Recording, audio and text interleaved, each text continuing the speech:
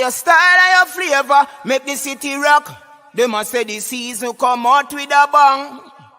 Coach Minzy, best round here. Remember that.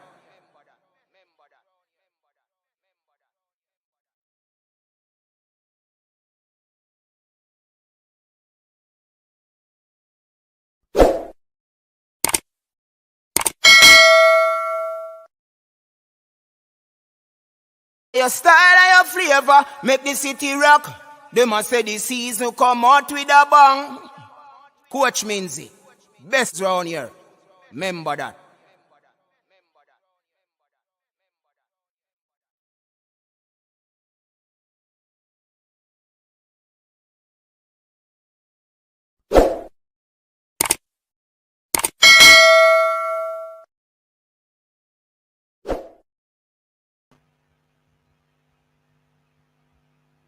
What's up, everyone? Welcome back to the show. It's another weekend. And you know what happens on the weekend? The weekend triple treat. I got a tongue twister right there. Yes, the weekend's triple treat. And we are here to have a good discussion again, people, like we normally do. Appreciate you being here again. I trust that you'd have had a wonderful week. And everything is well so far. It's the weekend. And we're here talk some football. Yeah, definitely. So, what say you on the topic at hand? But before we get into the topic at hand, some serious things happening in the world. Serious things happening in the world. How will this affect football? Champions League have been moved. So, I mean, a whole lot of things. A whole lot of things. Persons have been checking in on Shamar Nicholson, but we understand that Shamar is good. Yeah, Shamar is good. So nothing to worry about where Shamar is concerned at this current time. All right. So really and truly want to talk about a lot of pressure has been going the way of President Ricketts. Yes, he has been, you know, getting a lot of pressure in terms of his resignation.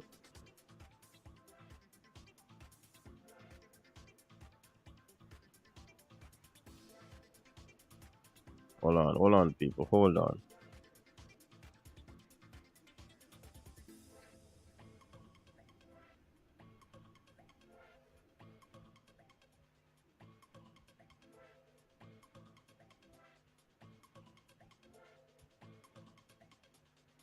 All right, so yeah, man, a lot of pressure, a lot of pressure, you know, has been going on where Michael Ricketts is concerned.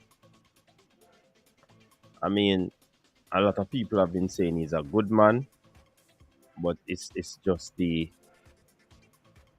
body that he heads. You know what I mean? And many things would have occurred that people would have seen inconsistency. Some folks go as far as say that the JFF is inept. You know what I mean? So it's a whole lot of things. And before I get in any further, big up to the persons over there on Facebook. Yeah, man, big up to the Facebook massive. Big up to the early birds that are here. Please remember to like the stream, people.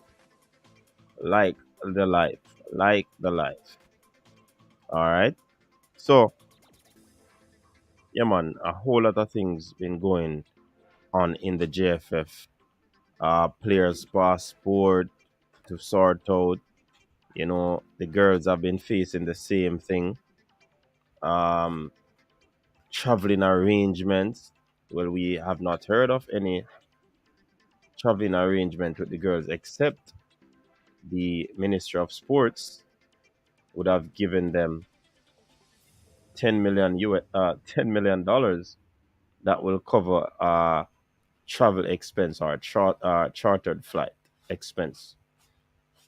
Um, in the build up to the Gold Cup and the World Cup qualifiers, player was left at the airport, a whole lot of things, you know,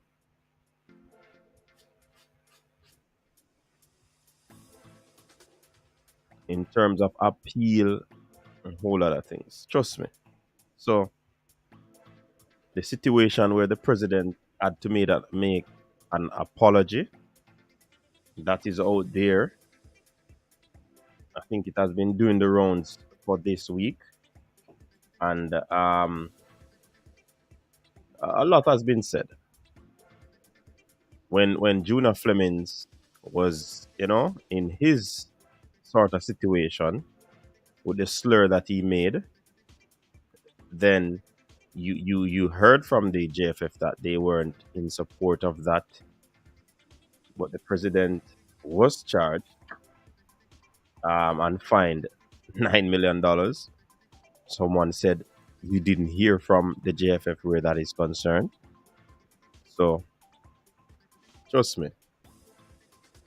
But my question to you now, people, will a new president make a difference? And I want you to be brutally honest. Will a new president make a difference? No, think about it before you make an answer. Think about it before you give an answer. Will a new president make a difference?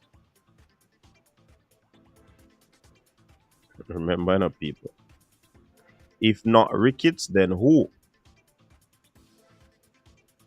I want you to think about it before you give your answer. You have to substantiate your answer because because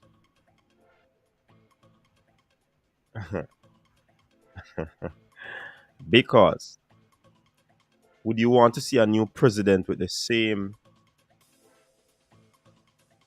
procedure of operation or modus operandi? You want to see that? Some persons have been around this federation for years, for decades. If there's a new president, will things change? You understand? So it's a whole lot of things. So I want you to think of this. I have a clip that I want to play for you. Um, some persons. A matter of fact, I did a video this week, people, talking about um the Casafa FA is really tired with what is happening, and they are saying that persons are talking, persons are talking, but they are not talking at the appropriate time or the appropriate forum. So persons are saying things behind when we have they have meetings and all of these stuff. Everybody shut up, and that is the problem. Nobody is coming forward to support the movement, to support things, so that things can run the way that they want it to run. So there's a lot of inconsistency where the other federations are concerned. Yeah. And I mean, is it that one federation really wants to put themselves in the running to get a president? Because this thing is deep, this thing is all about who wants to be in charge as well. Is it really about the football that they want to change for? So that's why I want you to think of the answer, people. We want to think of the answer, because if the president leaves, the VP is gonna take over. If the VP leaves, then the GenSec. If the GenSec then probably somebody from the board, and it goes all the way down. Will there be a difference? Will there be a difference? Do we need an overall? Do we need things to be recalibrated?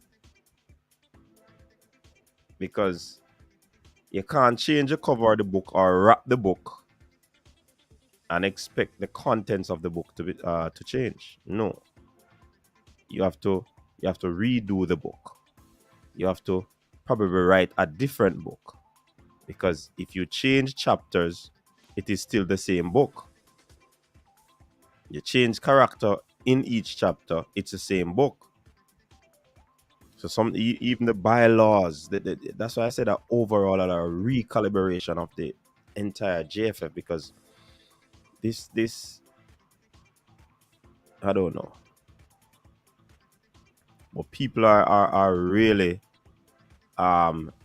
stating that they are tired, especially the Kasafa people and other persons involved in football. You have club owners talking out, you have other FA personnel talking out. Like I said, I have a clip I want to play, and this was aired on one of the local mainstream media. So if persons watch it, then they would be in the know where this clip is concerned. But before I do that, I'm gonna actually go through the comments just to get you involved in what is happening. Hear what you have to say where this is concerned. So again, people, big up yourself. Thanks for tuning in to the coach's desk. This is the first night of the weekend's triple treat, and please remember to like. Yes, definitely. It is your way of showing that you have sanitized. Probably have to think of a different thing, because the things are slowly being lifted where that is concerned. Not to say that you should not sanitize, but yeah, think of a different one. All right, so I'm Alive is in the building. Welcome, I'm Alive. For Baneful is in the building. Welcome, for Baneful. Big up yourself. Turkleman Production, big up yourself. Oh, it's a cold night. All right, that sound like North America. All right, Turkleman Production. Data Boss. Big up yourself. Welcome.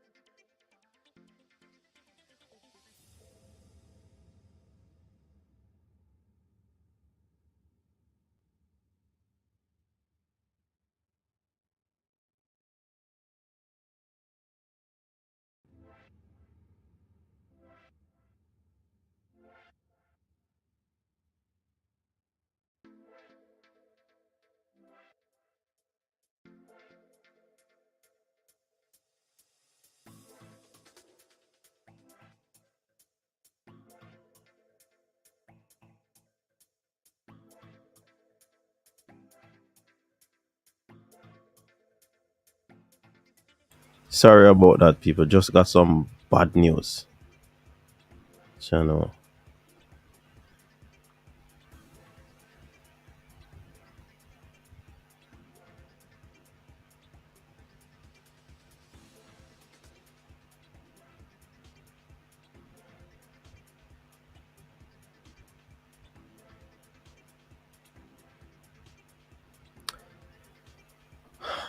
Channel star.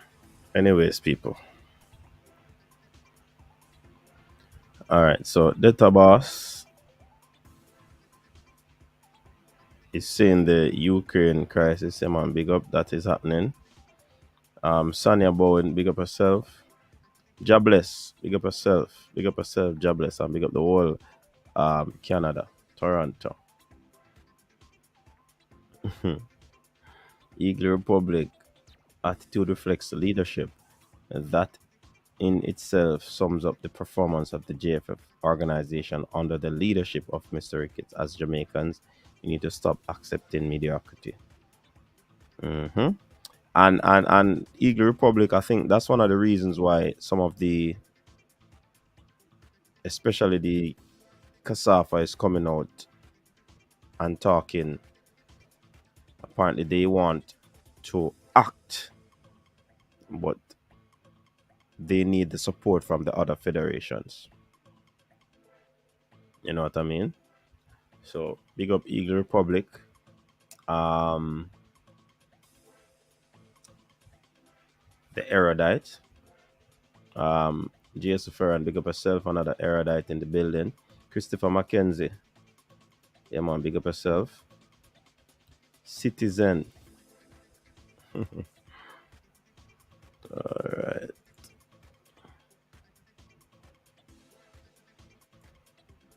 I don't think removing Ricketts will change anything. The rest just want their piece of the pie and not better or football. New prezi will, but needs other personnel as well. Get rid of the entire old guard. Ray Baba, someone who eats, drinks, sleep, and dream football. Win Evans, big up yourself. Up coach, big up. I would get rid of Speed first. So remember, Mr. Speed is the head of the technical committee, you know. So I mean, all right, we're getting a call. Caller, big up yourself. Alex, big up yourself. You're alive. What go on? How you doing, Coach? It's Alex. So I saw your title that will a new president make a difference, or if it's not, then who? Hmm. Um, see, on the island, we don't see anybody possible of um doing anything administratively right. Mm-hmm. But the only one island I seen doing things right is the Mount Pleasant owner, and which is say you have to be the JFA president, you have to be attached to a club, right? Mm-hmm. I think he would be the best fit. You have connection with different people overseas, and Yeah, yeah. he's know how. Your line a You break hear up, me? Alex. Your line a break up. In and out. I, so I'm saying that the Mount Pleasant owner, right? I don't Mm-hmm. know. I don't forget what is Peter that. Gould. He's Peter Gould. He's the one that doing think administrator right in Jamaica. His coaching staff is way of he tried to build from the youth come right up to the top. I think, and he has a football he have a football IQ because he's a part owner of Chelsea. I think he will get a lot of sponsorship coming in if he becomes the new president of JFF. I think that's the person should be fitted for the JFF, and he will hire quality coaches. And I think the football will get risen. There will be no bias. I don't because I don't think I think it will be a little bias because people will say if there's a lot of more present players in the team to get sell and this and that. But this man come from the island. He totally started his motor team from all the way to the bottom, right up to the top, and he has qualified UEFA coaches coaching this team. But I think he is more professional to run the GFF, run for the presidency. I would give it to him, Peter Gould. I don't know what people think. Is people and then you have another one like Craig Butler, but people were saying that Craig Butler is too egoistic and he only wants Phoenix players in it. But Craig Butler have an eye for I don't think Craig Butler fit for administrative job. I think he fit for like technical director or building the grassroots from the level up come up. I think that's it. But I think Peter Gould will be my personal fit for the presidency. I really, really, really like what Peter Gould doing at Mount Pleasant and his coaching staff. I know they get a lot of money and I think the players are the most paid in the Premier League. So I think he is the one that should take the job if anybody is coming out otherwise. Rick. Okay. Or one young and upcoming, the guy that you bring from Crystal J Daly, what the guy named Coach? You know him? Oh, That you interview? Jeremiah. Jeremiah, I think he's young. I Mm-hmm. think he has a lot of a lot of intelligent about the game. I think he knows what to be done to develop players and run the football to a next level. I think those are my two picks: Mm-hmm. Jeremiah, Peter Gould. I think they can make the football impact a lot in the country, and it just has something fresh, something new. We need to clear houses and we need to get better people that fit and want to see the country rise, not putting the money in their pockets and um, sabotaging the football. No, because I know they get a lot of money from FIFA because um, they're in 50 and FIFA give them money. So why don't use that money and put back into the league, better the league and build more surfaces and stuff. So therefore, the league can get better. It's just that the JFF them, but I think they need to go. They failed the campaign. They fail at on grassroots level, and see the girls are not run by them. They're run by Bob Marley, Cedella Marley, and you can see that the things are put in place for them to qualify for the second World Cup again. So I think they need to go. And I think Peter Gould or Jeremiah. I think those are the two perfect fit for me going forward. All right, Alex, big up yourself, man. All right, big up, coach. All right. So there you have it. Alex said Jeremiah and Peter Gould are two possible candidates that you know would help the nation's football as the top boss. All right, big up yourself, Ian Campbell. Um, According to Sonia Bowen, coach, the only way he will make a difference is if the backroom staff at JFF goes with Ricketts.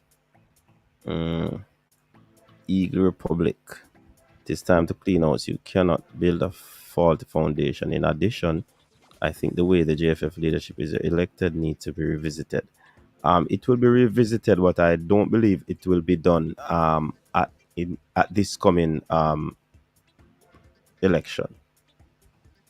No, which is next year, 2023. So Mr. Rickett has another year in office. Yes, coach, it would be a big difference. Sponsors would be much more comfortable, feeling better about how their money is spent. They all have to go. It's a wholesale clearance need to happen. Everything must go. All right. From what I heard from the other parish person, Ricketts seems like the lesser evil. At least now we passport issues to worry about. With some of them, that issue wouldn't occur in the first place. Wink.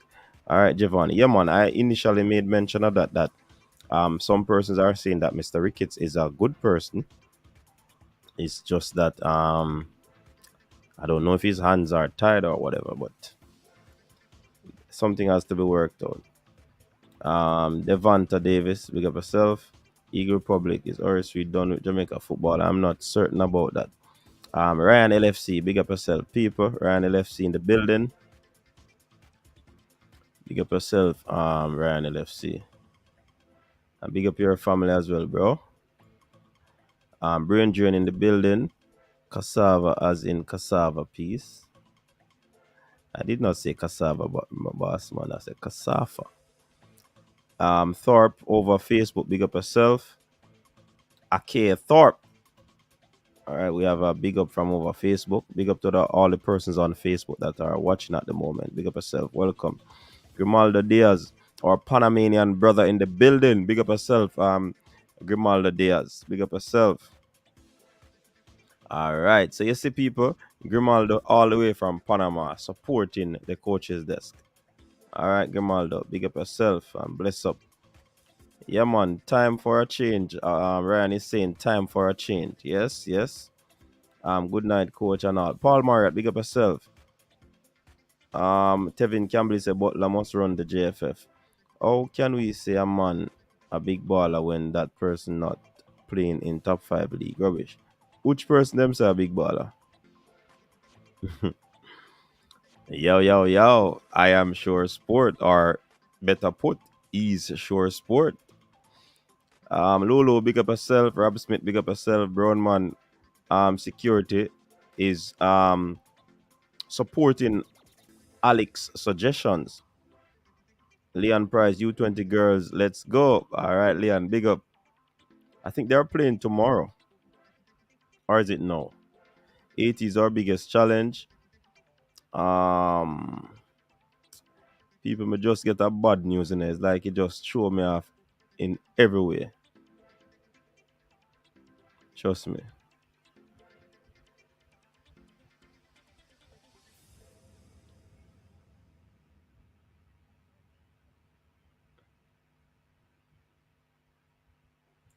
Giovanni said, just my opinion.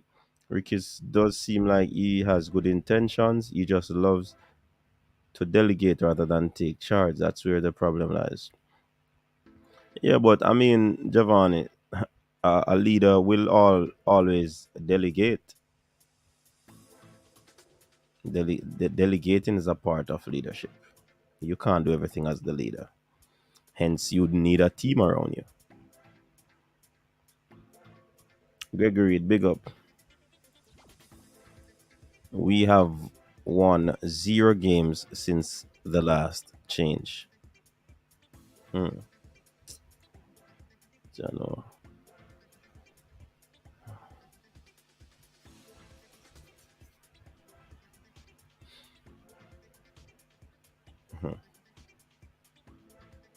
Yeah, man, big up our Panamanian brother in the building. All right, so people, I'm going to be playing a clip.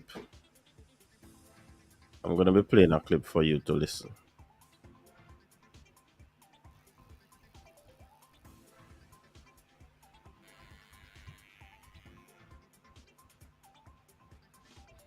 We have also looked the best we ever had playing from the back.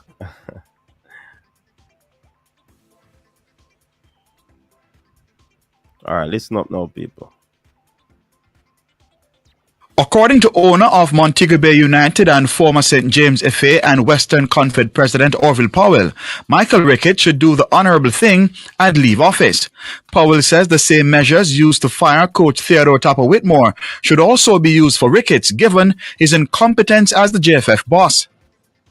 Tapper went the wrong time. He should have gone a long time ago. And that I hope now you take this opportunity to go now. Don't wait. Because if you wait, the same thing going to apply again. Powell says it's time for the board to put pressure on Ricketts. If some pressure is not put on now for change, we will never get change.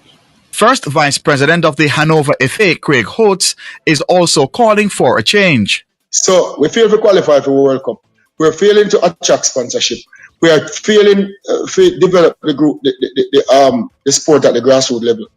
I mean, everything looks like almost a failure. I mean, it shouldn't be any rocket scientist, right? I mean, Ricketts is a nice man, but I mean, within him own self, you have to understand, say, you know, you have to just make way for somebody else and not hold back the sport. Who is the challenger? What are they offering? But right now, where we are, it's work in progress. We have to just correct where we are. And we're not going to say that better is not out there, but where?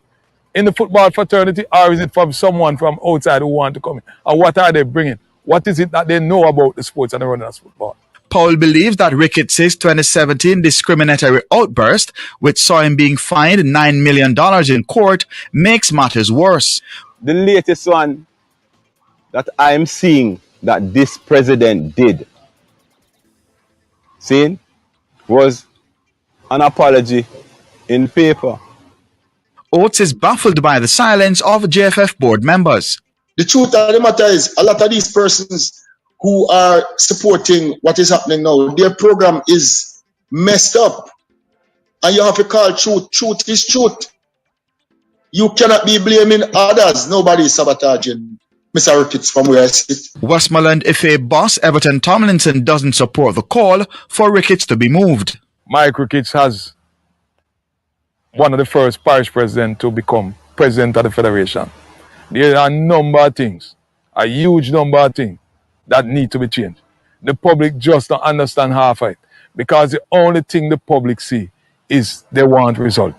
But Trelawney FA Vice President Dwight Jeremiah says he understands the call for Ricketts to go. You can see where the detractors are coming from in terms of calling for his head. I guess they will and he will have counter arguments to it, but it certainly doesn't harbor well for the president. The next JFF election is due in 2023. Keon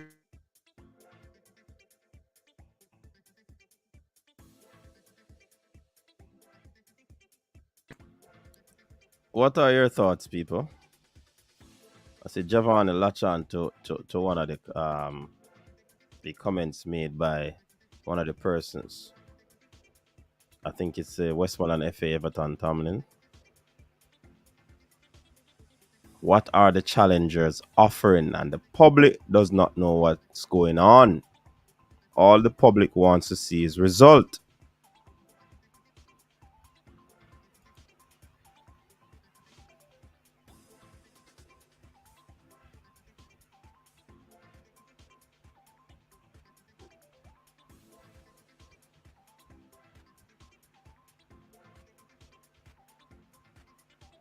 What say you?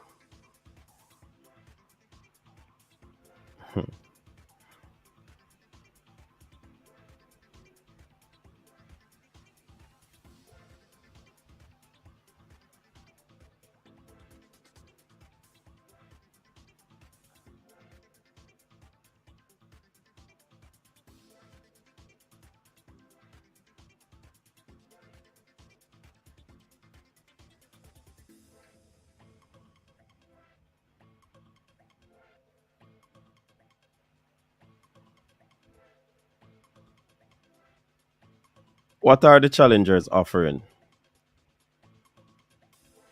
So Alex spoke about Dwight Jeremiah and he was asked a question and he said that he can understand. So you think that he's a good candidate? You think that Peter Gould is a good candidate? What will these person offer that would be so different?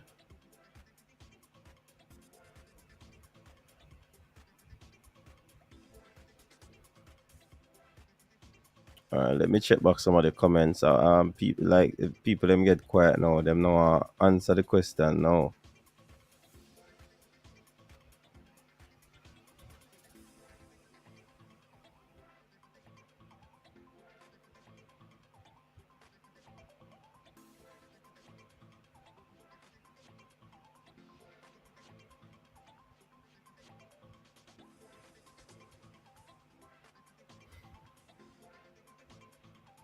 Not only Ricketts needs to go, more heads need to go rather than just Mr. Ricketts. You see, we understand that in a pagan, but sometimes as the leader, even if you're not the bad person, as one of the persons alluded to, that he's not a bad person, but because he holds the seat or sits in that seat, then definitely things will go.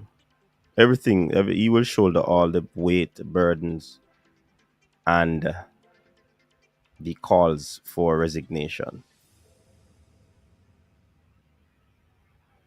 Shambolic is asking if them no want to see good results.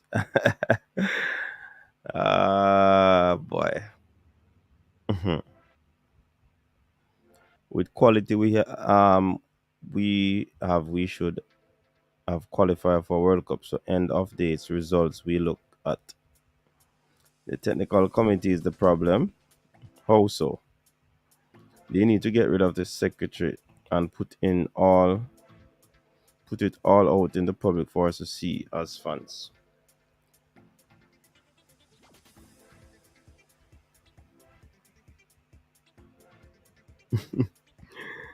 Shambolic, who is his friend?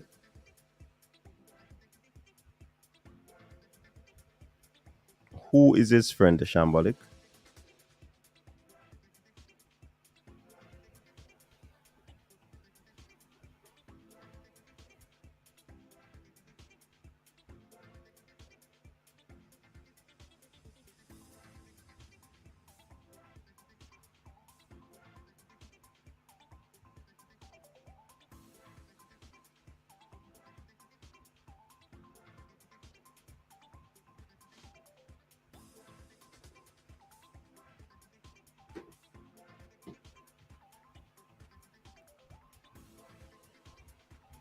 Oh, okay, okay.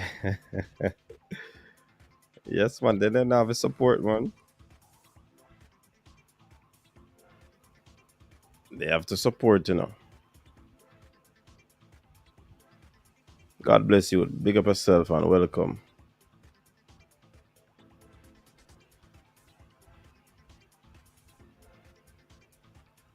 Please remember, people, hit the like button, like up the stream. Hey, anybody hear anything from Fresh God?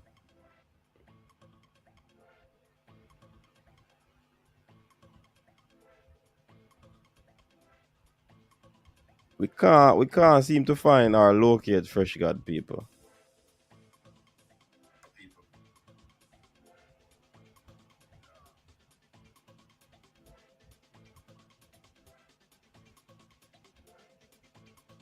Anybody have any idea? Anybody heard from Fresh God? We're putting out an alert for Fresh God, you know.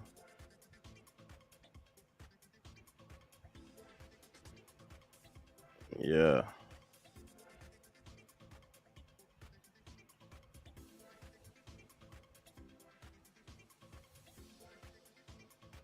Yeah, man. Fresh God is missing in action, man. We don't understand what is happening. People who gave him the presidency. Okay. Craig Butler have a lot to offer. He knows the game inside out. He also know the system. Do you make a style of play Butler know it? All right. So Gregory is calling for Craig Butler to go in the race or put his hat in the race. Siobhan Peart, big up. Can't just get rid of Ricketts. The board is of more concern. They are the ones who have to be replaced alongside Ricketts. All right. One done. Big up yourself. Hope you are well, Fresh God. Yeah, man. Fresh God. Anywhere there, Fresh God. I'm going to try to link Fresh God on to no avail. Don't know what's happening. If Ricketts is to go, the question must be answered and confidence instilled. Can't just change the name and results remain the same or get worse. Mhm. Good results be good for everyone. Will be good for everyone. But they made it sound one-sided. Oh, they made it sound one-sided. Okay. Real baller. We fresh got the coach. We there. Bread. Real baller. Me try link fresh god and can't get through to fresh god. I don't know where is fresh god.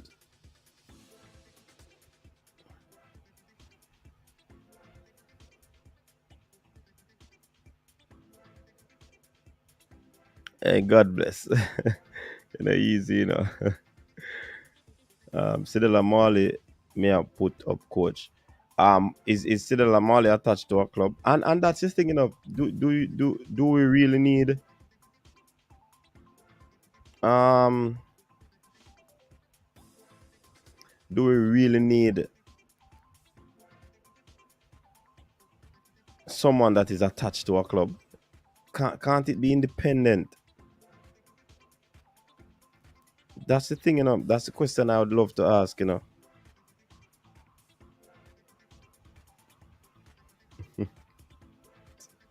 Leon Price, the easy, you know. Butler's talent is to convince people that he knows. According to Brain J. Hey, Brain J, not easy, though. Coach, check your message on behalf of Fresh God. Check my message.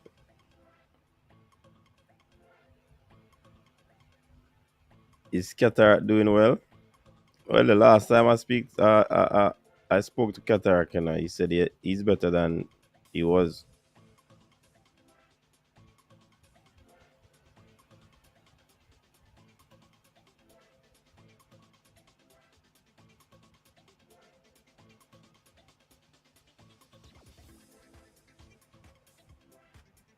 Um,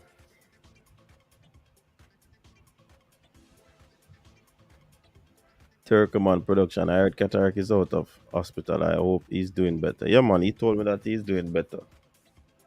So big up to Katarak as well. Manning, I was going to ask about Fresh God. What going with the Fresh God at Manning's? Him okay?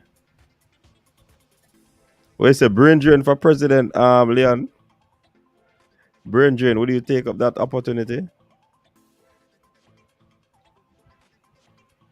Do you think you have the charisma?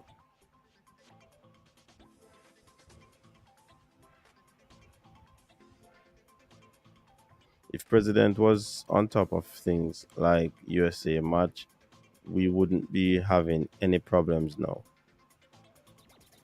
Gregory said that Marley is not attached to a club, but she have the money. She's using her own money for the reggae girls. Yeah, and that's what I'm saying, Gregory. Do that policy that we have that someone has to attach to a club. Should that policy go out the door? Should that policy go out the door? What say you? Because when people are attached to club, then a lot of times we say it's a conflict of interest because somebody is going to push somebody in their club, whether it be a player or another executive or whatever. So I'm wondering, Mannings man, if this couldn't be a case where the president or the board members not be attached to a club. I'd love to have some answers on that. All right, see, one done saying the same thing, that we don't need people who is attached to a club. What do you mean?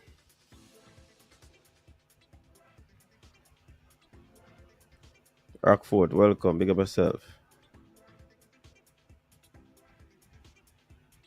What that?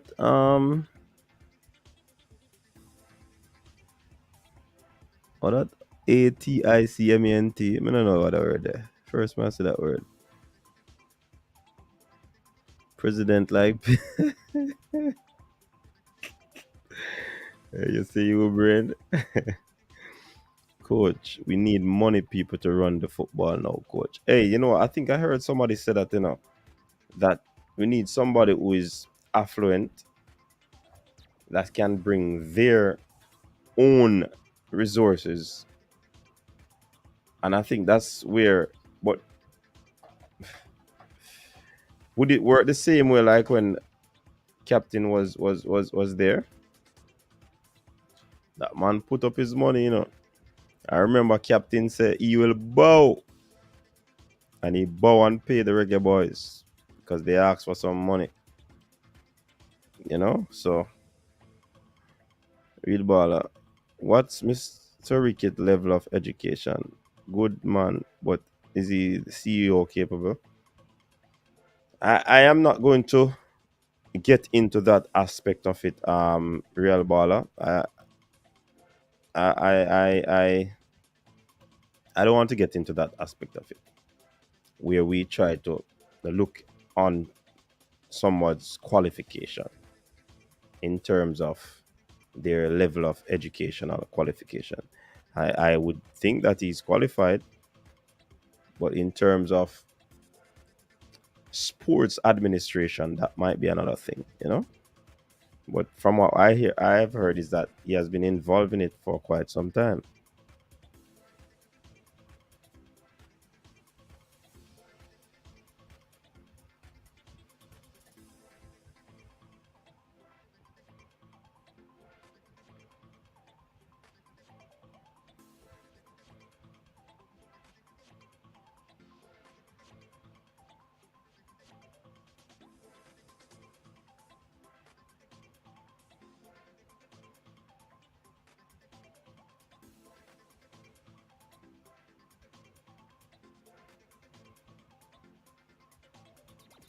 All right, so we soon be dropping the link. We soon be dropping the link. So we understand that Fresh God is okay. Fresh God is doing fine. It's just that he, it's funny. He's just on a sabbatical. I won't tell you what sort of sabbatical. When he's back, he'll explain that to you.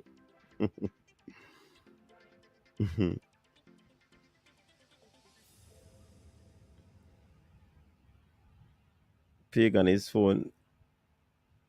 Okay, okay. So man in say it, so we can say it then. So we understand that brain drain, not brain drain, Fresh God's phone took leave of absence from him. All right.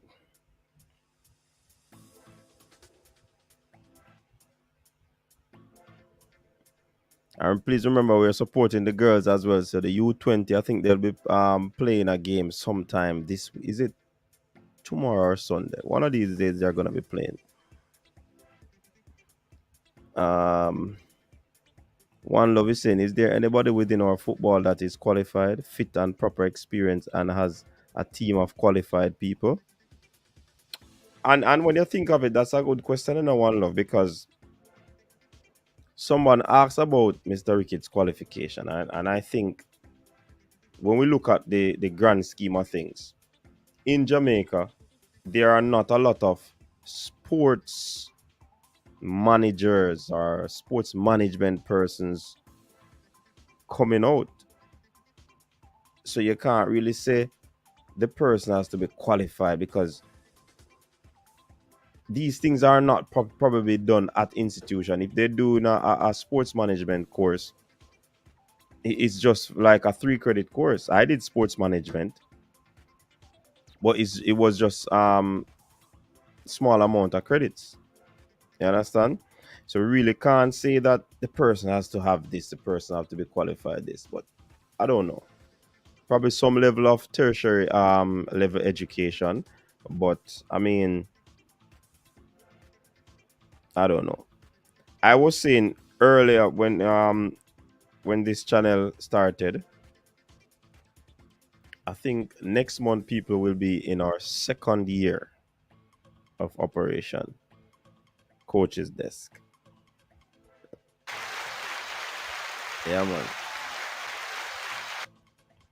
So, yeah, man, I spoke about that earlier in a video talking about there could be a lot of exchange taking place where, or furlough, where persons go over to clubs and do some internship, just to see how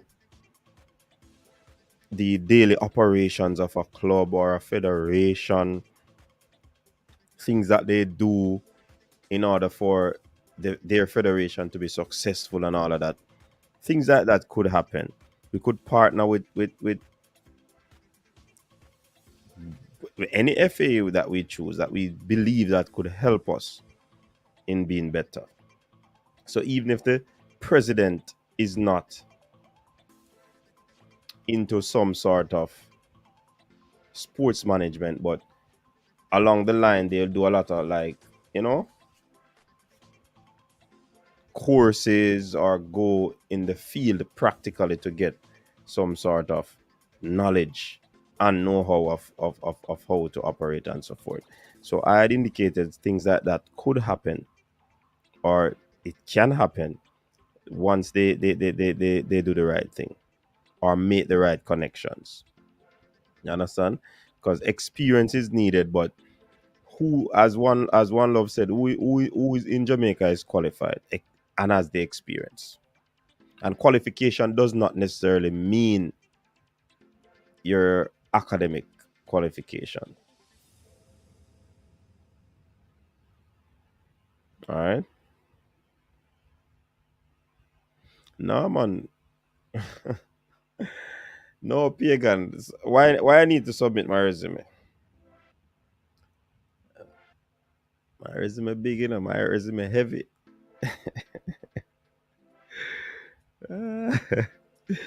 Kyle Wallace, big up yourself. Kyle Wallace is back from vacation, people. Or he's back from the heartbreak. We need a businessman, yes, or woman to run the JFF that know how to get results on and off the field in the boardroom. There is no parish FA fit for the job. Butler is a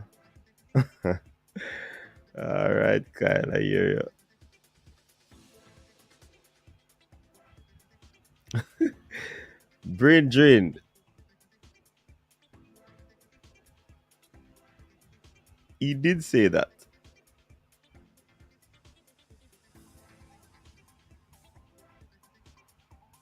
Chevron Pier, there shouldn't be any situation where conflict of interest is possible. Once you have stakes in a club, you shouldn't be involved with the JFF.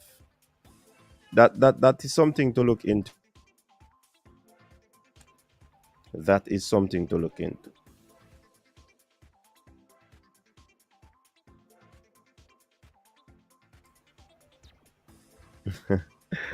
All right, Pagan, figure of speech. That is why we miss Captain. No, Leon Price. I humbly decline.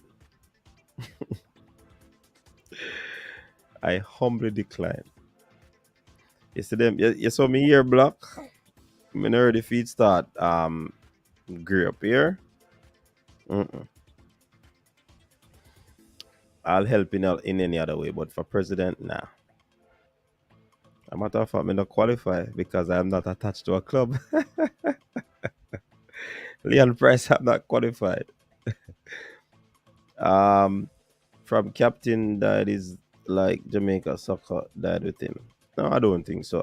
Gregory.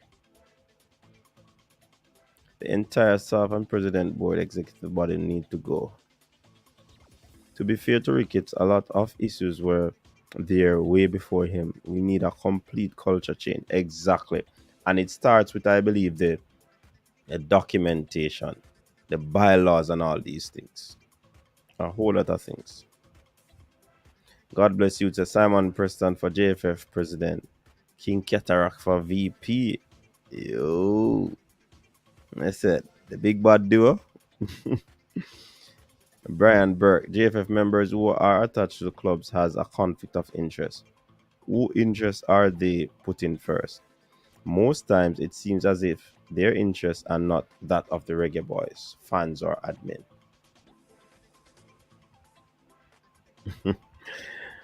Phone can't take leave.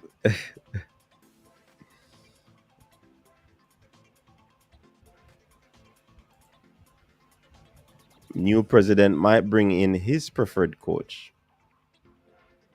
Well, I think the people would want one that is qualified. So once that person is qualified, then no doubt.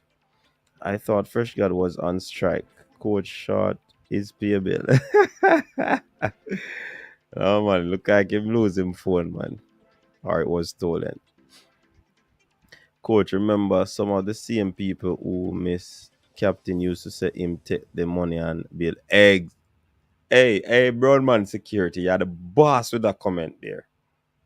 And some of these things that are in that are the operations of the JFF were actually on the captain's tenure. So it's not like he changed anything that would have, well, he did the ultimate, took some teams to the World Cup on the 17, on the 20, on senior team. So big thought that Roman security. Having to be attached to a club is ridiculous. It only calls for corruption and putting other interest first, which should have happened. It should never happen.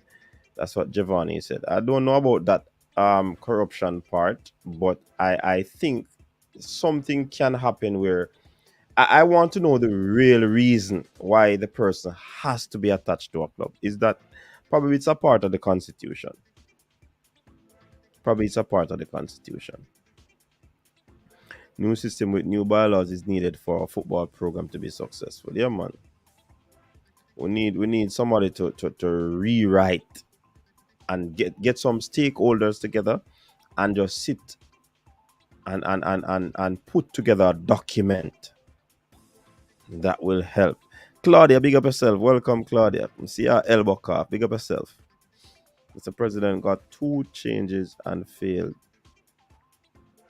What him want? 2 more?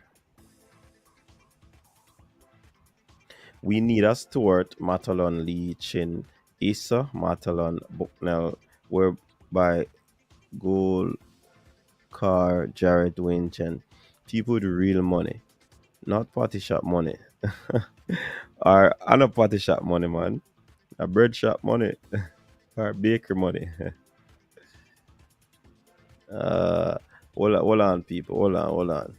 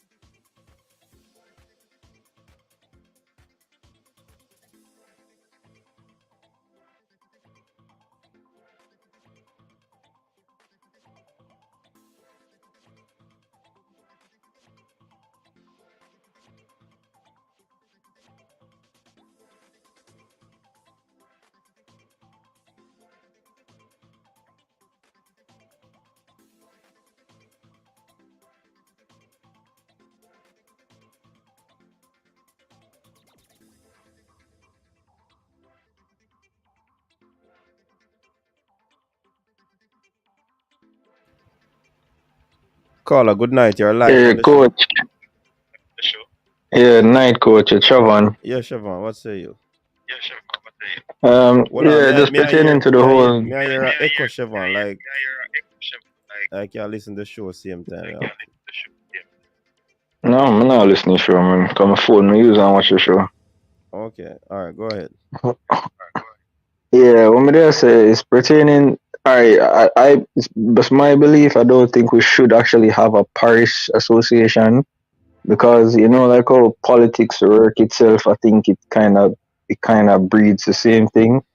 So let's say with the 14 parishes, let's say you have 2 presidents who may not support a particular candidate. If that particular candidate wins the election, then those 2 parishes will actually suffer. So Say I that think again. there should be Say that just again. all right. Let's say me and you are run me and you are run for the presidency, right? So we know how Jamaicans still. Mm-hmm. Let's say 6 people are support me and the rest are support you. The other 7 are support you. That means the 6 persons that support me, when you win the election, you're gonna be reluctant in helping those 6 persons. Mm-hmm. Cause you're gonna want to support the 7 people in really. So if you look at it, if you look at parishes itself that will really suffer. Cause we have, but also the sense you have a parish association when in some parish you have to wonder if football really and truly a play. So it's like, what is the parish association there for? Mm-hmm. So I think you need to have one direct person or organization that controls every football, and they organize every football thing. They organize every single thing. I think the parish thing is a waste of time.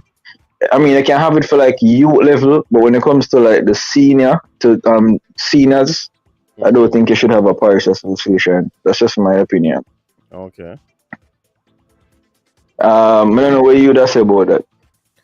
I think for me, Siobhan, I think the whole thing needs to be revamped in terms of how the voting takes place, all of these things, because I believe that it's not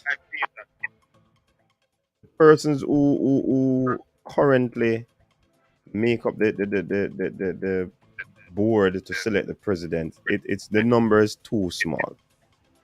You want persons who are involved in football, footballers, clubs. You don't just want the Paris Association. You want other stakeholders like sponsors, possible sponsors, coaches, referees. These people should be able Yes, to, vote to put in place a president. I know Mr. Speed had said that the whole thing is gonna be changing, but it's not gonna be done that's too late. for the next election. Election. So it's So after it's that. So we're still gonna go through the same process until. So it's not like it's gonna change right uh, now. and while I support persons calling for Mr. Ricketts to go, Hmm. at this point in time, based on everything is getting rid of Mr. Ricketts, I don't think it will change anything because Mr. Ricketts isn't really anything. Mr. Ricketts is not like whatever he says goes. He has to go through a whole board. Everybody has to agree to what he says before any change. Because he said even if he wants to do something to possibly make a change, he can't do it himself. Just like the U.S. president, the president of the United States. Yeah, and If he want to do something, he must nothing is wrong with that system. Persons make a decision. You need the entire board to make a decision. Nothing is wrong with that. decision. But I still No, I the believe point though. I was making is Uh-huh. sorry, my bad. Yeah, the point what me there make is that getting rid of Mr. Ricketts alone will not make a difference because the board itself, the persons who control the decision makers, they're the ones that still have the particle. Because even the thing that I really learned pertaining to even the JPL, Hmm. like the whole thing is just, I think it's just lack of thinking. We have this mentality that everything that was, we should continue doing everything that we were doing before. Uh, I think the board is the main thing that needs to be changed. It's not just the president. The president needs to be changed, in my opinion, but also the board itself needs to be changed as well. Yeah, yeah. And I also there has to be changes in terms of the bylaws, how things are done. Because you see, even if you bring in Yeah, that's somebody true. new with the same, probably those persons, that new person who we probably think is the savior, will actually go into that system and operate the same way. You know what I Yeah, mean? that's true. That's true. So It's just difficult. Just a lot needs to be changed. All right, Siobhan. next thing I'm thinking of JFF. Yeah, next thing I'm thinking for JFF need to build a stadium for themselves. JFF need to build a stadium. Oh, you mean move away from the Yeah, they national need. stadium? Yeah, because if you look at it, the persons who are in charge of the national stadium, it's clear that football isn't really a main interest to them. The only interest that those persons seem to have is really and truly track and field. Because if you look at the national stadium over the years, the only thing that's really different is the track. Instead the track always go through some sort of renovation. Yeah, if you look, this the picture that was posted the other days when the girl was playing with the dressing room, bro. Like I showed my cousin who lives in the UK it. You know the man asked me which bathroom that if the dressing room did actually work. Cause the man don't know if it's a bathroom where them they use for the dressing room. Hey, I put out the Like, picture to Siobhan, and somebody said that from they were in Jamaica many years ago. It's the same paint and it's the same way it look. So bro, I so get it. it's clear that the persons who control the whole thing where their main interest lies. Because the track to me always looks punking brand new. The line them never look rub out. Even when footballer go and they come like the line them look brand new same. So I'm like that track always I get improved or something. So I don't know. I think the JFF need for kind of like Um, try to find somewhere for like develop the Mona place. They don't have to start off with a big seater stadium. They can start off with all a 5,000 seater stadium and develop from there. But trust me, and all this it goes back to the whole like the development of the football itself. As much as first it might be just a one stadium, that itself can bring interest. Because if person see that football is growing in the country, it may grow interest. So that's just my 2 cents on this now. I Okay. couldn't call upon the panelists because can't bother with no blazer right now because I play to what? No man, I know blazer man. You know, see Mannings jump on and him not have on the blazer. I coach alone in a Oh blazer. no. Oh no, I'm not Mr. Chuma up on the call. I'm not really see the watch Okay, your stream now. Yeah man, you can jump on. Yeah. Big up Manning's man for me as well. A long time I don't really hear from him. In my year, man. Oh, big up Manning's man. Hope all is well, my G. Yeah, man. All right. Bless up, Chevon. Bless up, man. Bless up. Alright, coach, man, I jump off, you know. Alright, cool. Alright, Mannings, welcome. What's up? What's Yeah, you? coach. Yeah, man. Good evening, man. Good evening to you and to all the persons in the comment section. Hope everybody doing well. You understand me? First, I want to express, my deepest condolences to the family of that little 4-year-old that was left in the car. Sad story, and just wish the teacher all the best who made that mistake. You understand me? Hope the patient, the family can be patient with her, because I don't think is a lady. Yeah, the principal of the school or the teacher normally bring the kid to school and back home, and just forget that the child was in the car. So tough one. So condolences to the family and things. Yeah, man. But very interesting question you asked tonight about. I did a video on this, and my position is like when I studied the history of the football from Herondale time. 90% of the people I'm talking about, if you calculate, say a minimum of 5 persons, right, coach? Mm-hmm. Along with a president in a parish.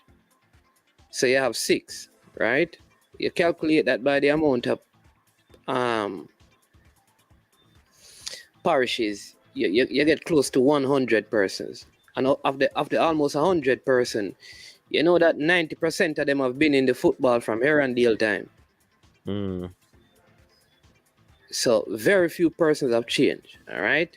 Majority of them have been around from before Captain, so before Tony James, like right before Tony James. It's from those times. So you see how far the same set of people have been in the football and thing. All right. Now, a lot of these people are asking for change. So how the football is to me is when a president leave, like how Captain Burrell died, the first vice president becomes the president or the second vice president.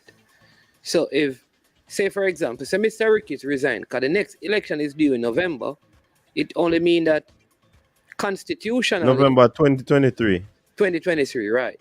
Mm-hmm. So that's like a year and few months. Constitutionally, there has to be an election based on FIFA stipulation and stuff. So there will be an election, all right? So if the president resign, they can't run an election. Somebody has to be the president until the next election, which would mean that it is the vice president who presently is Bruce Gaynor. Yeah, man, I said that earlier. So if Bruce Gaynor is not there, then it becomes Dalton Wind. And then it just go down the chain. It just go down the chain. All right. So the point is that if we say even some of the people are crying out, my position is if you call one person inept, and incompetent, right? And then 8 parishes supported that person, what does that say about the persons who elected the person to represent and sing? So I have not heard any one of them come out and say, you know what, we made a bad decision. All right, even the persons who say, well, we never voted for him. You consider yourself to be competent, but you never win. What does that say about the whole system? So you allow an incompetent, inept person who don't have no sense can lead all of those things to beat you in an election. You have to check yourself. And so my position is, if one person need to go, the entire system need to overhaul, and everybody needs to go. And my humble position is, right now, I want to see FIFA step in. If that is the case, let FIFA step in and run the football until the next election. If the president and everybody resign, let FIFA run the football until November 2023, and so people can show themselves whether or not they are good enough or not, are they qualified or competent enough. So all the names that are being thrown out, I'm not into these names. You need to come and show that they can do the work, because there are many other areas. Some of the people who we are crying out for, you know, even me, I ask that they come and lead and they come and run the federation.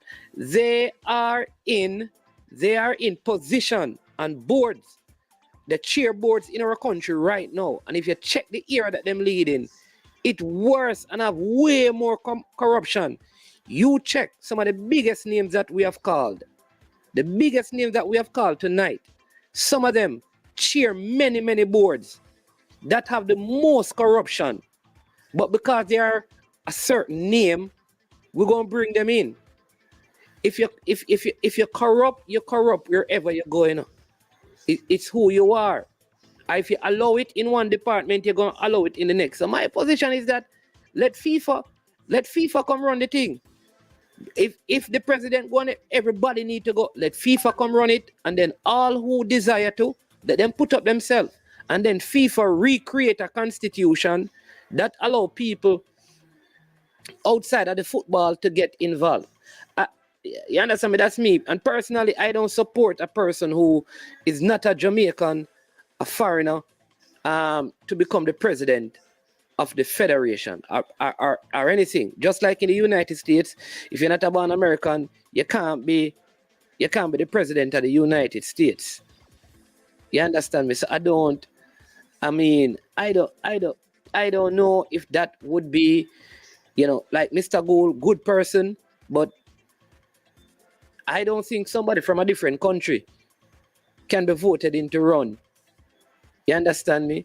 Yeah, the whole thing. Let FIFA come in. Yeah, man, yeah, jump on it. Just like what my Trinidad. Let FIFA come in and run it until the next election. So everybody would have a year and like 6 months to show to the Jamaican footballing fan that they can transform football.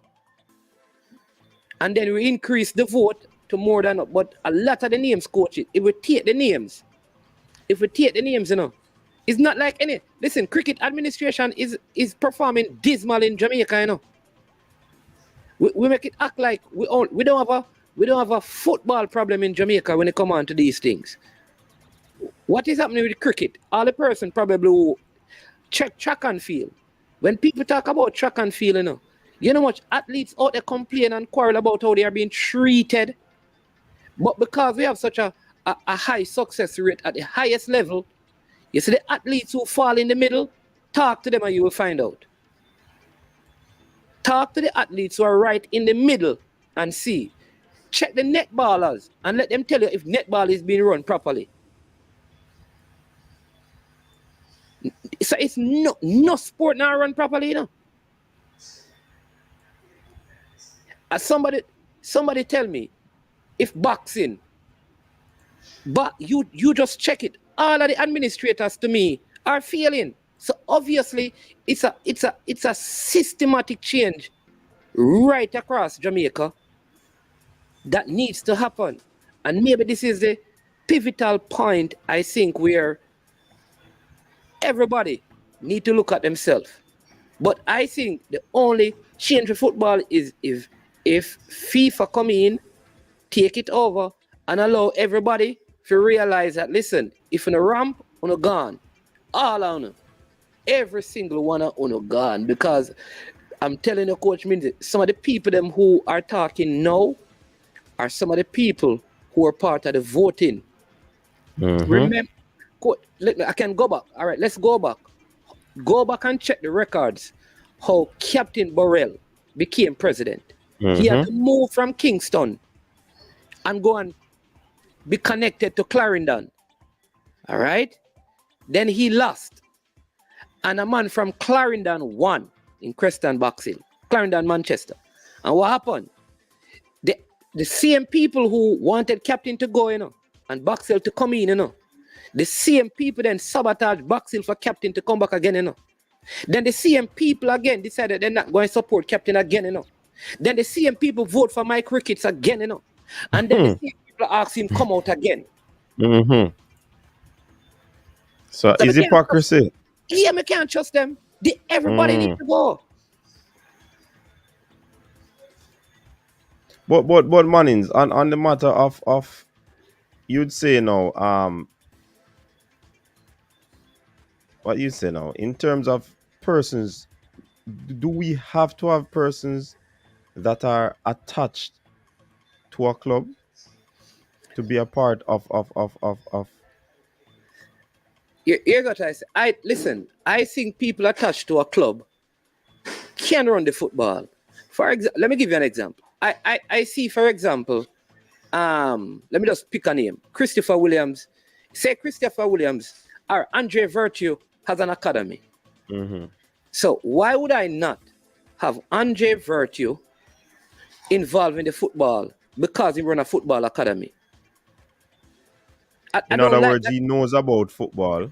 He has the idea of the business of football. So he'd be a good candidate. Yeah. All right. So Ricardo Fuller comes back to Jamaica and says, listen, I'm going to work with Tivoli because I want to be involved in football. Okay, you can be a part of it because you're connected to Tivoli. I don't think so. I think people can be in their clubs and still operate at a high level of integrity. I think what we should look for is not which club you're connected to, is your integrity. And that is not hard. You can tell. Listen to the stories of footballers and you can tell which one of the clubs the people will go into the leadership roles and have a conflict of interest. You can tell by the testimonial of the players, Just listen to past players. But I believe that there are persons who can be involved with a club, and still run the football. So because I run a club to help people, I should not seek to lead the parish or help with football administratively. I personally don't agree with that. I want to see Stephen Francis involved in the J3A. I want to see Glenn Mills involved. I want to see what Maurice Wilson involved because they are great minds. They are not just coaches. They understand the sport. I want to see them. I'm not going to exclude them from it. I think they deserve as much as an opportunity to lead it. But there must be people of integrity. That is a big issue. But how do you measure that, though? Listen, I think, Coach Minzy, when it comes on, all right, you know what? I can tell you what. Tell me one thing you have heard that would make you question Glenn Mills. Is administrative capability? If, for example, he said he would love to be the president of the J3, you know that there would not be a question of integrity where he's concerned. No. All right. That's my point. The point is there are people like the Glenn Mills involved. So once you put your hat in the race, definitely no halo should be over your head per se where your integrity is concerned. Yeah, because if there's an integrity issue, generally it is either known or it is ignored. Because a lack of integrity cannot be hidden. Cannot be hidden. So anyone, I think they're anyone. So you have criteria, for example, to be the president. Maybe you say, listen, if you're going to be the president, you have to have a management degree. You have to do that. But this idea that anybody involved in football, once you have a club, you should not be a part of football administration, mean that, listen, a lot of people are going to come out of football. if I am running a club, so I have my club, and I'm running my club professionally. My club is doing great things in the Champions League, selling players. I build a stadium in say like I was doing, what Peter Gould was doing as a Jamaican, building academies and sending players, all of those things. When you check my accounts, I have my thing, all my accounting information put out. Why then should somebody say I can't be up for the president of St. Anne? I can't be the general secretary. I can't be the public relation officer. I am not supposed to be involved in anything concerning football except for my club. That don't make any sense. I don't see how that makes sense. Yeah. That's my opinion. That one. So, I mean, you made mention of management. At least a management degree. Yeah, you have to have some criteria because you can't just be a man who just love football or who has been involved in football all his life. There has to be some sort of standard. All right, it's a volunteer. The other thing is that I would put in things like, listen, this is a volunteer. Because remember, they don't get paid, you know. Right, they don't get paid. So I need to know how you're going to survive. If you are not going to get paid and you're going to do a 9 to 5, 7 days a week, traveling over the world, where are you going to get money from? So like those things are important. I need to see, you know, the politicians have to present what they call that thing to the public accounts committee. What they call it, where they have to, all of them have to present it to know where their financial standing is. I'm thinking that certain positions, you have to present that. Because if you're not going to get paid, where you have money from? If you're not going to get paid and you're not going to get any job, what going to happen when you collect some money? So the yeah, some solid points in the money, some very solid points, because where's that person gonna get money for real? Unless that person is a retired person. Do we want retired person to run the football? All of these things come up now. But so wouldn't that person have more time? A retired individual? I want people who have more money and don't need any more. Because it's a volunteer position. Listen, Mannings. You know that the persons who have money will always try to get more money. So you can't say have money and don't want any more. So that statement there in itself is untrue. Because rich people always want more money, or they aspire to increase in terms of finances. You know? Listen, you know that the last, people can check this, the last 4 presidents for the US soccer were either they were millionaires run it, or they were connected to some of the biggest companies. I can get the names for you, the last 4, including this one. All right? All of them had degrees in certain things. No, education is not the only thing. So I don't want, and I'm not questioning anybody's education, because I know sometimes people, I'm not I said that initially as well, because we don't want to seem as if we're attacking anybody's educational background. Yeah.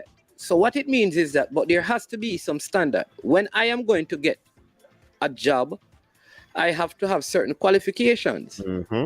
I should not become the president of any parish without meeting a set of, and it cannot be just because I operate a club.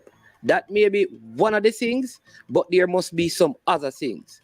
Where did you last work? In what capacity did you work?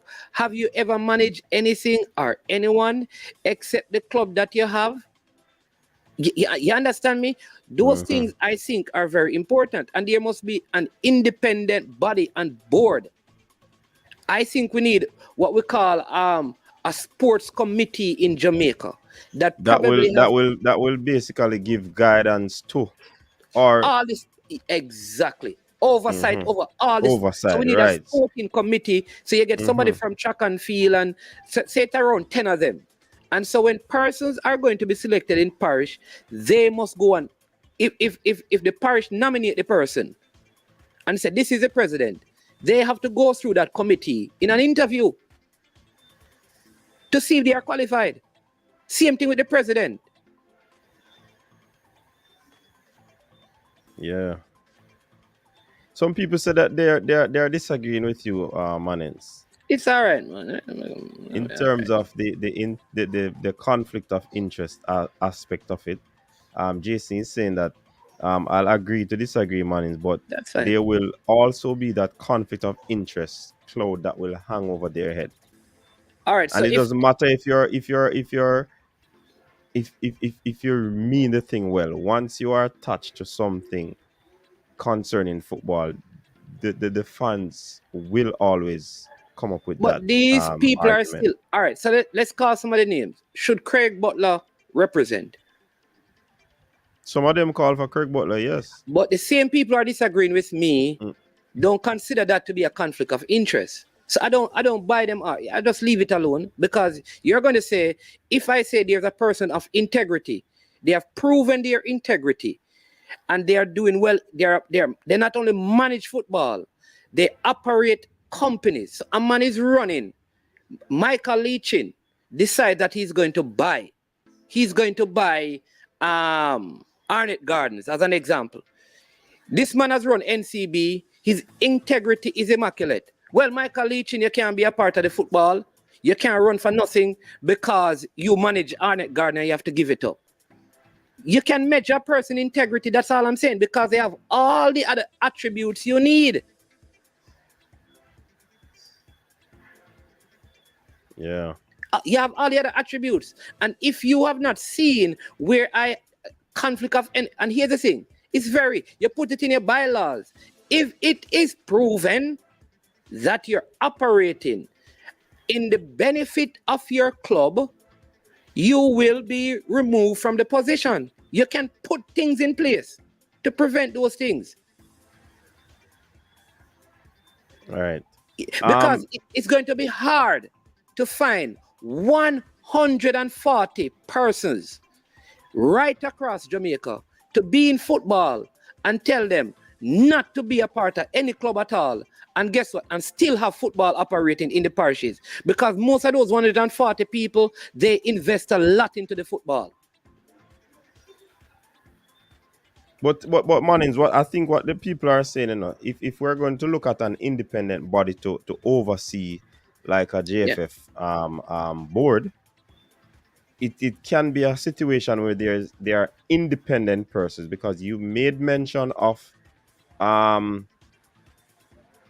having a management sort of degree, right? Or a business mogul would come in and just, because it still gives people a feeling that precedence or preference, is gonna be taken where that club is concerned, because of this sort of attachment to the club.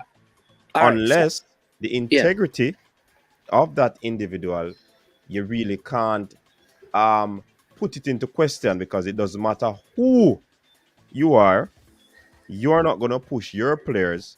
Your players are going to get into the team based on merit and not on you pulling strings.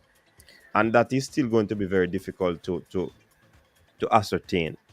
But I mean, I hear what people are saying, coach, because here's the thing. All right. If I'm running Jamaica football and I have a son who plays football, a part of me want my son to play. What I am saying, because you, the oversight committee, the sporting committee, the Jamaica Sporting Committee, has oversight over me. If on merit, my son does not deserve to be in the team, I am saying that oversight committee of independent people can always step in. I think the issue we have is that we have no guidelines to prevent certain things. We basically expect people to come on and to come on and just act a particular way. You have to give people. Brain Drain said something earlier that I like. He said, listen, don't companies tell people, listen, it's like a rule. Do not date at work. Don't people marry their co-worker?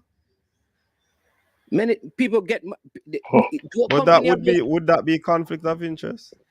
So you don't think if a manager can a person manage his wife and treat her any different from the rest of staff? No, but you kind of gone for the manager part still. I don't know. You have some people no mix work with business still, you know, or pleasure, you know. Some people, but that's the point I'm making. There are some people who listen. I am the president. If you're not good, all if you're at my club, you can't get in because I'm here about my integrity. There have been people who serve in Jamaica that were appointed by even one party, and they still took action against the party that appointed them, that they had to remove them from position. There are people like that. And I'm saying, when but there are not many of those people, Mannings, when you look at it. I agree, but those are the people we need. Yeah, but they are little and few. Yeah, because I'm saying, I am not necessarily going to ask a person to give up their...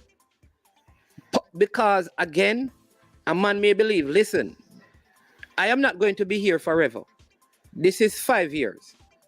I am going to be the president, and I could lose the election next 3 years.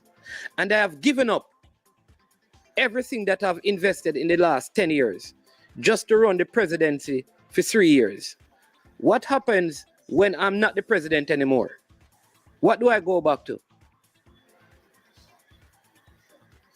So there's that aspect of the thing as well. So I am saying there are very few people of integrity, but find the people because they are in Jamaica. I refuse to believe that we can't find 10 persons of integrity in Jamaica. Of course, we can probably search and find them. But would they be interested in football? well before you answer, Mannings, we have One Love on the line. Yeah. One Love, you're live now. Go ahead with your point. Yeah, man. Respect, coach. Blessings, Mannings, man. Yeah, man. Blessings. All right. So some of the things that you say, I totally agree with. But then I disagree with a few things you said. One of the things is that, for example, in the United States, when they elect a president, if he's a board member or associated with a company, he has to step down. So if we decide to elect a president and he's associated with a club, he should step down. Let's say he's the president of the club, for example. He should step down, leave that responsibility to somebody else, and then take up the JFF responsibility. So the conflict of interest, or the perceived conflict of interest, would no longer be there. You want me to respond You to get that? what I'm saying? So you're saying that, I just using a name. So Rudolph Speed decide, okay, you guys want me to be the president. I am stepping down from Cavaliers. Would that... That should be the case. So would that remove, though, the conflict? Because remember, this is a point I am making, and I hope people are getting it. Him stepping away is not stepping away forever. He's stepping away for the duration of the presidency, right, knowing that at the end, after 3 years, he could lose the election and go back to his club. Because he's stepping away from leading it. He's not stepping away from being the owner of it.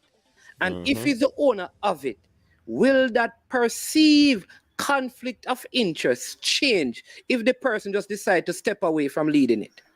That is what we need to answer. Some people, you're not just stepping away, you know.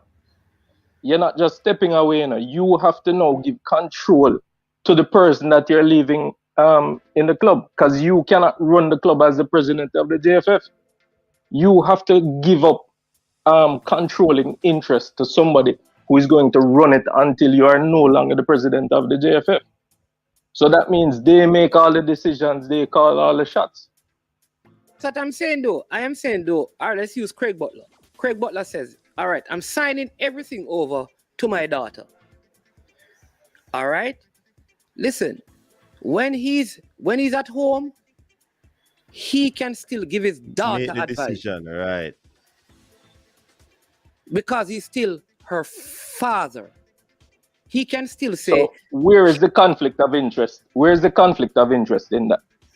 The conflict of interest comes where, like some other teams back in the day when a Jamaica side was being picked, you'd have 5-6 players from a certain club in the team. No, man, I think we both agree that there is a conflict of interest.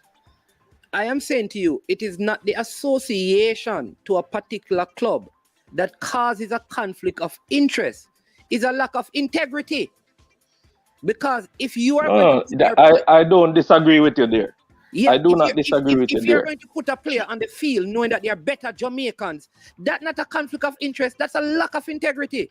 And there should be within the presidency or the leadership something that there's an oversight board of independent people who can assess these things and say, you need to be removed from this position because you're not acting in the best interest of the football.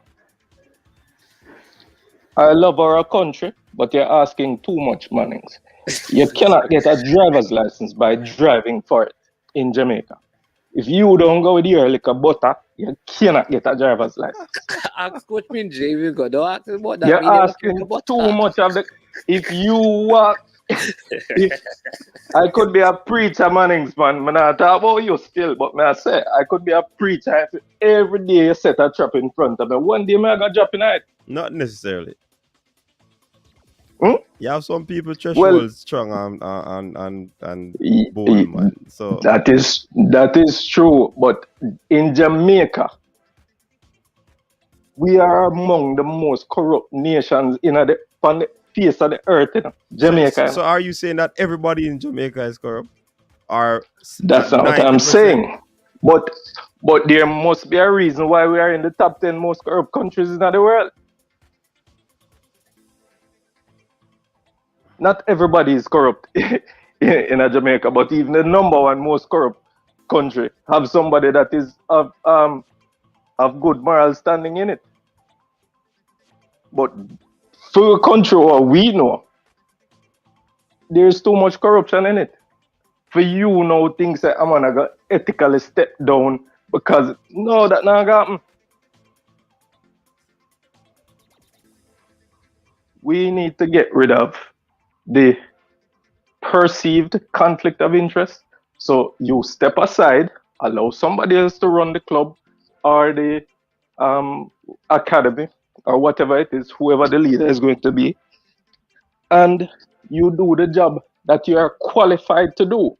So I believe as well the next JFF president should be qualified for the job, and everybody around him should be qualified for their job. And what's that qualification? What sort of I sent you put to it? I sent you a link the other day about a UEFA management administration and something else. Management administration and something else. Certification. I also asked Simon about it, but he said that a Jamaican perhaps would not qualify for a UEFA certification. Mm-hmm. So if there's one within CONCACAF, then we should do that. One of the points that Mannings raised, I asked a question. Are you saying that the universities are failing? Because if there's no qualified, experienced sports administrators in Jamaica, right? Because athletics is suffering, cricket is suffering, football is suffering, whatever else is suffering, boxing is suffering. So that means that there are no good administrators in Jamaica. But when you look at who is going to school to do that right now? It's not the university. No, but that's what I'm saying. Nobody's trained in those areas. Yeah, but this is what I'm saying. The country has a need for those type of people, right? Because our sports is suffering, right? So we are among some of the most athletically gifted people in the world, right? So if that is the case, and we want to remain where we are, then our university is supposed to be looking at where we're lacking and develop courses to fill the gap. They don't see sports as that That's vehicle. one of the. Pardon me? I don't think they see sports as that vehicle. Well, that means our problem bigger than just the JFF. Our problem come from even the politicians, because the other day I made a comment as well pertaining to our failure in the men's qualification, and there was nobody pointing out that the opposition was silent on the matter as well.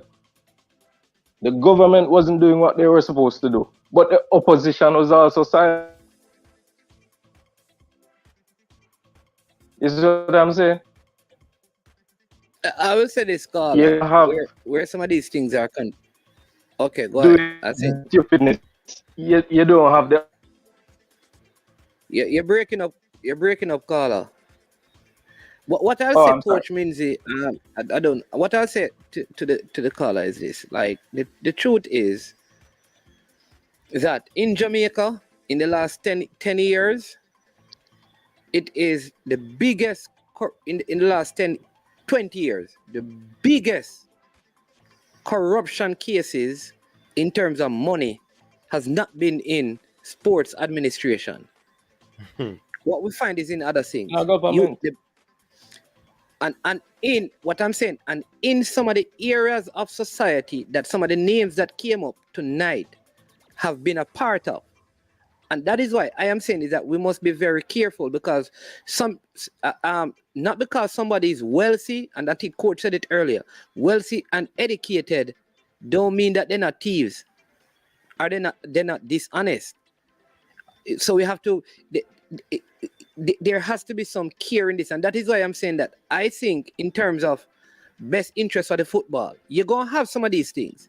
If a KC, for example, there are many places that you can get a job if you're a KC man, because at the highest level, there are certain companies in Jamaica that you get jobs in because of the school you're connected to.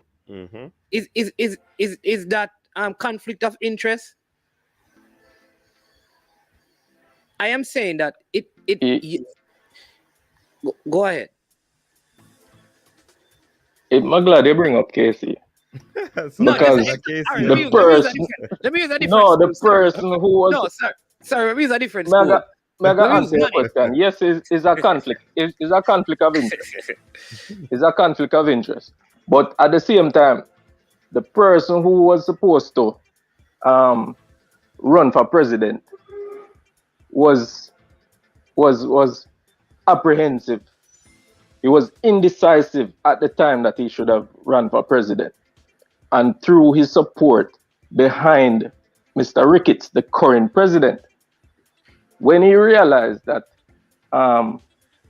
he should have thrown his hat in the ring, he did it, but it was too little, too late. Is what I'm saying? But at the same time, KC don't leave out KC. So yes, we could have elected this president, the other person I'm talking about. We could have elected that other man. Maybe he would have gotten elected if he was a bit more decisive at the time, right? But then we'd be faced with another situation where maybe it's pure KC man up on the board. And if you never got KC, you can't get in at the Jamaica side. So, you see why I'm telling you that we need FIFA to come in and run the football and restructure the football. So that way, how persons are selected, there is a greater involvement of the nation. In other words, we can't have certain position and have 14 persons voting. I think we need to, like positions like these, we need to engage a wider demographic. That's what I believe, because then it is the wider the voting pool, is the harder the convincing, because you want because business house is in it. You want people from, I don't know if they are already. You want people from business house. You want people from primary school football, referee. You understand me? You want to cover, you want people from the universities. Probably you get some persons, you get a vote from the universities. You increase the voting pool. You increase the amount of votes from each parishes. So the convincing is a whole lot harder to do, because I've heard these people talking, and sometimes people forget that there was a time English football had a problem, because they felt like, because of the teams that the coaches came from, they would select players from that particular club more than any other club. And there was a plan at one point to start getting overseas coaches in England, and it never worked. I think Ericsson was a coach during that time. So they have had those issues. They have had those issues when selection, people feel like if the coach was a former Arsenal player, then he somehow finds a way of getting Arsenal players in the England team. So you will have those things. In almost every and I've seen this even in track and field. Stephen Francis wants a certain amount of MVP people to run. So it happens in track and field. But to what If I go too far, it used to happen here in Jamaica. Remember one time, no countryman cannot make the side, cannot make the team. Remember one other time, if you come from country, them tell us that you come at training 8 o'clock Sunday morning, right? And 5 o'clock, the whole of the town ball of them just a rope in. So you the town, you have you get the earliest bus from country, reach a town, and you have nowhere to sleep, nowhere to stay. You sit down in the sun for the entire day. And when it's time for train, for try out, for make the team, how you gonna make the team? As a country baller. Yeah. What? It used to happen in a Jamaica team. You know the history, you talked enough for the baller them for your program.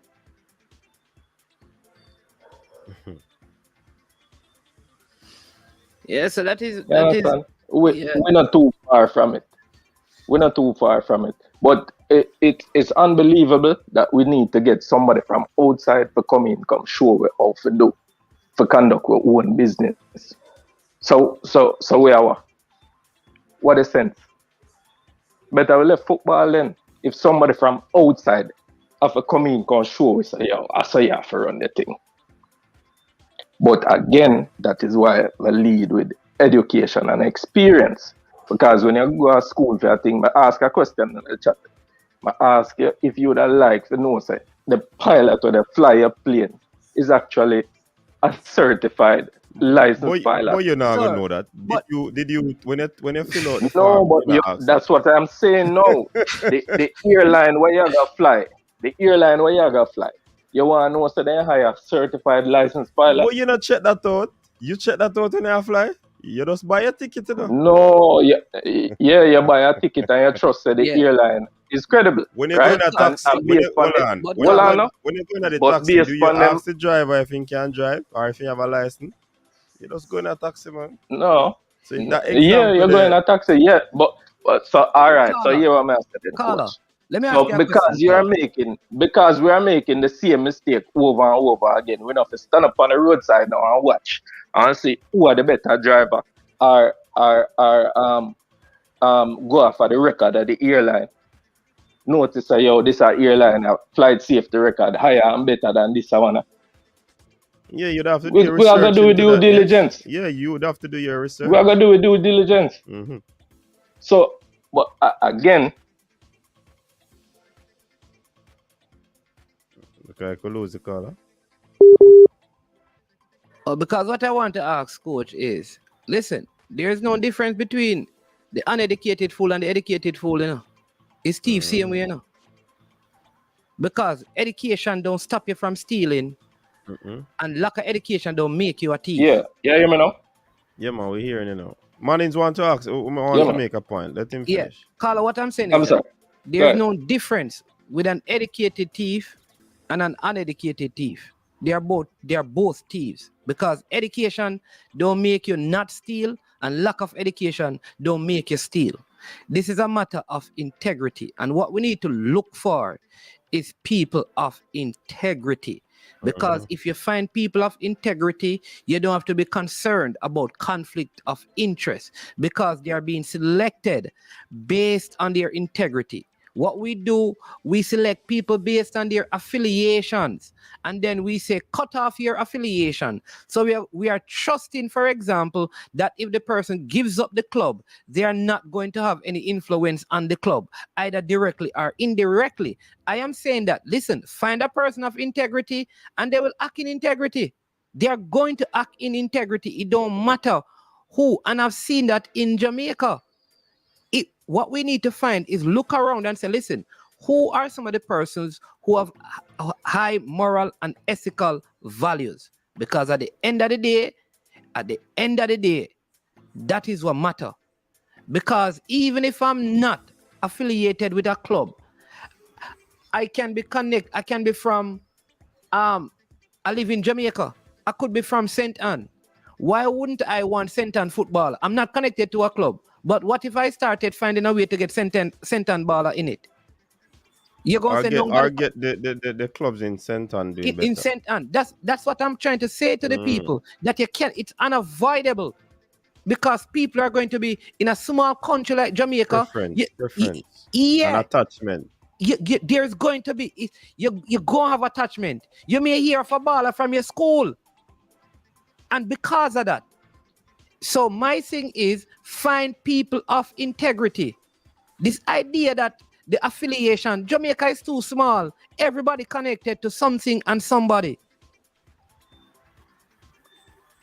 I agree with you to an extent, because the two can be true at the same time. The thing that I'm referring to when we talk about education is that the level of incompetence in what we're doing is too high. We don't know what we are doing. So when you get somebody who was trained to do the job, even if them are thief, they actually know how to do the work. Plain and simple. No, man.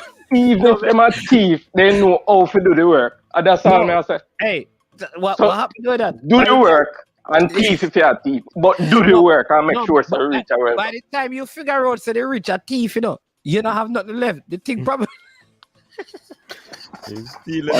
money. Milk out I can. Money, it don't really matter. What may I get at, is if my sister, if I started here in Negril and my aim is to get to Kingston, and by the time I realize that you're a thief, I reach a Trelawney, or I reach a Clarendon, whichever side I drive, I am getting somewhere. You dig what I say? But you can't a thief and I'm still there in the grill turn up. I'm not getting anywhere. So as long as you have progress, this is the point. With football, we're not getting anywhere. Coach, what the caller say? As long as you're a thief, as long as you make progress, you can keep. Caller, I agree with that. Carl, I don't know what you're saying, but look at we have a cut off that stealing argument. Carl. No. Well, the man them a thief.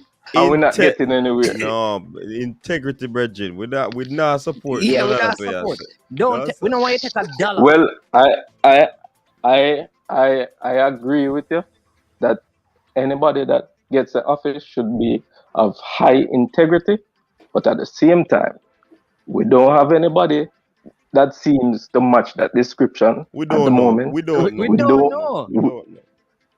We don't know. Mm-hmm. Don't say we don't have. Okay. Well.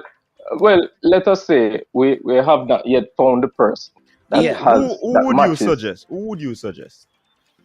And that's what I keep saying. I ask the question on every sports commentary show because I don't know, and that's the question. Remember, I asked the question earlier. because I am trying to find this individual. Because all we are doing is beat up a gum. When we need to find the individual, nominate him, somebody second the vote, somebody give him a club, and should be the man No, or but the woman. we can't do it. We can only come on these No, platforms and echo the sentiments, you know, but we can't do it. I agree. But what may I say, coach, by beating up a gun, we're not getting anywhere. We are trying to locate this individual to move the program along. Get the person ready and get them team ready so that by November next year we have a horse in the race. You get what I'm saying now? Yeah, we here we asked a long time, man. We need to locate this person. But every day we come and we say, yo, the man for resign, all right, the man for resign. Who you gonna put in the work? Who qualified?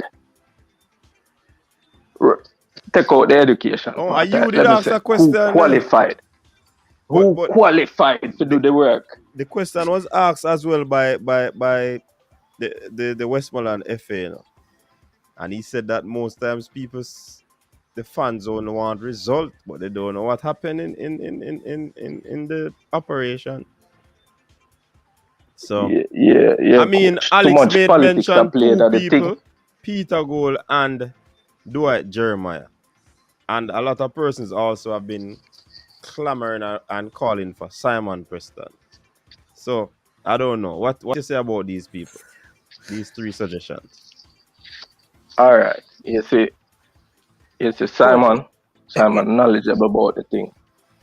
Simon probably not ready to be, by his own admission, not ready to be president yet. Mm-hmm. You go, man, say? No, me hear what you say. Have him one, what you call it, in one club. That means impartially qualified already to be. No, but remember, president.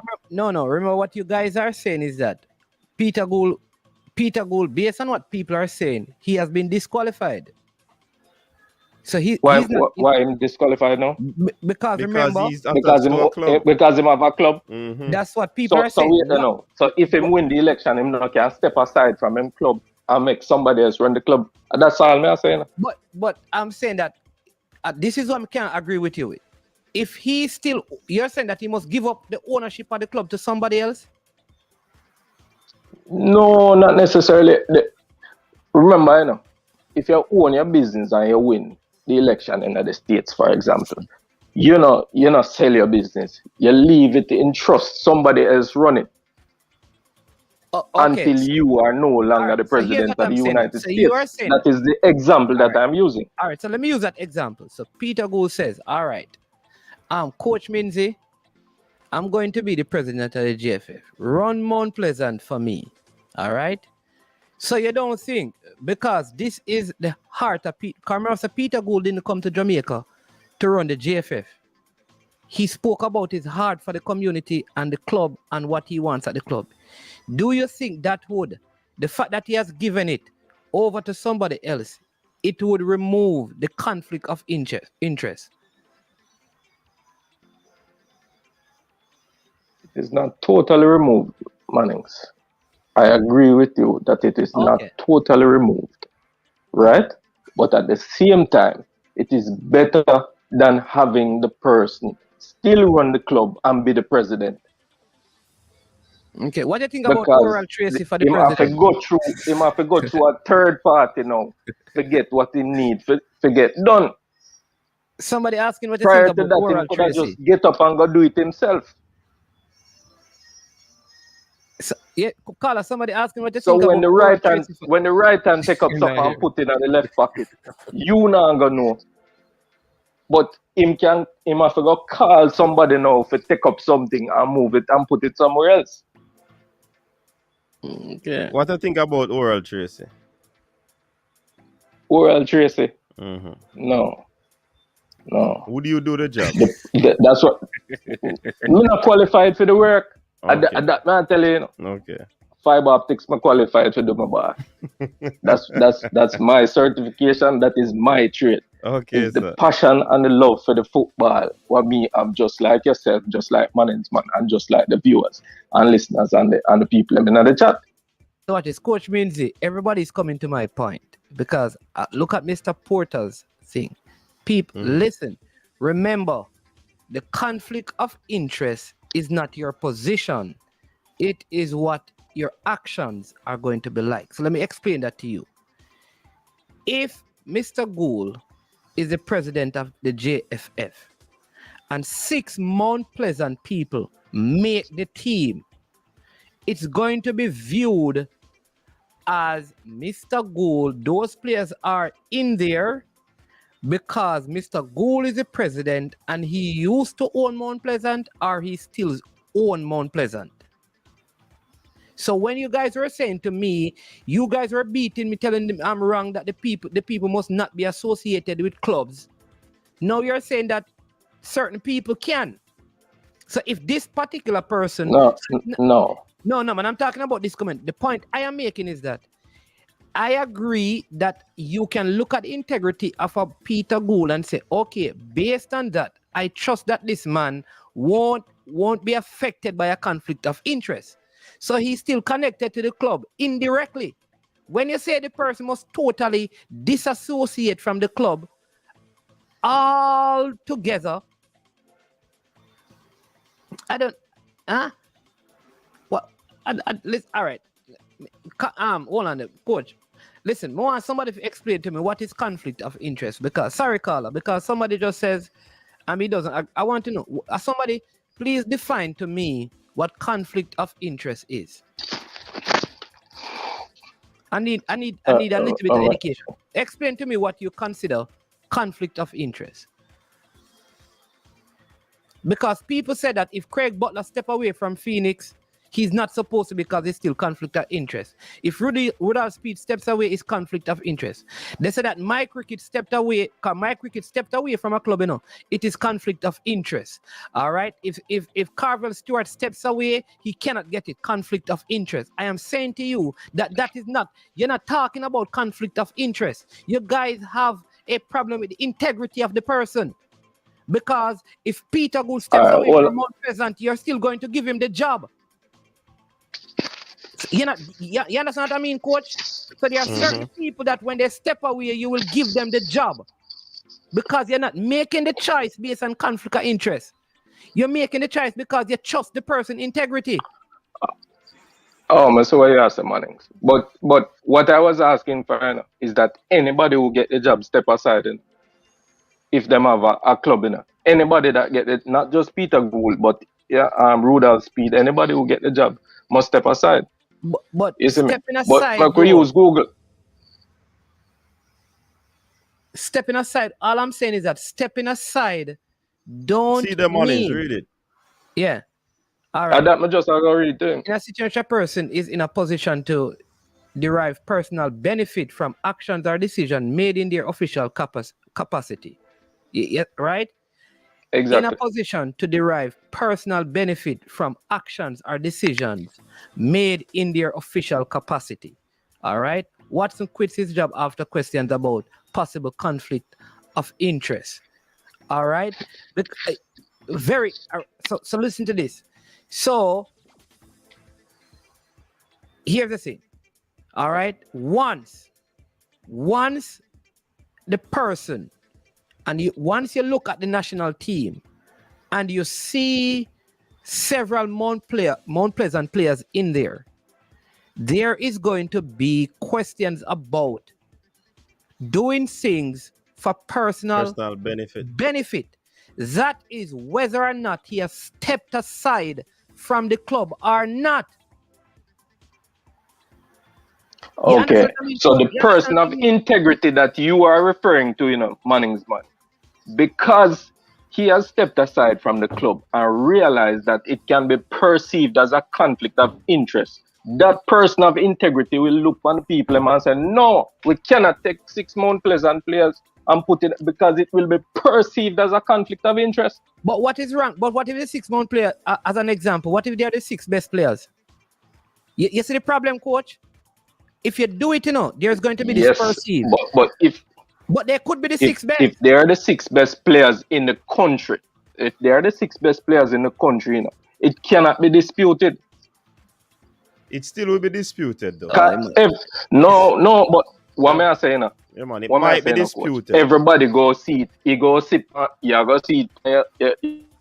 See the figure in them scoring ability. You go see it on the amount of passes. You go see it in them defensive ability.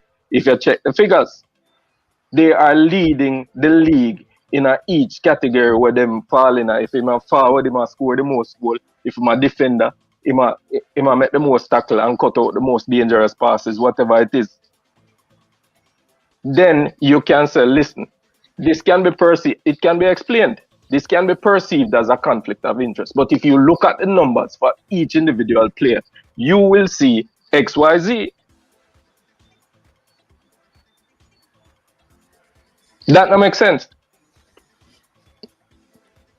But if you cannot argue the point, you bring in 6 players and you can't show where him better than a shadow. Yeah. You bring in 6 players in a year club and you can't show him better than... And this is why my decision, my perspective is there needs to be an oversight committee, especially for bigger decision. In other words, you remember when there was a decision being taken to build an academy and the Trelawney Stadium. No, man, at the Trelawney Stadium. There was an academy being built, I think, by Captain Burrell, you know. But there was always this moving from Monroe College to St. Catherine. Crenson Boxill, man. Yeah, Monroe. Crenson Boxill, man. Captain Burrell was part of that. Then it was moved to St. Catherine. Then it moved to all over the place. All right? Because here's the thing.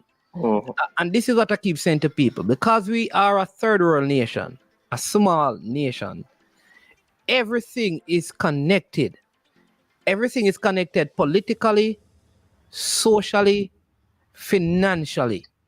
What that means is that most people in most positions have some level of conflict of interest in the capacity. You check all our school boards and all of those things. They're in a capacity where they're connected to a particular political party and they sit on the school board that influence certain decisions and what they do. I am saying that we may not be able to get rid of all of that. But what we can do is get the people with the highest integrity to minimize the amount of that happens. And then for the biggest decisions, there is an oversight committee that is not connected to the leadership that looks at those big decisions and say, this is a sports committee. Look at those big decisions, right? Look on those big decisions and say, listen, all right, this, I don't know, but this can happen in Kingston. This can happen in Westmoreland. This can happen because it looks away. The selection of the process for selecting this coach, the process for how the players were paid, all of those things. Who got this contract to buy tickets? Who got this contract? All of these things. There has to be, I believe, an oversight committee that gets the overall decision and go over it. That way you protect everybody involved. That makes sense, Mannings. But we still, you see the same thing what you just said about integrity. Yeah, be this integrity has the death. But again, Mannings, man, 2 things can be true at the same time. They don't have to be mutually exclusive. The person can have integrity and yet still be qualified to do the work. The 2 things can be true at the same time. You know? It's not just finding the person of integrity alone. If him could be a priest, Jesus himself could have come. If Jesus don't know the work, how that go work? Can't work. All right, sir. You have to know the work. Some of the mistakes them were this administration making in terms of Ricketts the other day. When them a file, for example, them a file a petition. Them feels that they were unfairly treated. The country was unfairly treated with it. 2 things with the goal, when Damian Lowe scored in the last minute with the COVID players from whichever country, and you don't know how to file a petition. You don't know the work. You see, it's simple. If you get somebody who know the work, who qualified to do the work, then we are going to do all of the things them correctly. And then now, you can know the work and have integrity. And you can know the work and still make mistake. And you can know the work and make mistake. But then, if you have other people around you who know the work, them can back you up and catch a mistake before it reach out.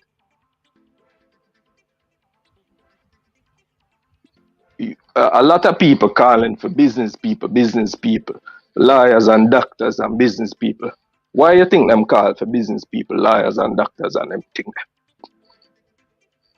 Back in our slavery days when majority are we never educated, and them the people that have sense, because the rest of we are idiot. But now everybody got school, so them can't trick we again.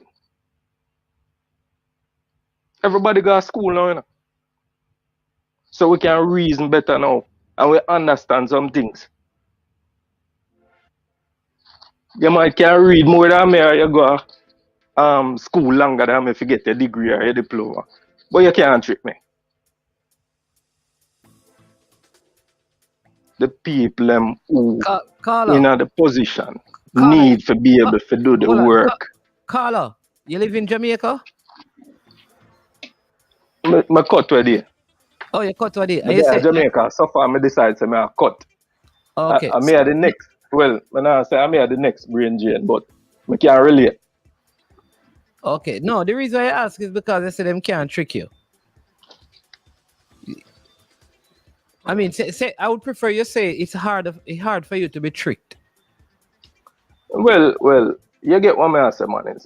Yeah, man. I say them can't go around. Because at Jamaica, everybody who you're born and grow with a conman and gin. You understand? Don't your own family I try to trick you. So you have to smart, you grow up smart. Because you see that trick there already. When you come in our first world country now and people are run them game, you look on them and laugh. Yeah, here's what.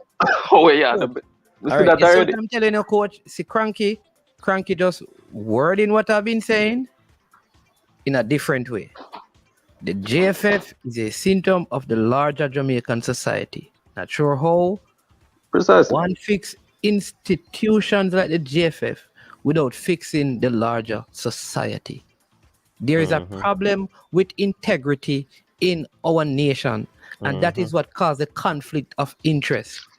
If you don't fix integrity, no matter who you put in there, Jamaica is too small for you to not have conflict of interest. Here is why the United States is different. If the president for the Football Association in the United States is from Nevada, as an example, he's a businessman from Nevada. The USA is so big, he may not even know one person living in New York. One person living in Philadelphia, call all of those. You understand what I mean?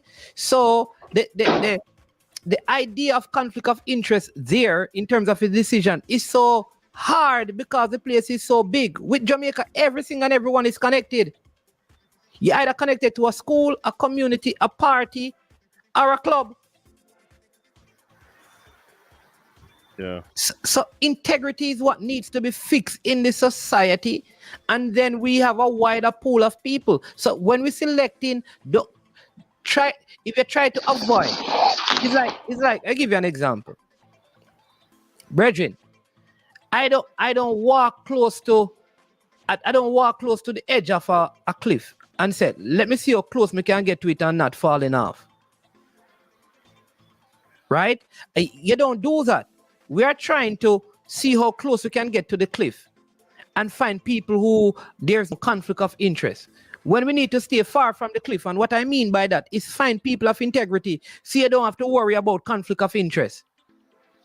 Even if, so it don't matter. In other words, if Coach Minzy is a Magra high school past student, and he's from St. Catherine.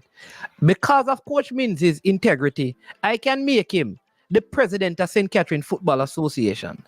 Even if he still volunteers at McGraw, because I know him as a man of integrity, I know that he will not allow his sentiments to override his integrity. That is what the football need. So he can still be at McGraw doing what he wants to do. But I have seen by practice that even if he has an athlete at McGraw or a football at McGraw, he never comes on this program and talk about this McGraw player need to be in the national team. This former McGraw player need to be in the national team. Because for him, it's not about the players at McGraw. It's not about the players in St. Catherine. It's about the best players.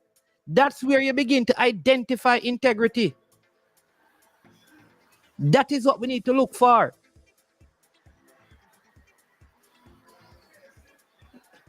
That is my take, huh?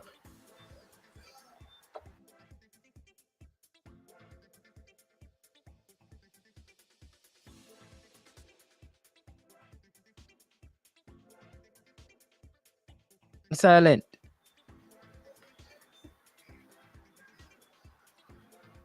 And the color, look at the color gone.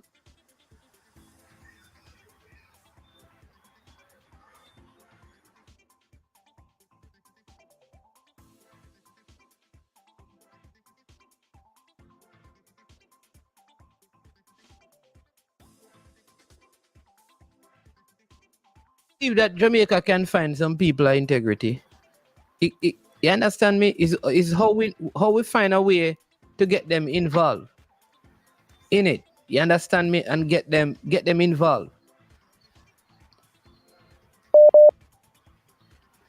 All right, caller. We'll get our next call, so we're gonna street up and hear somebody else. All right. Well, I appreciate that. Thank you for taking the time. I appreciate it. Respect. Yeah, man. Big up yourself, man. Blessings. Caller, good evening. Oh, Cranky, what's up? Good night, coach. How you doing? Good How night. things? Not too bad, you know.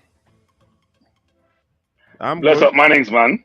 Just get some bad news Yeah, the fix night. the TV. I'll go and hold it, you know. Yeah, well, sorry for you what the bad news is. Okay? Yeah, And when Jamaica mention bad news, we can anticipate what that is, you know. Yeah. Never a good situation. Yeah. Bless up, Mannings, man. I see you haven't fixed the TV by cover it with a flag. You know what? I'm on Cloud 4 right now. Cloud. Yeah, I'm on Cloud 5. You know, some people are on. Yeah, man. Arsenal in What happened to that 4? What happened to that 4? No, me have. Well, you know that me have 2 games to play before me go on Cloud 4. You understand me? Okay. So you like what Arsenal did I go on with things. That you can't came on me. I tell you, man, with team look big Manchester United. I am very reserved. I'm very reserved. I'm not saying anything about how we're performing until the season play out. and hope at the end of the season I'm smiling. I was very happy on Thursday, but I'm not pressuring anything. I'm just watching it evolve. Mm-hmm. And hopefully I can nip Man U to the 4th place. Well, you know what? I'm not going for 4th in the Mannings, man. I'm more ambitious than that. We'll see what happens. I'm not going for 4th. What is not the objective? My only ambition is to finish in 4th this season. So no, I have higher aspirations. I can't leave myself to 4th at all when other opportunities are very evident and out there.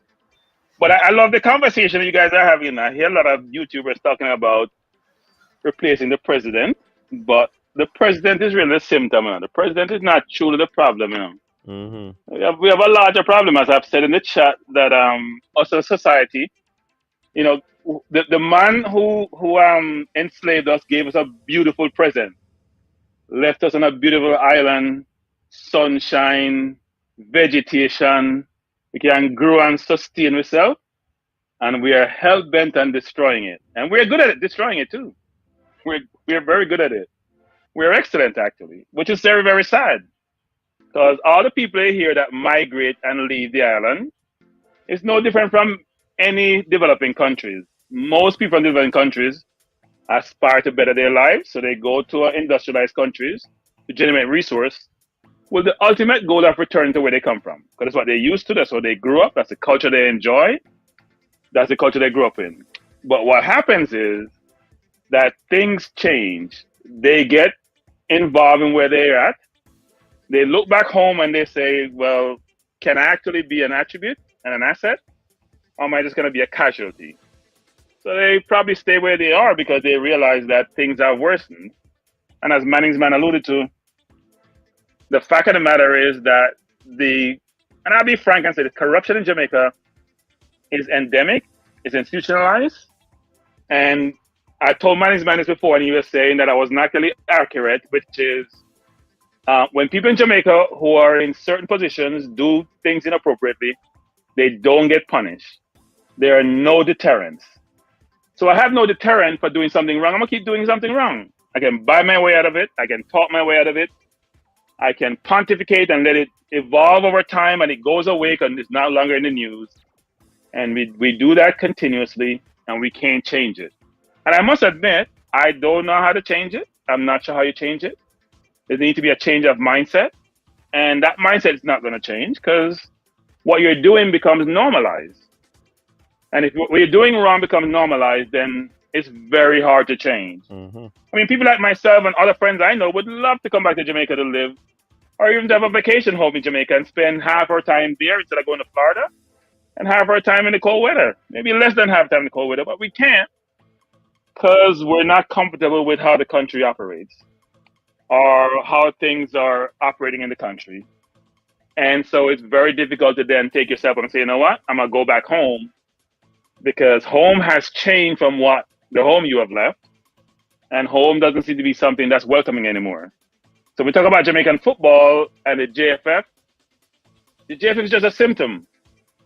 And it's no different from some other countries, you know. A lot of African countries are just like the JFF in terms of how their federation operates. You heard the last story about Ghana, where they want Mbappe to pay to play for the national team when he was 17, 18 years old, which is deemed ludicrous. Like, I got to pay to play for the national team when my talent says I should just be able to play.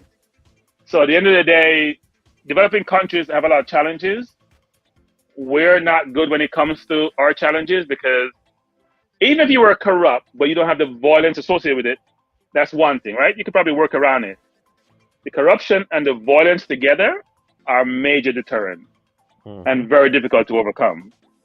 So I don't know how we solve that. For the football, look, I mean, I do think even with the current administration, if they have open-mindedness and they want to listen and take advice and really restructure how they operate, because people in position of power don't want to give up power, as you can see in a lot of countries where you have dictators. But at least if they were listen and really thought about the country more than think about themselves and their own self-interest, we could make some progress. So here what people should ask. If you get rid of Ricketts, which I think is not the worst thing to do, who would you replace him with? And if you get rid of Ricketts, would it change anything? Or would it improve things? I hear people talk about Beryl a lot, and they talk about Beryl quite a bit, what he did for the country, how they do in 98. But the way you judge legacy is, what did you leave me? Did you leave me with a situation where, or a structure where it gets sustainable? You can leverage a structure to continue what you're doing it better. I'm not sure he left us with a structure which allows us to be successful. And if you mention anything about Burrell, people lose their mind. You're denigrating the man. You are talking about someone who's no longer here. But we don't do that when we talk about history. You have to talk about history, talk about your future. And that history suggests that it's not as rosy as we paint it out to be because we make one World Cup. So no, more than one World Cup. One senior World Cup. Well, one men's World Cup, I should say. One senior men's World Cup. Yes, you're right. One senior men's World Cup. But that's what most people focus on, right? We know the women make World Cup. We know we have under 17, whatever it is. But people don't want to focus on what you use as your benchmark is your national men's team. Now, the women's game is evolving. At some point, they may get to the same level. What's the national men's team? But I do hope people don't just, like I am doing, in a sort of sense, just give up. I think people, you always have to fight and find a way to change the impossible. Because even though it seems impossible, and I'm going to contradict my own self by saying, you can't just give up because then you just succumb into your situation. You do have to find a way to help change it. Manning's man have a lot of good ideas, but Manning's man is fighting a very lonely war. Not sure. I'm not sure how you win a war. It's like the Ukraine trying to fight Russia. You're going to lose, but at least you're going to create some damage. And that damage is going to help to change certain things. So Manning's man, I laud you for what you're trying to do, but you need support. And you need all the other voices who are prominent in the society, who have the game at heart and have the interest of the game to help to change things. Because right now we're in dire strait as a country in a lot of different ways. And football gives people relief. People have affinity for football. That's what sports does. It gives you a relief from daily life. And even then in sports, we're not getting that. Our cricket is awful, or our football is not much better. You can't get that relief you're looking for through your sports, which historically, but at least track and field in the women's area is giving us some pleasure. Mm-hmm. And we get it from high school track and field too. But, the major sports on the world stage are team sports. We're not getting that. So I'm going to stop preaching by saying, Manning's man, continue the good work. And people like yourself, Coach, I think the YouTubers have to try not to be negative, because a lot of times YouTubers not come up with ideas and solutions. They come up with what's wrong. They're not proposing solution. We have to start proposing solution. We have to try to engage the national media, the traditional media, to help with the narrative and to help spread the word and to help put pressure on. And we have to make the people who are accountable in position of power, who have the ability, are in a position to change things. We have to engage them to listen. We may not have to change them, but if they listen, realize they don't know it all, and that if they leverage the collective to change things, that may help us to move forward. But right now, what we're doing currently is not working. Yeah, not working. So. Yeah, well all said, right, Coach, Cranky. don't preach. Yeah, man. Yeah, I mean, Coach, I like what Cranky said. I have this book. I talk about creating cultures and things, and it says challenges is what create cultures, and challenges and circumstances create cultures, and then cultures create your norms. And like what Cranky is saying is that the real truth is that because of the challenges we have had as a nation and the circumstances of our nation, that created a culture of corruption, and the culture of corruption has become a norm. And you have to, in other words, you have to find a better way of dealing with your challenges so you can change the culture, and then you will change the norms. The truth is, when it comes on to there are certain things that are entrenched in our football. I tell you this, you listen to a player that I had on my platform recently, and he talked about some of the things that he went through in football in Jamaica. If you make a change at the top, those things are still going to be there, that going to create corruption in it. And that is why even if you change the political leader, if the whole political system doesn't, and that's what I'm saying to people, that saying that, okay, replace this person. If you replace that person, have you really changed the culture? And Mannings, just to interject a little bit there, you're perfectly right, because when you look at the president of the federation, if the president changes, the bylaws and the policies aren't going to change. So you might get a person who as persons are calling for to, get into this position. They are enthused, they have exuberance, but when they go in that position, because of the policy that will basically control them, or they have to govern by, it basically bring them back down to ground zero. Exactly. So until those things, the bylaws and the policies change, everything has to change. And not only that, remember what happened. And I think sometimes, like, we forget the things, so we need to be reminded. Remember that when, again, the last president passed away, there was like a year and odd to the next election, like almost 18 months to the next election. All right. A decision was made. Again, remember to elect the person, the interim. I think Bruce Gaynor was the interim. And then somehow along the way, Mike Ricketts came and decided, okay, let's do it. Nobody really contested. No, we have a next 18 months to the election. And here's what we want to do. Replace somebody and just put in somebody. Mm-hmm. And you know what going to happen? The person may come in and, you know, like just in football, you have a little bump. And you know what? We get up and saying, all right, at least we're not that bad. Let's keep them. Mm-hmm. Only to find out when the real tenure starts, after 2 years, you're at the same position. I am saying, let's not do that. Find a way of beginning to prepare for November 2023. This is when all of the people of an interest need to begin now to get into the trenches. You know what we should be advocating for is that at the next election, people should be doing everything to get at the next election. More persons are involved in the voting process. That more people are engaged in the parishes. But Mannings, yeah. That's the thing, you know. Remember the new voting thing. When voting is that system is not going to be implemented in this coming election.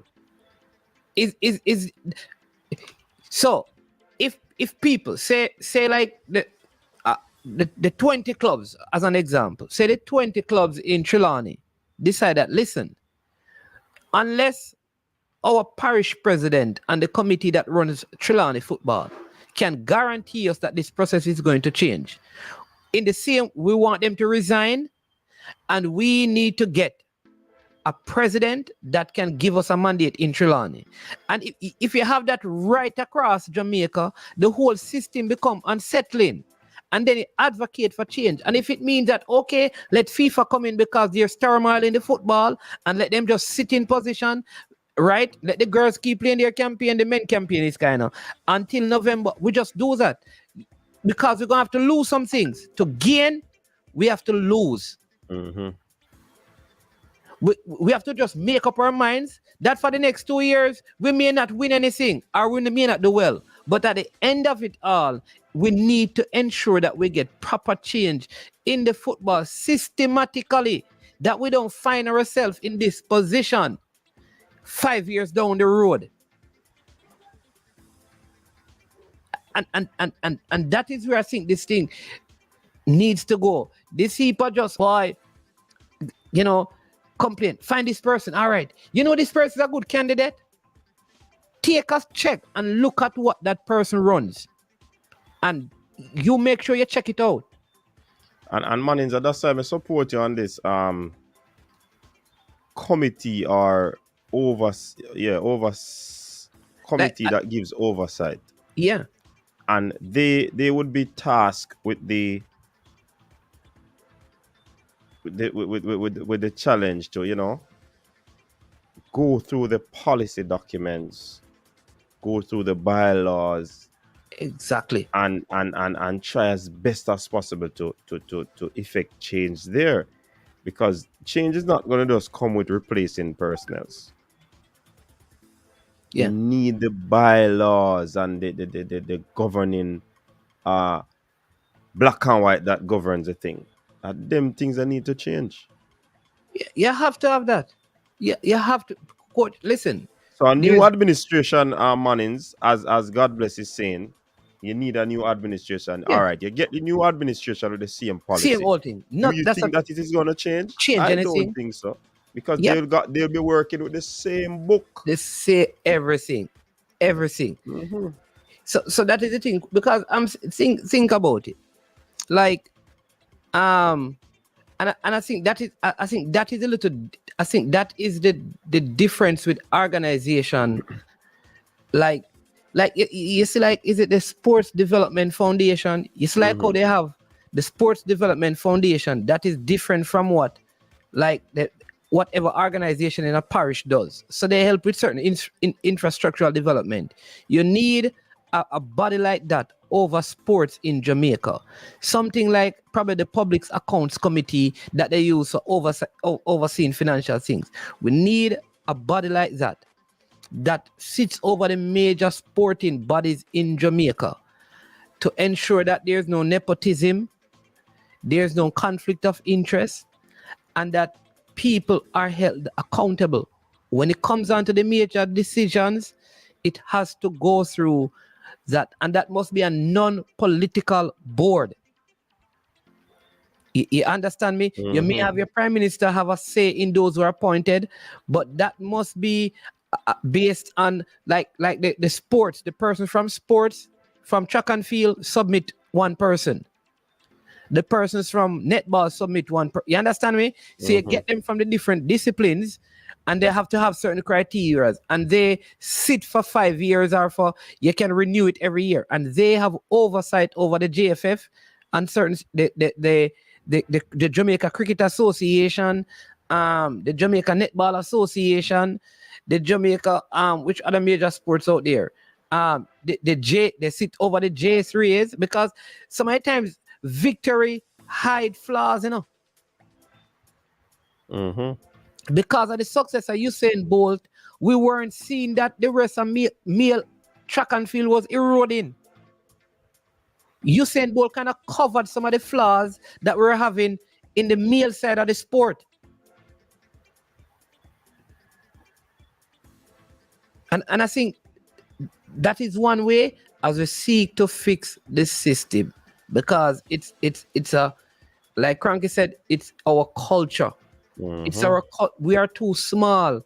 Coach, say, listen, me just hear our next organization, and the chairman of the place says, listen, when I got the job, people start calling me and say, boy, me say you are the big man up, so, me say you are the big man up, so, me say, coach, if you get the GFF job, you have to call coach.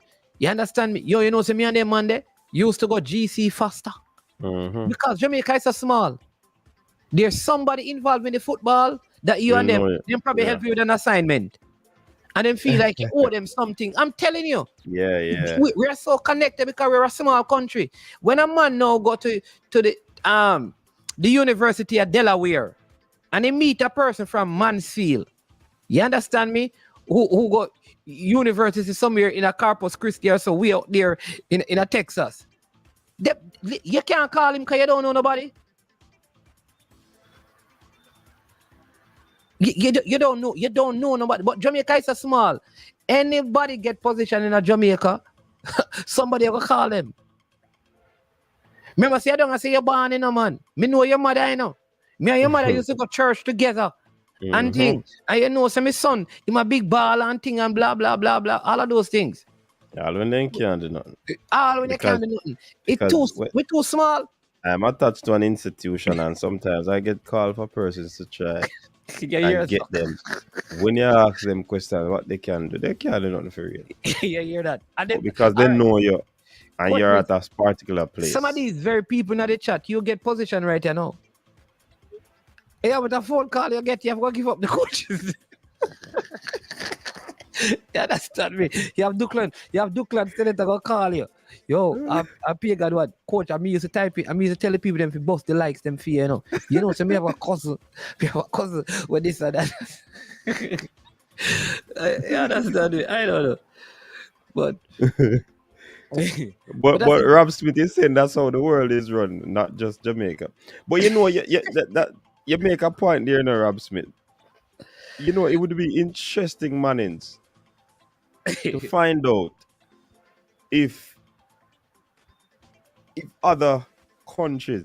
I have a few friends in the small islands. I'm gonna be calling them up, Mannings, to find out if the federation in those countries are run the same way in terms of persons attaching to a club. I really want to know, because again, the people then still are gonna call out Mannings. Listen, Coach Minzy, and you can't escape, because as I said, Jamaica is too small. Everybody knows somebody. Coach Minzy, if most Jamaicans, when they go to the tax office, here we go through their mind. I wonder hope they want me know. Yeah. Coming on, join the line. Because somebody will call somebody. It's just a part. It's a part. It's a part of the whole thing, where people just believe, like you have your child. It happened in the schools. Your kid don't pass for a particular school, And one And you know, make a you want transfer. put Coach Minzy under pressure Mm-hmm. because him supposed to do this. Him supposed to get you in the school because when you come from the same community. Them things that don't happen in a developed country. The place it's too big for that. The countries are too big for those kind of things. And I think because we are so small, we have to find a way that, okay, it is going to happen, you know. But we need a person with integrity who would say, listen, all right, I hear you, but that's not how it works. But you see, Mannings, if someone comes with an iron fist, you know, so to speak, you know. Nobody don't want them in no position, have, coach. Nobody don't want them in there. Exactly, that person will have a lot of enemies because it's a no-nonsense sort of situation, whereas you can't just come in and get things your way because you know somebody inside, you know. No, you have to go through the proper procedural channels. But I'm going to say it, them too strict. Yeah. Because part of our thing is that, listen, if the security there, the security have to give people blight. Mm-hmm. If you don't give blight, you're not doing no good work. Hold on, what Duclan is saying? Some good news. FIFA will be restructuring the JFF later down in the year. Yeah, that's good news. That's good news. Yeah, but he was saying that the committee, the oversight committee, like call it the Jamaica sporting oversight committee. Duclan was saying that couldn't work. I wonder why. So because it happens everywhere, it is something that is right. I don't believe that, you know. So I don't know. Unless you Formula is saying, yeah, but Mannings, we are against we are for personal what we are gain? against is systematic conflicts of personal gain. So isn't give me a bus for personal give gain? Me a bus scenarios. It's simply personal gain. If I am going to give you, Coach Minzy. Hold on, Mannings. Hold on. A very important person is what can I say? Rejoining. Yes. You're muted. Hold on, we have to give him a... Welcome back, Cranky. Thanks, Coach. It's a quick visit. Quick yeah, visit. Man. Yeah, Mannings, you were saying. I am saying that. Listen, if like you're saying that, give a one-off, give me a bus. Listen, it is wrong. It is wrong, and it's a lack of integrity. If the security there at the gate and the security decide that, listen, the boss said don't let in the person after 6. That is thinking security this. Yeah, blah blah blah. No, the rule is the rule, and we don't like rule, and we hate people who abide by the rule. So we get conflict of interest and lack of integrity.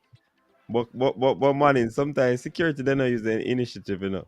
Because if a boss tell them to do that and one man come in when need to go through because of illness or what, they not let them through that. Discretion is a discretion. So they need to use the initiative sometimes. This idea that give somebody a boss, that is still conflict of interest. Because giving somebody a boss maybe denying the legitimate person from bossing. Which is what, like, you understand? I can't be running in a public office and boy, me give him on a bus because I'm used to go Mannings. That's a conflict of interest. I should have enough integrity that if I have a from technical high school and a Mannings student in front of me, even though I've gone to Mannings, if the from person is qualified, more qualified, have the competence, the character, and the chemistry for the job, then they get it. But Mannings, that means that's full up Jamaica, you know, because most of these jobs that they see advertised, you know, the person that should get the job is already interviewed already, you know. Then you have some schools that are quote unquote big to get the job schools. When you go when they advertise a position, you know, they're looking out for, so you got Mannings man, right? And there's a position at Mannings, and me where them don't know about where come from, where used to attend Magra. They are going to give it to you Even if I'm more qualified than you, man, they're gonna give you because they know you. You know the culture, the school, and all of these things. So it really happened everywhere for you, you know. Well, maybe we can't get rid of it, but we can reduce it. Reduce by it. putting Yes, people that's of the thing. integrity. That's the Maybe thing. it's hard to get rid of. I don't know. Maybe Yeah. Crack is in the corporate world. Maybe you can tell us how to get rid of it. So there, when you talk about this thing, there's degrees of how you do it, right? So is it pervasive? Is it the norm? Is it one-off? And what happens is in Jamaica, it becomes the norm. It can't be the norm. So even Ivy League schools have positions they allocate for people that meet certain criteria, right? Which you may call it nepotism, you may call it whatever you want to label it. But at least they have a big enough pool of positions that people can get just based on meritocracy versus catering to people of just special interest, right? And so therefore management is right, but conflict of interest is just one component of this. Conflict of interest, corruption, there's a bunch of things that informs all of this. What management is saying is that, by the way, management, conflict of interest, even though it's inherent in a lot of societies, they find a way to manage it. So think about the US, for example, in the corporate environment, they have regulation, which basically specify, you can define what conflict of interest is, and if you violate that, it becomes a problem. You get in trouble. And you will have companies have what they call a conflict register. They try to identify all the potential situations which creates a conflict and make sure they manage them. But you're always going to run into conflict. You can be surprised what a conflict may entail, but I'm not sure Jamaica has gone on that route, which is figuring out what are all the things that are conflicted in nature in terms of any situation, institution in the environment, and then has incentive and disincentive. Because management, think about this. If you have incentive, everything in life is about incentive and how you disincentivize people, right? You have rules. If you break the rules, you're incentivized by going to jail or get a slap or being fined or being penalized. And you're supposed to be incentivized when you do good. So you get disincentivized by doing bad, incentivized by doing good. And in conflict, it's deemed that if you're not transparent, if you're not objective, you're not doing things correctly, then there should be penalties that you pay for not doing so. Especially in governmental or non-for-profit type institutions. Public offices. Yeah, I mean, governmental, public offices. I mean, you have in the private sector, if it's a private sector where it's in the public domain, so it's a public company versus a private company. But I do think that, look, as you mentioned before, the culture in Jamaica we can't continue the same culture. But the only question is, well, how do I change something which has become the norm? It's hard to change norms, you know, especially when the norm works for individuals, and especially the individuals who are supposed to be a part of changing it. I think that is the issue. When the norm has become a norm to the people who are supposed to change it, then how does it change? Well, no, the people who are supposed to change it are the ones benefited most from the conflicts, and most from the supposed corruption, and most from what's not good, right? And if you're benefiting as a person, why do you want to change it when you're the one benefiting the most? The people who are not benefiting, though, should be the ones who are more incentivized to change it and try to work within our side of the system to make those changes. Yeah. And that's not happening. So I laud people like yourself who are trying to make those changes, are encourage change, trying to implement change, trying to figure out how those changes could occur, but it's very difficult to do. Yeah, but I would love, Coach, for YouTubers to get people like Speed and Ricketts and Reed and all of them to really have some of this dialogue, because they get sometimes very perturbed when people call them out for not doing right, but they need to explain to the general populace as to why are we in the state that we're in. Yeah, don't give real reasons. I think and this is what I think Coach and I have been saying, Cranky, which is what I'm saying is that even if you can't, it won't stop immediately. It's going to be progressive, but you can start reducing it and minimizing it. One, by saying what you just said. One, listen, when you operate in a certain level of integrity or So you're going to get an incentive. And then the actions that are taken when you operate in conflict of interest must be so severe that others don't want to do it. That needs to happen. And those need to be policies that are clearly articulated when people come into public offices. And we don't, that is part of the issue. And it goes right across like society, like all the chairs and boards in public spaces. I mean, it's just right through our society where there is no oversight to what happens. So when the people are even say caught in conflict of interest and those things, it's because there is no oversight. So when it come up, it's because it is so bad. It has gotten so bad that it becomes obvious. No, management is not. There's no oversight sometimes. Sometimes there's oversight in them. But if the oversight is conflicted, what you have is this circular situation where even sometimes the oversight we're supposed to have, the people charged with being the guardians, are also conflicted, are also involved with all the shenanigans, and that's why you have the situation you have today. So the way you change that management, it won't change in our generation. It just won't. You may erode some of it. You have to start. You have to institutionalize it. Like you go to Japan management, and you go to a light, and us from New York or from the West, we just walk across the road if no cars are coming. And you see the people standing there and they wait till the line turns green. They're not walking across the road. And you sit there thinking, but don't you think about that there's no cars you can go across? But they're taught to respect authority. They're taught from a very young age that the light is red, you stay, the light is red. You go to a line in Japan, man, that line is long around the block, and you're sitting there thinking, I could just squeeze in. Just squeeze. No, and everybody's lined up patiently.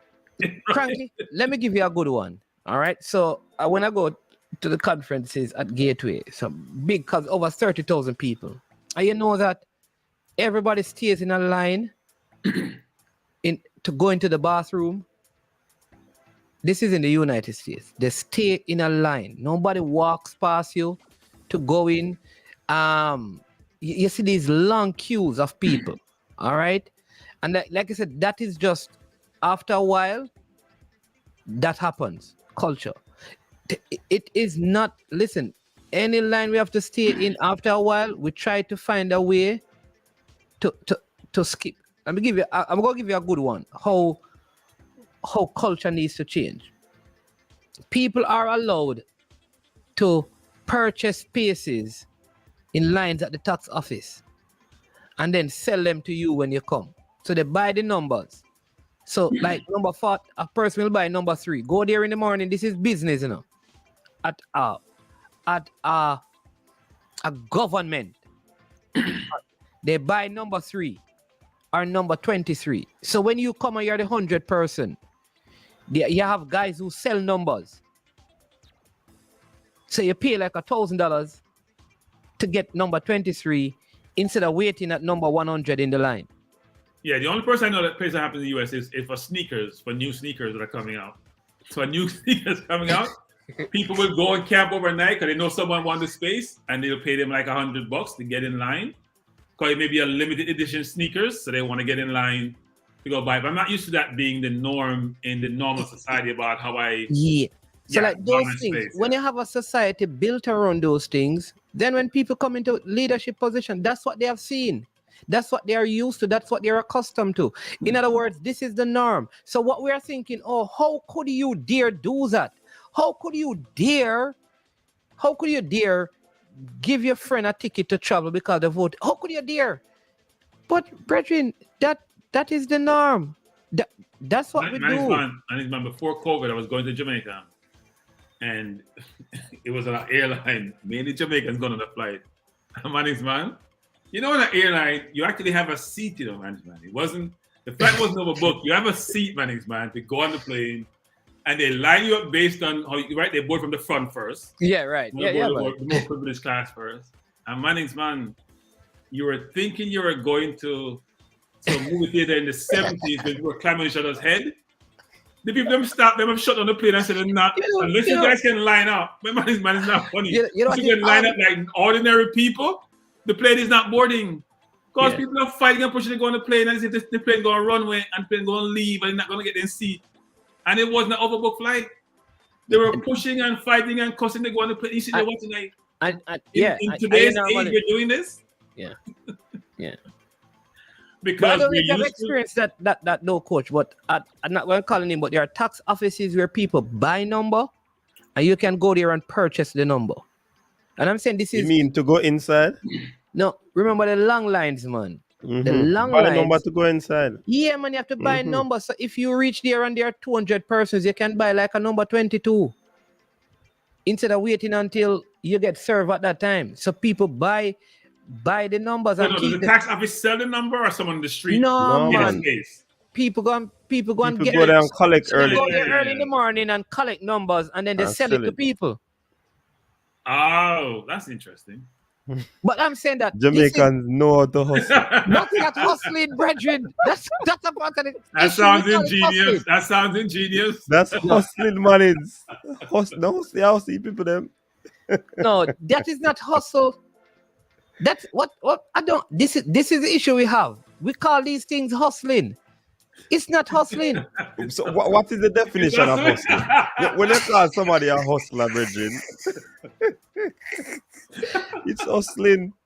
It's hustling. It's hustling. Mm-hmm. It's creative. You're actually hustling the people. Your formula I'm more concerned about this, right? Actually, a very smart hustle when you think about it. Not condoning it though.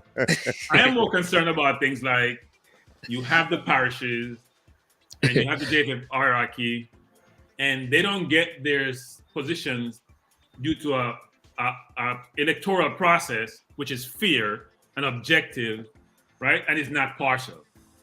You're voting based on who you think is the best person for the position versus voting based on whatever benefit you derive from that position. Give me a second.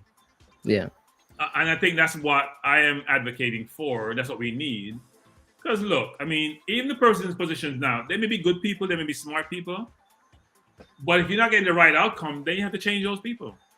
Yeah. It's like you're playing football, right? And you're not playing well. You're not going to be in the team anymore because somebody's playing better than you are. Or somebody may be better than you are. You're going to try someone else. We're seeing the same people for almost generations. I'm telling you, Cranky, I checked it, 80%. So if you calculate 10 times 13, which is probably what makes up each parish board, that's 130, right? So you have around 130 persons. And of the 130, I'm telling you, over 90 other those people have been involved in football from when Herondale, the last CASAFA president, was there. So the question is, is it because people are just not, who have the ability are not interested? Or is it because it's a closed group and you can't get access? Because you know what happened, and this is it. We are such a... There are so many things. In other words, the people who are smart enough, let me not use that. The people who have degrees in certain things, it was so hard for them to get their degrees that they have to be working a whole lot of money to pay a student loan and get themselves together. So they don't have time, or they're part of the brain drain. They don't have time to... So it's almost like I would have to be at a place where I can retire, have enough money to take care of me, and give my voluntary service. Because at 40, you're still trying to finish up your house. Because it's not like you have major inheritance and stuff like that. Some people are just trying to take out their first mortgage. You're not going to give up all of that now to do a volunteer position and all that. So the people with probably the highest level of education and qualification are trying to find jobs that pay them the most amount of money. Because so what you find is that, like I don't want to be this, but you almost find like some of the positions that even in politics is not the brightest minds in our nation are involved in it. Because the brightest minds spend so much money on their education, they're trying to recoup it and set a foundation for their family. Yeah. So our public offices are occupied I think most times by not the best talent out there, because the best people are still trying to make ends meet and leave a legacy for their families. Yeah, look, I do think, to me, there are two key things for any society to do really well is education and its resources, right? And what I would like a study to be done on is when you see all these situations, all these killings occurring, bad things occurring, I would love to know what the educational level is, are some of those individuals who are involved in these nefarious activities. Because management, a lot of times you look at it, people have something to lose, are not going to do this. They will do activities which are not appropriate, but it's going to be corporate type crimes, right? It won't be something where you're harming someone physically. I kind of disagree with you though, Cranky, because things have really changed. You'll be surprised to know that some of these heinous things that are taking place. No, they may pay somebody to do it. Or orchestrated. Yes. No, I would agree with that. But I'm saying they're not doing it themselves. Mm-hmm. But I mean, the perpetrator is just but the person executing it, because then you're being manipulated, right? Either you're being paid because you don't have the resources, or you're being manipulated. So the person executing it is not the one who is in that situation, educationally or resource-wise. I think I like formula idea. Make the 3 top positions in the JFF high-paying position. $2 million a year, a month. Sorry, $2 million a month. And see how many. What is that in real money? Like $17,000 a month. I probably can make it 1.5, which is $10,000 a month. And who are you trying to get for that now? Hey, yes, because Coach Rinzi, hold on, Coach Rinzi. You see, when he hear 20,000, he had thoughts about it. When it come down to 10, he yeah. So think about it. $10,000. Think about it, man. It's $10,000 a month is $120,000 a year. No, depending on where you live. In Jamaica, that's decent money. It's 1.2 million. No, $10,000 a month. You said, right? Yeah, it's 1.2 million. Or you get 1.2 million from 10,000. 1.5 million. No, you're talking about Jamaican money. I said real money. Stop talking about Jamaican money. No, but 10,000 US is 1.5 million a month. Jamaican. 10,000 US. No, I'm saying US. I'm using US dollars because in Jamaica they quote things in US dollars. When I look at house in Jamaica, they quote in US dollars. Let's be real now. Right. So when I said 10,000 a month, and I'm talking about 10,000 US a month, which is $120,000. No, 150. No, 1.5 million Jamaican. It's 120,000 US, isn't it? He's talking about per year money. Oh, jeez, man. Why you Americans have to calculate yearly pay like that? It's all money means nothing to anyone. It's about a year. So it's a year. Right, a year. So 120,000 in Jamaica. That's decent money. In some other places, that's okay money. Trust me. We gotta pay mortgage. Yeah, but the person living in Jamaica. The person in Jamaica is halfway decent money. It's halfway decent. Yeah, so the person will be living in Jamaica. I think if they make it like that, 10,000 US a month, then you probably find more persons wanting to do the job.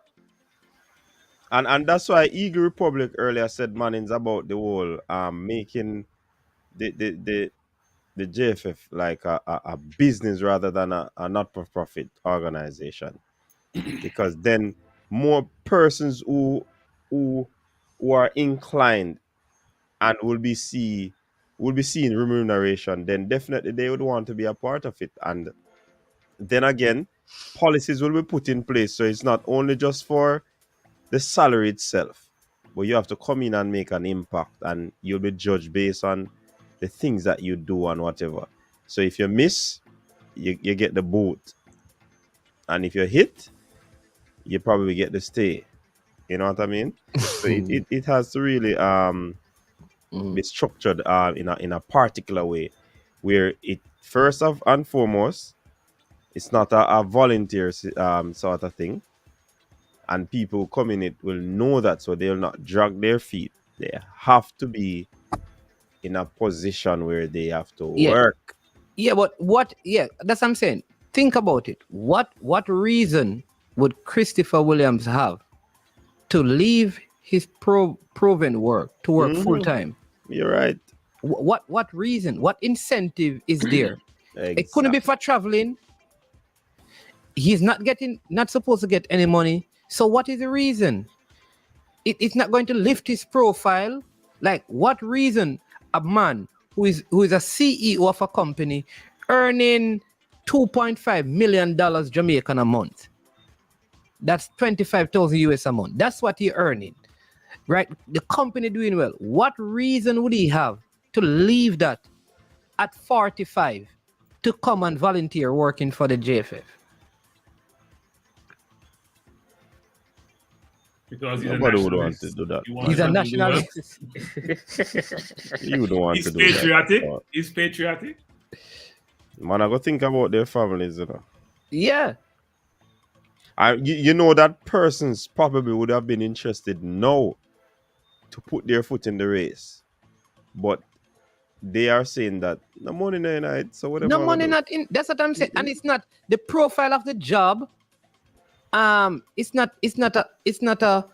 I mean, because of how Jamaica football is, it's not a profile like a big profile job.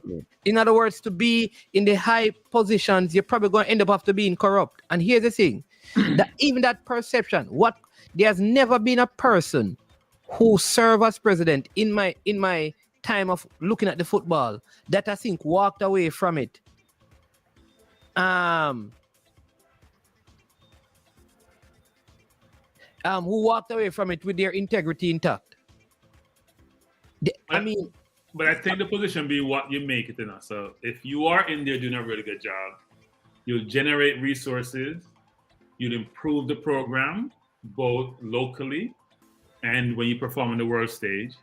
And if you're very successful, you're going to get all the plaudits that comes with your accomplishments, right? And I think Jamaica has the resources, meaning people, not necessarily funding, but have the raw resources that they can leverage to actually move the Formula. I was speaking hypothetically. I just happened to use. I don't know. I didn't know Formula know how much he makes. Hypothetically speaking, Formula. Yeah, but it's true, Cranky. But at the end of the day, I think the job is just set up for people of a certain profile at a certain age and at a certain stage. Like the profile of it, like looking at it, there's a particular profile for the position right now, and that has to change.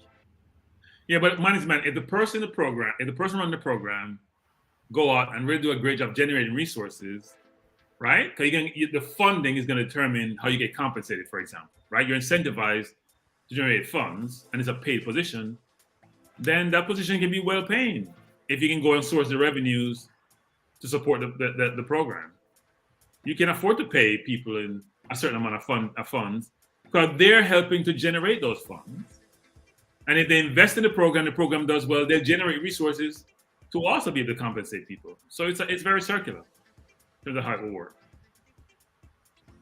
All right. So Jason is asking, Coach. So if these people not getting paid, why not let the people that are do their jobs? The coach gets paid, so let the coach. So let's choose his squad. We don't need a technical committee to recommend anything, do we? So if these people not getting paid, why not let the people that are being paid? So in other words, what he's saying, man, is if you are not getting paid, why not let Cranky, who is getting paid, do the job? In other words, the coach is getting paid, so make the coach pick him team, and you don't need a technical committee. That's what I don't think that is it. But when we're talking about the leadership of the JFF, we're not talking about the picking of the team. I think we're talking about the whole function of the organization. Yeah, so if you want to take it down to this level, which is how do I select my squad and my team, I think that should be coach's prerogative. Yeah. But the coach has to be objective. So you can't get a coach which is partial and having favors. But listen, the whole system is flawed because Yeah. we never afforded when we hired the two coaches that we have hired, Coach Whitmore, as much as we knock him, and Coach Paul Hall. We weren't looking for the best coaches. We're looking for who we can afford. Exactly. Yeah. Exactly. It's not like this is the best of the pool. No, this is the court. This is the best of those we can afford. Yeah, and we couldn't afford much. So. And what could we afford?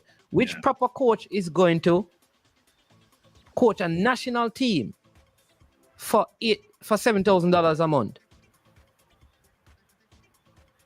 And you want to pay the man around the JFF $10,000. Listen, how can you want to pay a man $7,000 and then want to go to listen, you get what you pay for.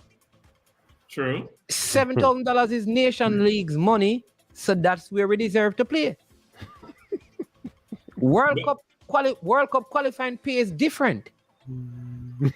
Check Rene Simo's salary. You pay that kind of money, you go to World Cup. You pay $7,000, you go to Nations League. Don't visit.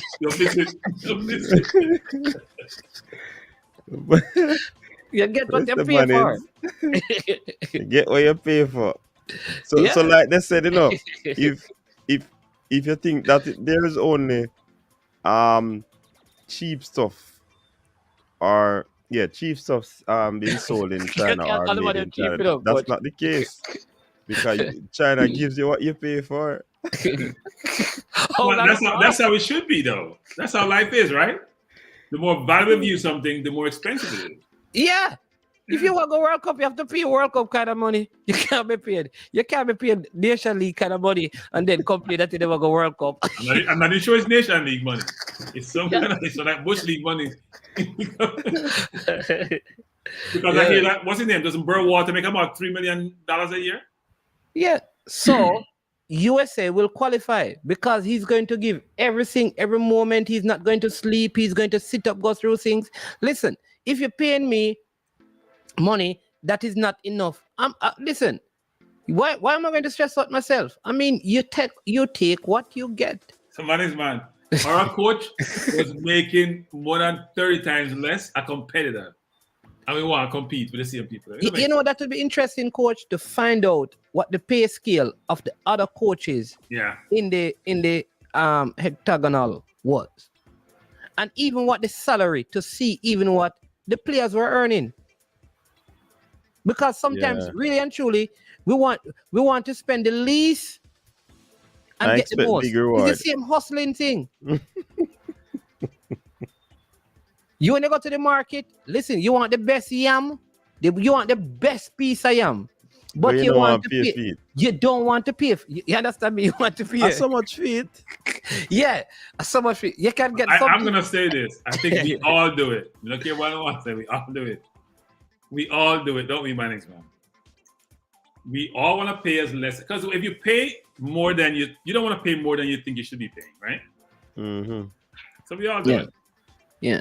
But it is true. It would be good to look at that if we could find out what the different coaches were getting in comparison to ours and what the players were being compensated in comparison to ours. Because that's it. I mean, I'd love to also know if the other, I think you say you're going to call some people. Cranky, here's what I want you to check out. We did this in a group that we have. Coach, you probably heard it. Check the last 4 presidents of football in the USA and check their status. And what I'd love to know is that what do they actually get paid? Because I think of the teams in the hexagonal stage, our position is the only unpaid position. So again, you're getting somewhere, Manins.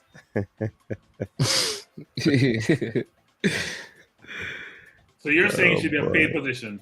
Yeah. Listen, Cranky, if they were listen, I believe at the end of the day, people have different things that motivate them. Money motivates people. It's undeniable. The person who says no, they wouldn't do the job, you put money on the job, they take it. So do we have term limits in Jamaica? No.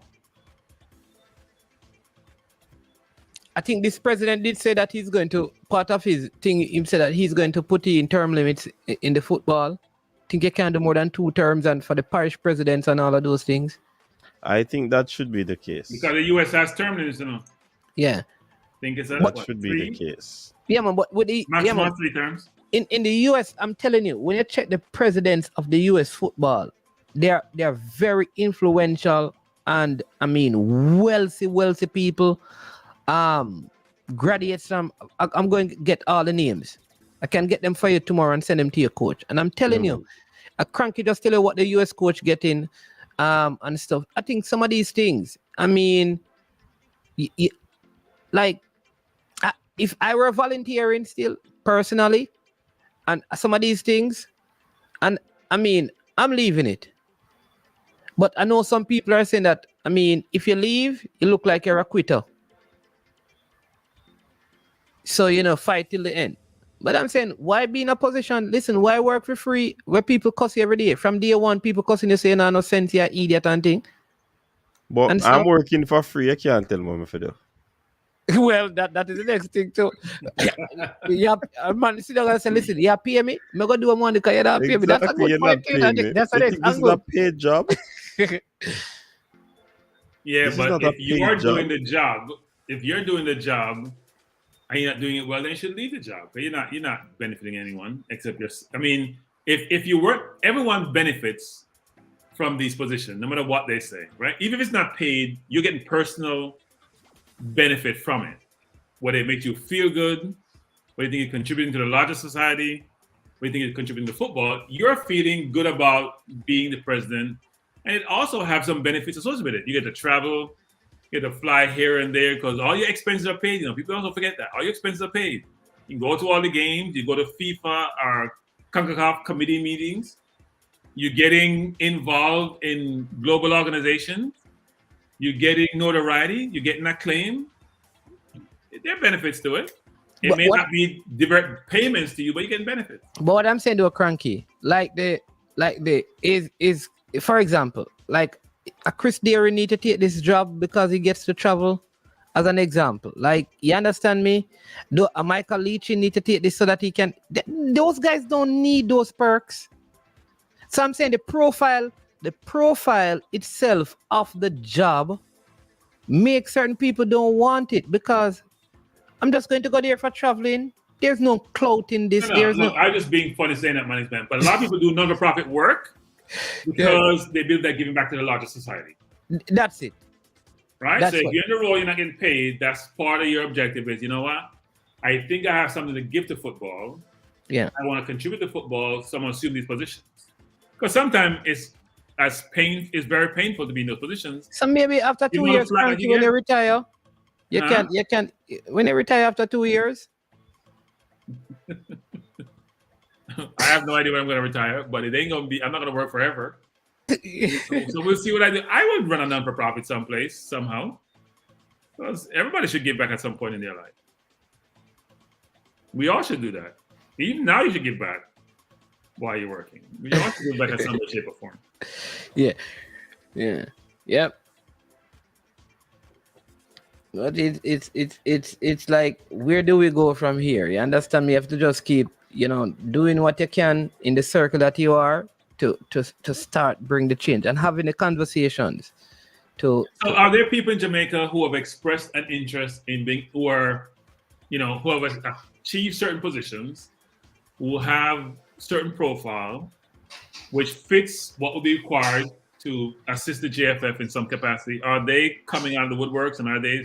That is what I'm saying. Cranky, let me tell you this. In all of this conversation, I've not heard one major name yet spoken publicly or privately who gave any indication that they would love to be a part of the change, that I say yes. Nobody said. Everybody but money, they don't want the change. They want the big money. That's the problem. So nobody. That's the thing. No, you don't hear anybody saying. So everybody's saying all you're hearing is it's time for the president to step down. Yeah. But no, you don't hear anybody saying that, listen, this person is interested, this person can. You don't hear anything like that. Or you don't hear anybody saying like, listen, all right, even if it can't be moved, here's what needs to happen, like you're saying. Here's what needs to change. Here are some of the changes. Nothing like that. Nobody. So we are people are just calling names, hoping that those persons would be interested. We're just pulling out names and say, okay, we know this person, maybe this person, and we're calling names. So, man, I think it was either your program or Coach's Desk program where Rudolph Speed indicated that obviously everyone goes through an assessment evaluation process, right?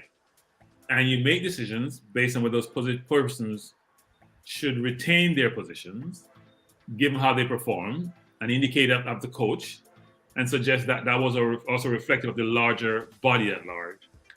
Given how we have performed and not performed in the men's campaign, do you know if that assessment is being done to evaluate the performance of the various persons who run different segments of the JFF to make decisions about whether or not they should retain their position? This comes back to my point. Who is going to make that assessment? Who is going to assess the technical committee? Who is responsible for assessing the technical committee? I thought they had a board that oversees the JFF. So you're talking about executive positions and committees versus the overarching board that governs the JFF. Right. That's what I'm saying. There's no such. There's the board don't over because the board members are the same members of the JFF. It's one and the same. Mm-hmm. Now, I thought there are people who are on the board who are not part of the normal daily operations of the JFF. No, man, I see people them. All of them are the same. I thought there were some names mentioned. I want to call the names. We're part of the board where I wasn't aware we're part of, being the secretary or whoever those. So the secretary, the vice president, and the president, they are part of the board, and they have a couple other things. But what I'm saying is that that is why I was suggesting that there needs to be, like I was saying, Coach, a sport like oversight committee, a Jamaica sport oversight committee, and then that board or that committee will be the committee now who assess the JFF on a whole. The JFF will assess the coach and the technical committee, but this overall board would assess the JFF. And that I think needs to happen. But who is going to assess the technical committee? There's no assessment of the technical committee. So the question is, how do you get that board in place? That independent board. So right? So boards sometimes have executive members on the board, but you have a number of independent persons who are on the board, right? They don't assume any positions in run the organization. They're independent of the organization in a sense. Yeah. And they make ultimate decisions about the organization, who sit in what seat, not day-to-day business, but they oversee the organization and make those governance type decisions. Let me give you an example. I would say, all right, I would pull in, like, there are certain people, like, I would say, all right, let's get like a Keith Wellington. Just because he's out there to be on the board, like an oversight board. Let's get somebody from the Jamaica Chambers of Commerce. You understand me? How do you get people who have played football who are executives, right? Like Ali McNabb, for example. Yeah, but because of his political connection, I don't know if people would. But man, everybody have political connections. Either they're on one side or the other. All right. So, but politics should not be in football. They should be mutually exclusive. Yeah, you understand me? I would get like someone, say, from the diaspora community, because they have a diaspora board. You get someone from there. So you have like a 7-member board, and they have not just a football. So after the next Olympic World Championship, they can assess the J3s.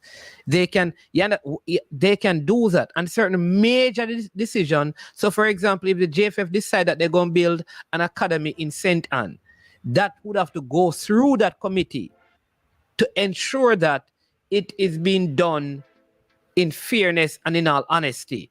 And I think we need an oversight board like that.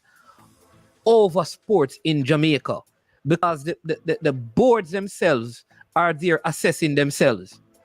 And if I'm going to assess me, I am not going to fail me. That's just me. I'm going to find a way to make me look good. And I also think the board should have term limits, right? So there should be term limits across the board, which is, board members can only serve for like 3 terms, for example. You need to refresh the individuals who sit in these seats. You need new blood. You need so new like way of that board, they thinking. say, listen, every 2 years we keep, because you can do it this way, because certain companies do this. Every 2 years we change 3 members of the board and 3 new members. All right, so you can't. And some will say, listen, you can't do back to back. So you have 1 term and then you can come back probably in the next few years. So you always have somebody from the old board on with some new faces. So in the next term, that person, so for example, if the 3 of us are on the board, 1 of us will have to go at the next turnover. So 2 are left. All right. Then the next one will go. So you always have 1 person or 2 persons from the previous board on. You bring in new persons, and the persons who have done 2 terms cannot be back on the board again.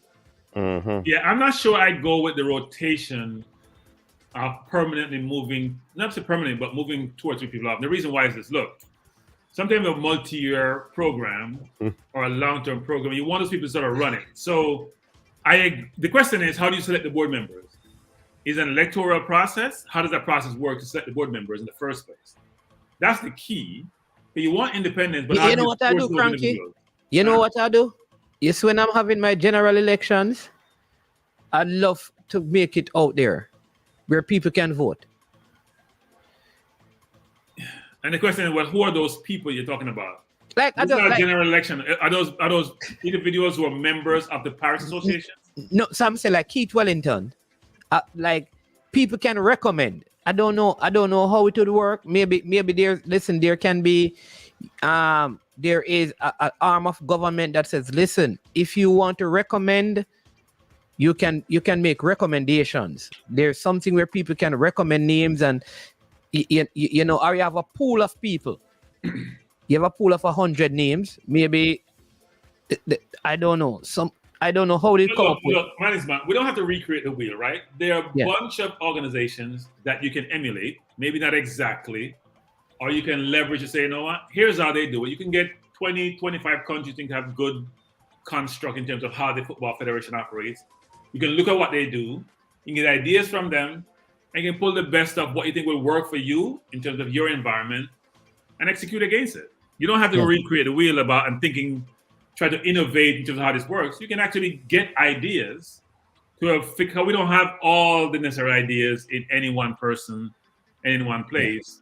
There are a number of different bodies that work really well, especially in the more mature societies, that one can leverage to help them think about what my board should look like, how it should be constituted, what the process should be, what the law should be, what the governance construct should be, what the charter should be. You can get enough information from different societies to help inform that. And what you could even do is just, okay, let's find somebody in track and field to put on their football, pass our... So you could even do it that way. Like I said, the Chamber of Commerce from media, you could do it that way.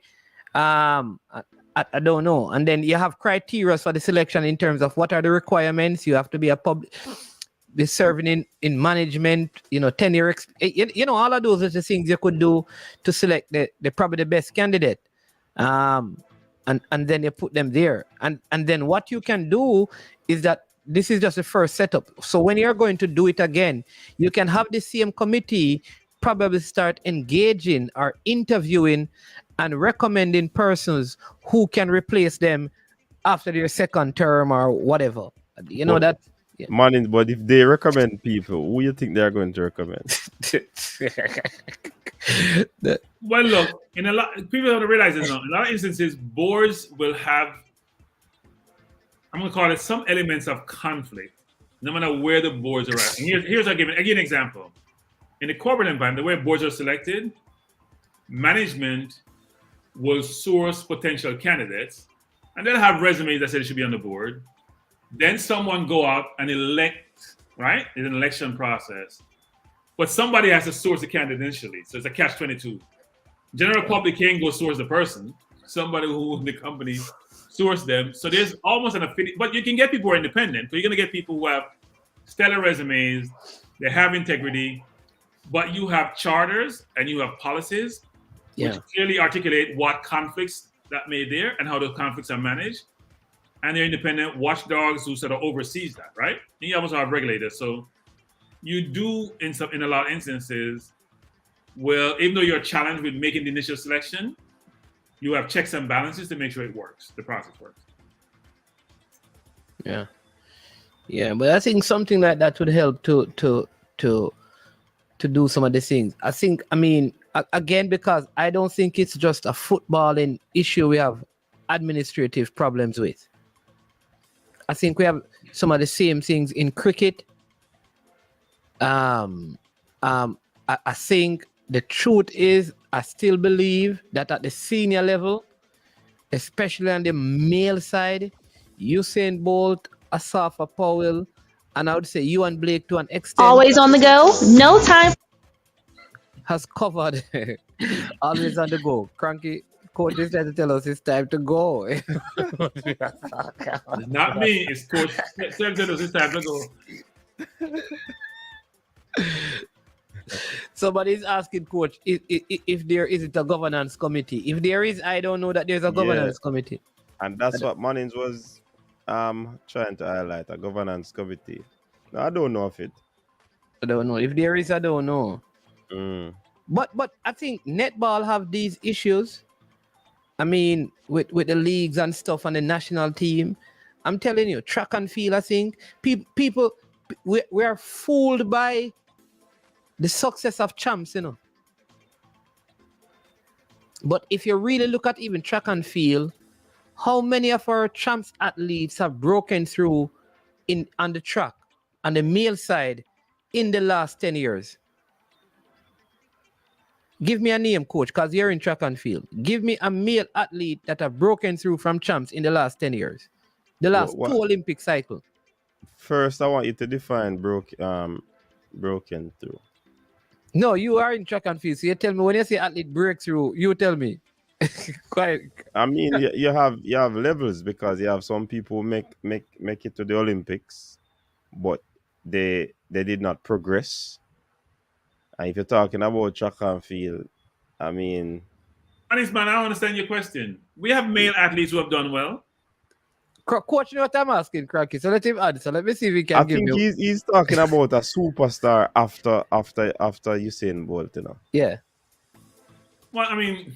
On the male side, even close. Usain Bolt is not the benchmark for anything. That's an aberration. Exactly. That's what I was just going to say. Think about McLeod, for example. McLeod, for example. McLeod is a champ star. If I said 10 years, he would have 10 years. McLeod. All right. Omar McLeod. McLeod, Parchment. You have a bunch of... Parchment did well, but Parchment was not a champ star. I think Parchment... But you did not mention champ 10 star. years ago, Parchment ran at champs. You say within the last 10 years, management? Yeah. You mean 9.99 or you mean what do you mean management? No, man. Here's the question. In the last 10 years... You didn't say have champ star either. No, man. In the last 10 years of champs, Parchment didn't run in the last 10 years at champs.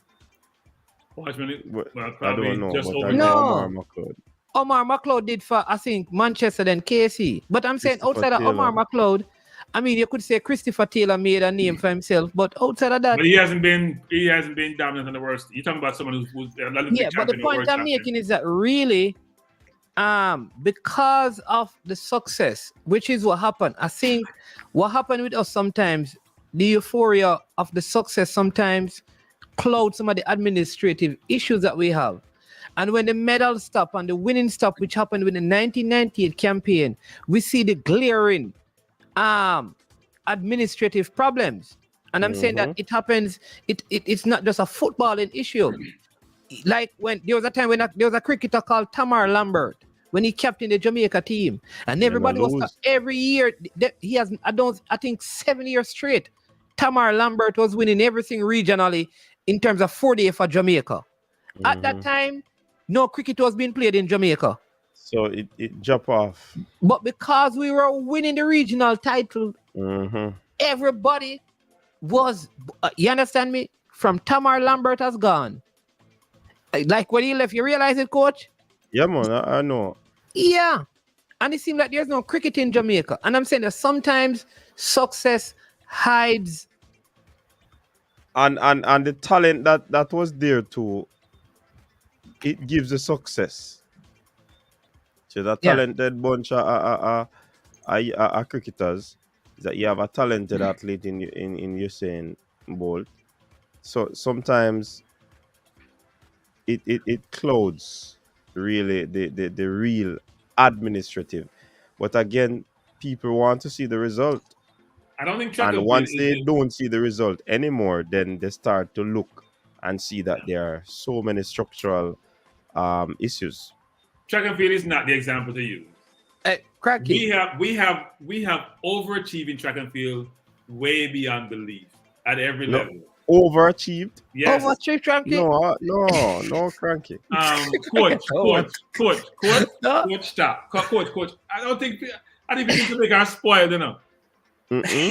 So per capita, we have. Let's say we have 6 million people. Let's just be. No, but that doesn't. That's not a criteria to say that you. Yes, it is a criteria, coach. Here's No, what the criteria. it's an individual sport. What a population size. Exactly. Man, you're only making my point more. So think about it. All right. Better you say we overachieve on the male side, because for quite some time, male athletes were not doing, or they would have never done what Usain Bolt did. But we have had on the female side, where the ladies would have been. Name me another country. Over the years. Name me another country with our population size, which have done on the world stage since the 1940s. Wait.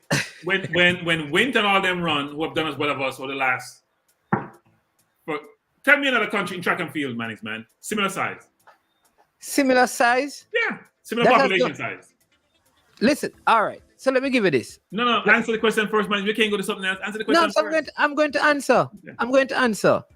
Great Britain has done better than Jamaica in track and field.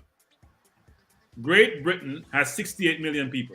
But the point I'm making, that's what I'm saying to you, we can't measure track and field that way. But let me just say this. Track and field numbers. No, I just said, you haven't refuted my point yet. Refute the point first. All right. Why can't you do it that way?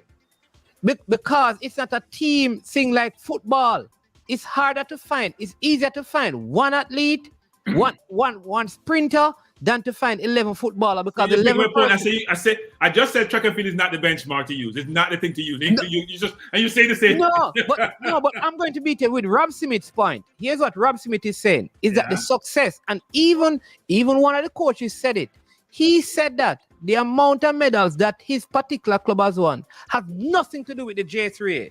That is true. No, man. I'm not disputing that the organizations who run these sports have performed really well. I'm not saying that, but I'm saying most telling people track and field is not the benchmark for you for Jamaica for anything. For administrative issues. I would agree. What I'm saying is because remember, the truth is, if you remove MVP and Stephen Francis and Glenn Mills, you'd see how dismal Jamaica track and field administration is.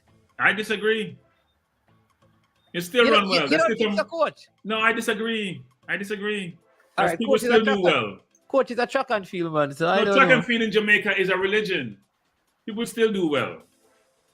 It's a religion. In spite of the J3, as many people will say. Yes, I don't disagree with that. But I'm just saying, if you remove Mills, it's like everything else. But it has been. Let me beat your point again. You said that we have been doing well. Look how long we have been doing well. And you know who has been building track and field stadiums or tracks in Jamaica? Is not the administration over track and field. It is private schools. Or the school with. I'm saying that the fact that we have had such rich history, it shouldn't take on a high school to be building. No. So my point was this: when we're doing comparison of sports in Jamaica, we should use track and field as the example to benchmark against. I You're want to saying know, even Cranky. track and field, Sorry to J3 is not interrupt, doing well. Cranky. Sorry Huh? to interrupt, but I want to know how has Jamaica overachieved in track and field? I hear you said it, and I see Formula put it on the screen there. Talk to me, because I want to So, know why we overachieve. so if I think about countries in any discipline, population size versus outcome and production, if you have 6 million people and you continue to perform at the world level, even at the university level in the US, and you continue to do well and you win. So here's an example you draw. Tell me, I just asked management to do something, which you couldn't do.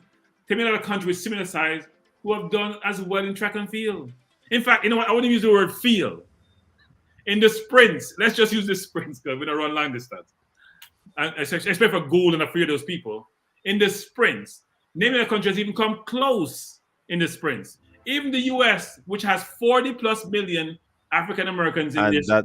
And that's why you cannot use population size to say that the country has overachieved. Why? Because most even American with their runners that are running, if you check it, most of these persons are linked back to the Caribbean. That's not necessarily true. But not only that. No, that's not true at all. All right. It's only more recently that you have some linkage. Check it, Cranky. I don't have to check it. I know. Let's go to the track. In sprint, you said use sprint. Let's use male sprinting. I said sprints. I didn't say male sprints. I said sprints. You know, I started. Jamaica has been doing well in the sprints since 1940s. Yeah, 400 meters in the 40s, we had Herb McKinley and all them running really well. In the 70s, we had Donald Quarry. In the 80s, we didn't have a lot. In the 90s. I will also say it this way, right? Yeah. If you use population size, you also have to tell me how many persons in the population of the USA are involved in track and field. Because remember, though it may be more than Jamaica, you know, but remember that most Jamaicans, if not all, almost all Jamaica has done some level of track and field. I don't think that's true. What are you talking about? I don't think all Jamaicans do some level of track and field. Run a sports day, the Lyman's pool, the focus bag. Yeah, but them have the same. You can say that about any country. No, Cranky, no. India people do sports day and track and field, and then now we know they do that in India. But formula that cannot that is not being. They have cricket day in India. That's well on the manage the formula answer. He's saying track and field is a global sport, and we are one of the best nations in the world in the sport, despite being a small nation. So how does that define overachievement? If we are one of the best nations, yeah. No, that's what he meant to say. That's what he's saying, which is your size and your achievement. Your no, size but I throw the size out the door. Remember, I throw the size and the population out the door. You can't do that, though. But Frankie, we are probably the only nation in the world that have basic school champs. Mm-hmm. You have to be very careful when you make certain statements. You have to be very careful. He said probably. Remember, he said probably. Probably the only nation in the world. And I will support him on that. Have basic school champs. You know what basic school is, Cranky? I understand what basic school is. Champs. I'm not talking about. It's not like they have sports day. After sports day, they select teams to run at their championship. And it is done at the national stadium. At the national stadium. Yeah, but isn't that a more recent phenomenon? No. That's in the last 20 years, isn't it? But I don't think that's a more recent phenomenon. Recent. Isn't that in the last 20 years? Well, I mean, for you it isn't, but trust me. When last we make World Cup? Wait, when last we make World Cup? When last we make World Cup? I keep talking about this World Cup we made 24 years ago, right? 23 years ago. Because it was later in a year. So that means that we have make World Cup in forever then. You're right. But I don't know if anyone has a high school sports day like us. All right, see Andrew Jackson reminding Cranky, Donovan Bailey Linford Christie, even Michael Johnson themselves some linkage to the Caribbean. So, Remember me tell you. look, we can go down this road to let's get. I'm a little bit more seasoned than you are. I'm more senior. And coach, if I track and field just as much as you do, I may not know the nuances of how the sport run, but trust me, follow it. You believe that we really overachieving, Frankie? So let me say this: we know Donovan Bailey, we know Ben Johnson, we know all those people have Jamaican heritage. No, right? I said Caribbean. If you talk about the US, a lot of US runners don't have Jamaican heritage. It's more recently that's occurring. No, Kranky, I didn't say Jamaica. I said Caribbean. But a lot of the US runners, like I'm going to say again, a lot of US runners, England runners who are black, because most of the blacks in England were Jamaicans at one point. Mm-hmm. Before the last 20 years, most of them were Jamaicans. Similar in Canada, a lot of them are Jamaican heritage. If you check the people that have won events globally, if you check them, they have some linkage to the Caribbean or Jamaica. In the sprints. So are you saying that Edwin Moses, let's go back, because you guys want to really go back. Edwin Moses to Trinidad and Tobago. Yeah. We'll carry forward. Green, Edwin Moses. Edwin Moses. Trinidad. Remember, I said Caribbean too, Trinidad. Okay, Edwin Moses. So is Gatlin Caribbean affiliation? If you check, Maurice Green is Green Caribbean affiliation. I could check, and if you check, you'll be surprised to know. But Frank, what I'm saying though, you and Formula are saying that we are one of the top track and field nations, but then you're still saying we're overachieving. But no. No, but here's what Formula is saying. I'm surprised. Formula is still not answering me now, and I'm not getting what Formula is saying. You do not normally see a small third world Caribbean nation being one of the top nations in the world in a global sport. Coach. But that's still not telling me we overachieve. Formula, don't use the word third world. I was corrected on that. Developing nation. Yes, a developing country. No. Permanently developing nation. It's permanent. We are working stagnation or work in progress. Work in progress nation. We have overachieved in terms of per capita, right? No, I'm not saying if you say that, if you use that terminology, of course we can agree with that. But I am throwing that aspect of it out the door. Yeah, look, there are very few countries. Cannot be by per capita. Think about sports in general. There are very few countries who have small population, like Uruguay, for example, overachieving football. So Croatia, you'd say overachieving football? Uruguay have what? Similar population like Jamaica? No, Croatia. How big is Croatia? Croatia has overachieving football. Yes, I think they're overachieving football. So once you're a small nation, with a particular population, Frankie, but and you do well in a sport, you have overachieved. And this I can't agree with you. I'm saying per capita you have overachieved. All right, no, let me tell you why, Cranky. And let me tell you why I don't agree, right? Size and resources are the criteria I use. No, all right. But with track and field, you don't need a lot of resources. Hold on, Cranky. Hold on. Let me put it this way, coach. You have nations with top level resources and they can't beat with. You know that there are more people, though the population of Uruguay, for example, may be similar to Jamaica. More people in Uruguay, way more people in Uruguay play football than in Jamaica. No, that's a fact. All right. So, though we should not measure, because even though we are similar size, they have way more players than us to select from. Right. All right. I am saying to you, on the flip side, I expect Jamaica to do better than Uruguay, though we have the same population in track and field, and it is not overachieving because we have way more people who do track and field. So for me, it is more likely that Jamaica produces, watch this, a next 100-meter champion before we even qualify for a World Cup. Plus, Mannings, we are a track and field nation as well. Whether they believe it or not. Because if we have basic school champs, primary school champs, we have all the age group championship where you can think about in track and field. So, Manix, do you know that they probably have more runners in China than we have people in Jamaica across the whole diaspora? They don't have more sprinters. No. They probably have more sprinters than we do across our entire population. They have more sprinters in China. They probably no, man. There's a question whether you're a good sprinter. No, but formula. Remember, I said if you're going by per capita, I can understand, but I don't agree with it. I throw it out. But per Because capita has to be the a criteria lot you more use. persons in Jamaica would have been of faith to track and field than in a country with a similar size as us.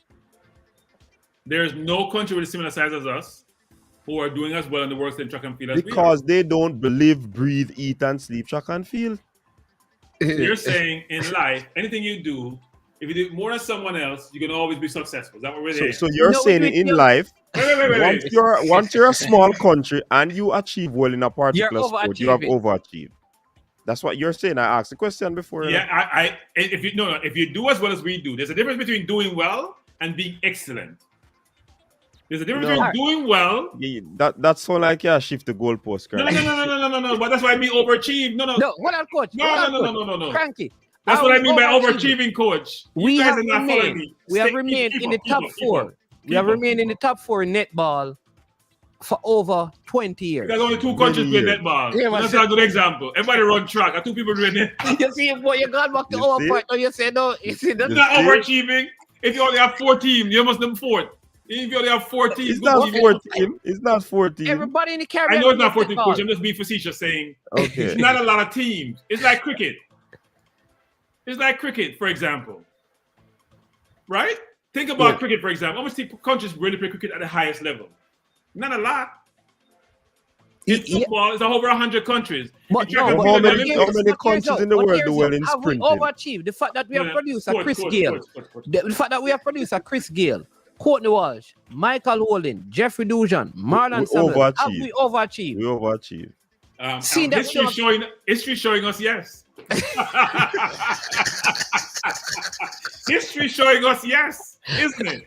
Because think about it. When there was no resources and no technical aspect to cricket, and no, I have programs and academies and coaches and all that. No, cranky. I can understand the overachievement in that section, but Jamaica would have had all but it was those just raw talent. We dominated.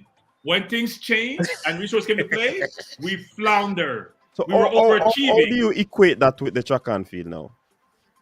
Because in track and field, because you said in those teams they just raw talent and no whole heap of resource and whatever, and they still were doing well. Because guys, let's go there. Cricket is a team sport, right? It's a much more technical sport. Cricket is a team sport and a much more technical sport, which need better application, which need resources to help develop the players. Track and field is more physical. Yes, you need some development, but it's a much more physical attributes of the human beings. I'm going to get the point here, Cranky. You see, back in the time when the Michael Holding and those guys, more cricket was being played than track and field being done. We agree. Mm-hmm. In fact, so we were producing more cricketers. We started doing more. Track and field was part of the explanation. That's part of it. That's part of it. That's not the whole thing. That's part of it. But that's a good point. I've made the same point myself over time, which is football has led to the demise of cricket in a lot of instances. Because initially we played as much cricket as we did football, and over time, no one want to stay in the field for 5 days. We play for an hour and a half. So that has changed the dynamics, but it's not the whole explanation. England and India have invested quite a bit because they have more resources in their cricket, and they've evolved and done much better over time. But it's not resources doing it, because here's what: when Herb McKinley and these guys and George Roden, we didn't have resources. Enough resources. All right, people started getting resources, but we're still doing well. Honestly, I confuse cricket with football. I would track and field again, Barefoot man from Kenya can go run and win race now 800 meters and don't have no resources. Track and field is different from football or cricket. Cricket, you have to learn how to bat, move your pad in line with the ball and keep your bat close to the ball, not be wild, concentrate. There's a lot of different attributes to cricket that are different from track and field. So which one is easier? Fast to go win a race. Cranky, I'm not going. So if the track and field is easier, then I don't overachieve. No. Coach, okay, let's move the word overachieve. Because you guys are confused. I am saying it categorically, saying that we have not overachieved in track and field. We've overachieved in track and field by miles. Nope, we have not. By miles. We have not. Okay, let's reposition this.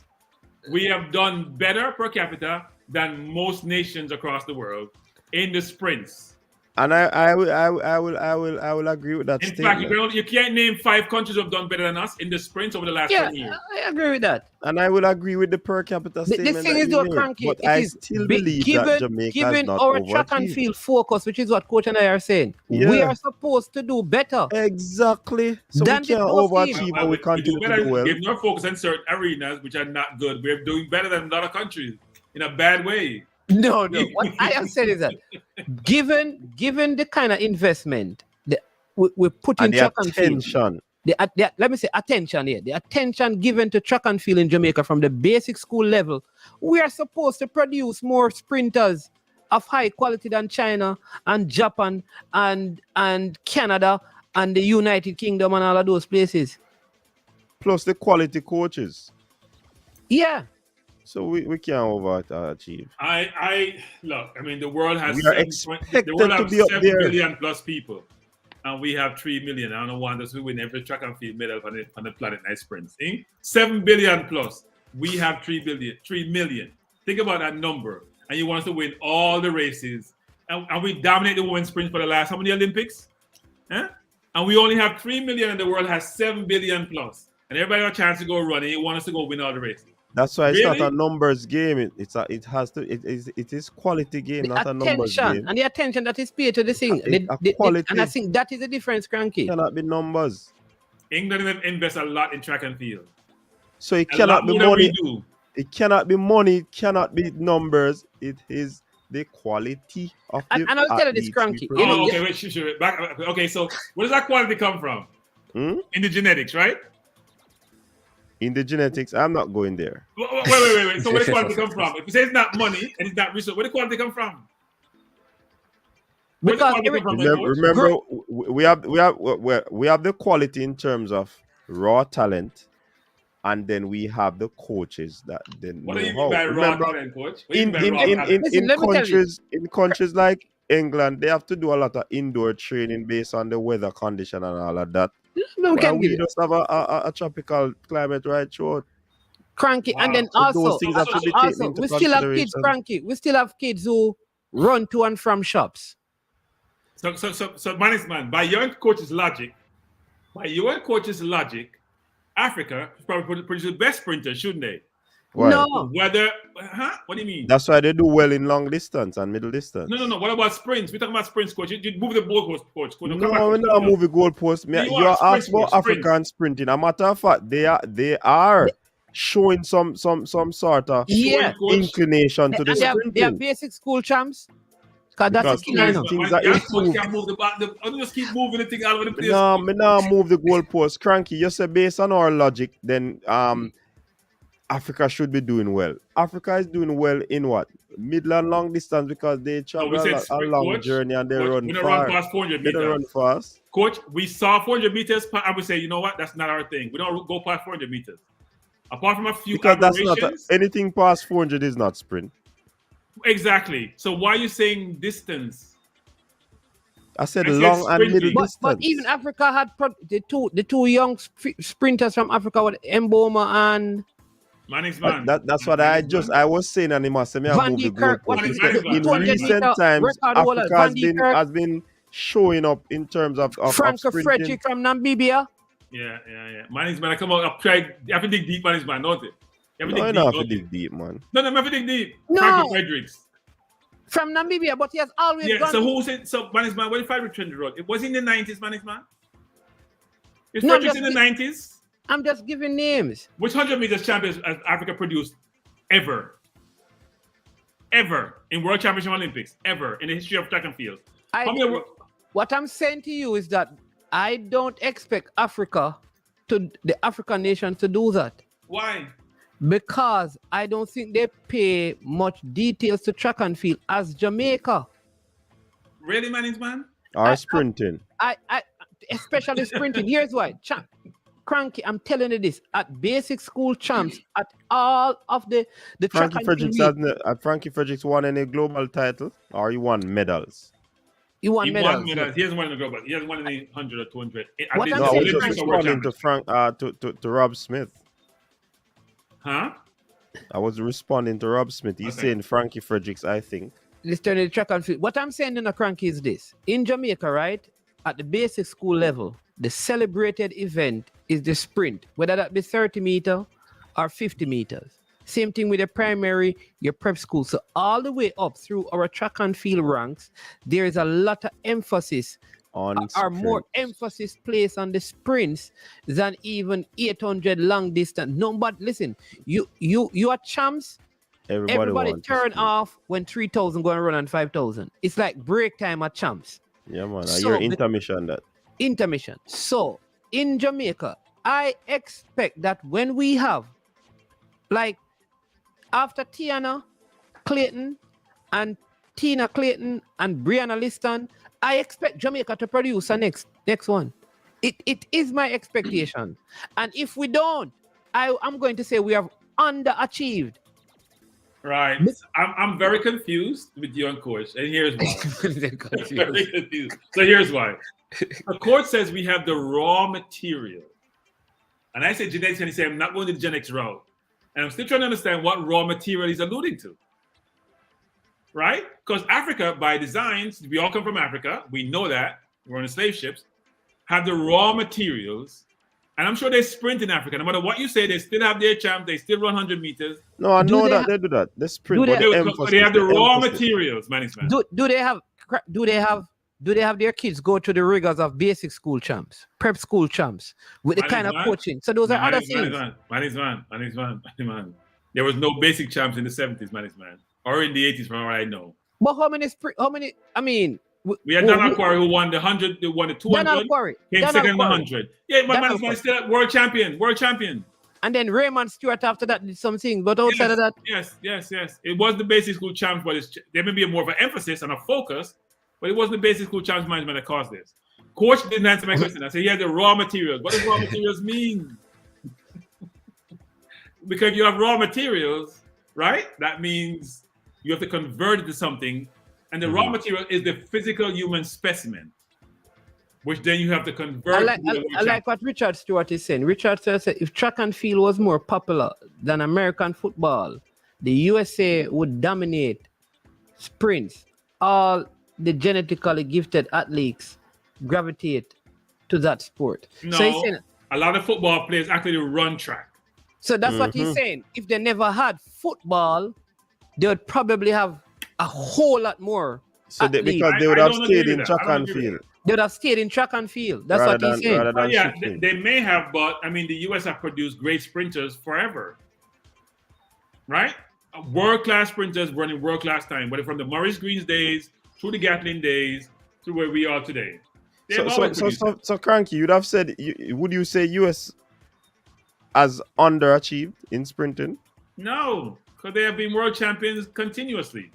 So how can they not be underachieving and Jamaica overachieving? Per capita management. Stay with management. Per capita. Okay, you're so quick to add that. No, I've always said per capita. No, you didn't add it this time. That's why I was going to. But I'm just saying, it's only 3 million people management. So management, in China, for example, where they have their football league, how many world-class Chinese players play football? They focus on it. They want to get to the World Cup. It doesn't work. No, but you can't use that to me because Jamaica focus on the JPL. If you check them in a table tennis, squash and them something there. Check them in a table tennis and squash and these racket games, badminton, they will obliterate you. Yeah, they have 1.5 billion people, coach. They should obliterate us. You know what? So in football, they're not going to do that. Yeah, coach. You know what? Somebody tell me about Uruguay. They say, listen, if Uruguay had 100 people. A couple of weeks ago, they shared this with me when we're doing the whole thing about Jamaica and the field of football. Because they're saying that, listen, for Jamaica to qualify for a World Cup is a major overachievement. For us to have qualified for male, female, under 17, under 20 is a major. And he said to me, listen. That's an overachievement. He said, don't even expect to see that in your lifetime. Again. Wait. I'm confused. So hold on, Cranky, let me finish. So he says in Uruguay, he says if the population were 100 people, he said that 95 of those persons would play football and the other 5 would be one each for other sports. That's not true. Because that's not true. You know why it's not true? Yeah. If you're saying half men and half women, I'm sure 50 women are not playing football, or 45 are not playing football. So let's start the population as being a male. It's not a male holding male country. It's not because the Uruguay football women's team have not done anything in football, so that's not true. But Cranky. The point is, they have won 2 World Cups. I'm being like you guys. I'm getting technical. They won 2 World Cups. Huh? Uruguay has won 2 World Cups, you know. No, I said if they say it's 100 people, 95 going to play football. The example that Mannings was using, I never like it either because you have to factor in children and women. Oh, jeez. No, but even the kids will be playing football. I am saying. Yeah, but the women, remember the women, you know, and most times you have more women than men. It is real. Listen, all right, I'm going to check it out. Listen, check it out. Even if they don't play, they don't play professionally. Generally, the most dominant sport in Uruguay, where most people gravitate to, is football. Is football in Uruguay. So here's why Uruguay overachieve. Compare Uruguay to Mexico, for example, where football is life in Mexico. Probably have more field per capita than most countries do. They've never passed the round 16 of the World Cup, and Uruguay have won 2 World Cup and made quarterfinal, semifinal since then. Hold on, Mexico never got to a quarterfinal? Right? Huh? Mexico never went to a quarterfinal? I think they were going to go on round 16. I don't remember. No, Mexico's gone to the quarterfinal. No. The last 8? Which World Cup? Which World Cup? Check it out. I'm sure that. I don't remember Mexico going to any last 8 for World Cup. But even if they did, they haven't gone to the semifinal. And Uruguay has not only won it, but they probably won it when 2 teams were playing. But they have gone to semifinal. Pharmacy abandoned the coach. No man, on that point that Mannings was making, I feel abandoned upon that because you have to fuck women. Huh? No, he was making the point. Formula said me abandon Mannings on the point of the amount per chapter. You know some fear in my reasoning. Once me couldn't agree with Mannings for that one. Croatia has overachieved. Mexico hasn't overachieved. Given the size of the population and how much they have played, they haven't overachieved. Even though we'll say Mexico have a good team in the region, they haven't overachieved. But people tell you that they have won Gold Cup. Croatia overachieved, Cranky? Given the size of the population, yeah. By doing what? By getting to World Cups. They went to what? 2002 was it? They went to the semifinal. Yeah, but hasn't Mexico gone to finals of Youth World Cups? No, we're talking about big man. We're not talking about youth. We're not talking about youth. We're talking about the men's game. We're talking about big people game. Talk about the men's, which is what everybody focus on. Youths are nice. I think Mexico, they went really well with Vela and Santos, and then I think they the semifinal they won one of them. Under 20, but not for the men's team. Mexico quarterfinal 1970, 1986 in the World Cup. Yeah, when the World Cup was hosted in Mexico in 1986. Yeah, they went to the quarterfinals. Yeah, but they haven't reached the semifinal, right? Never. No, they have not. And they play more football more than most countries on earth. Yeah. And they have a larger population than most countries on earth. Than a lot of countries, not most. Caller, good night. You're live. Yeah, man. Good night, Coach Minzy. Yeah, man. Conroy. And good night to the panelists. Yeah, man. Me there, man. Me love track and field, and that's my sports in high school. I kind of jump on late, so me I hear the man them say, you see the reason why we are doing so well in track and field is because of the culture. That are the number one reason. The thing with football, is that we have the culture with football, where we love football, but it's also football take a lot of finance. So that's one of the reasons why I think we are doing even better with track and field. When it comes to developing track athlete, it takes less money than developing a young football athlete, right?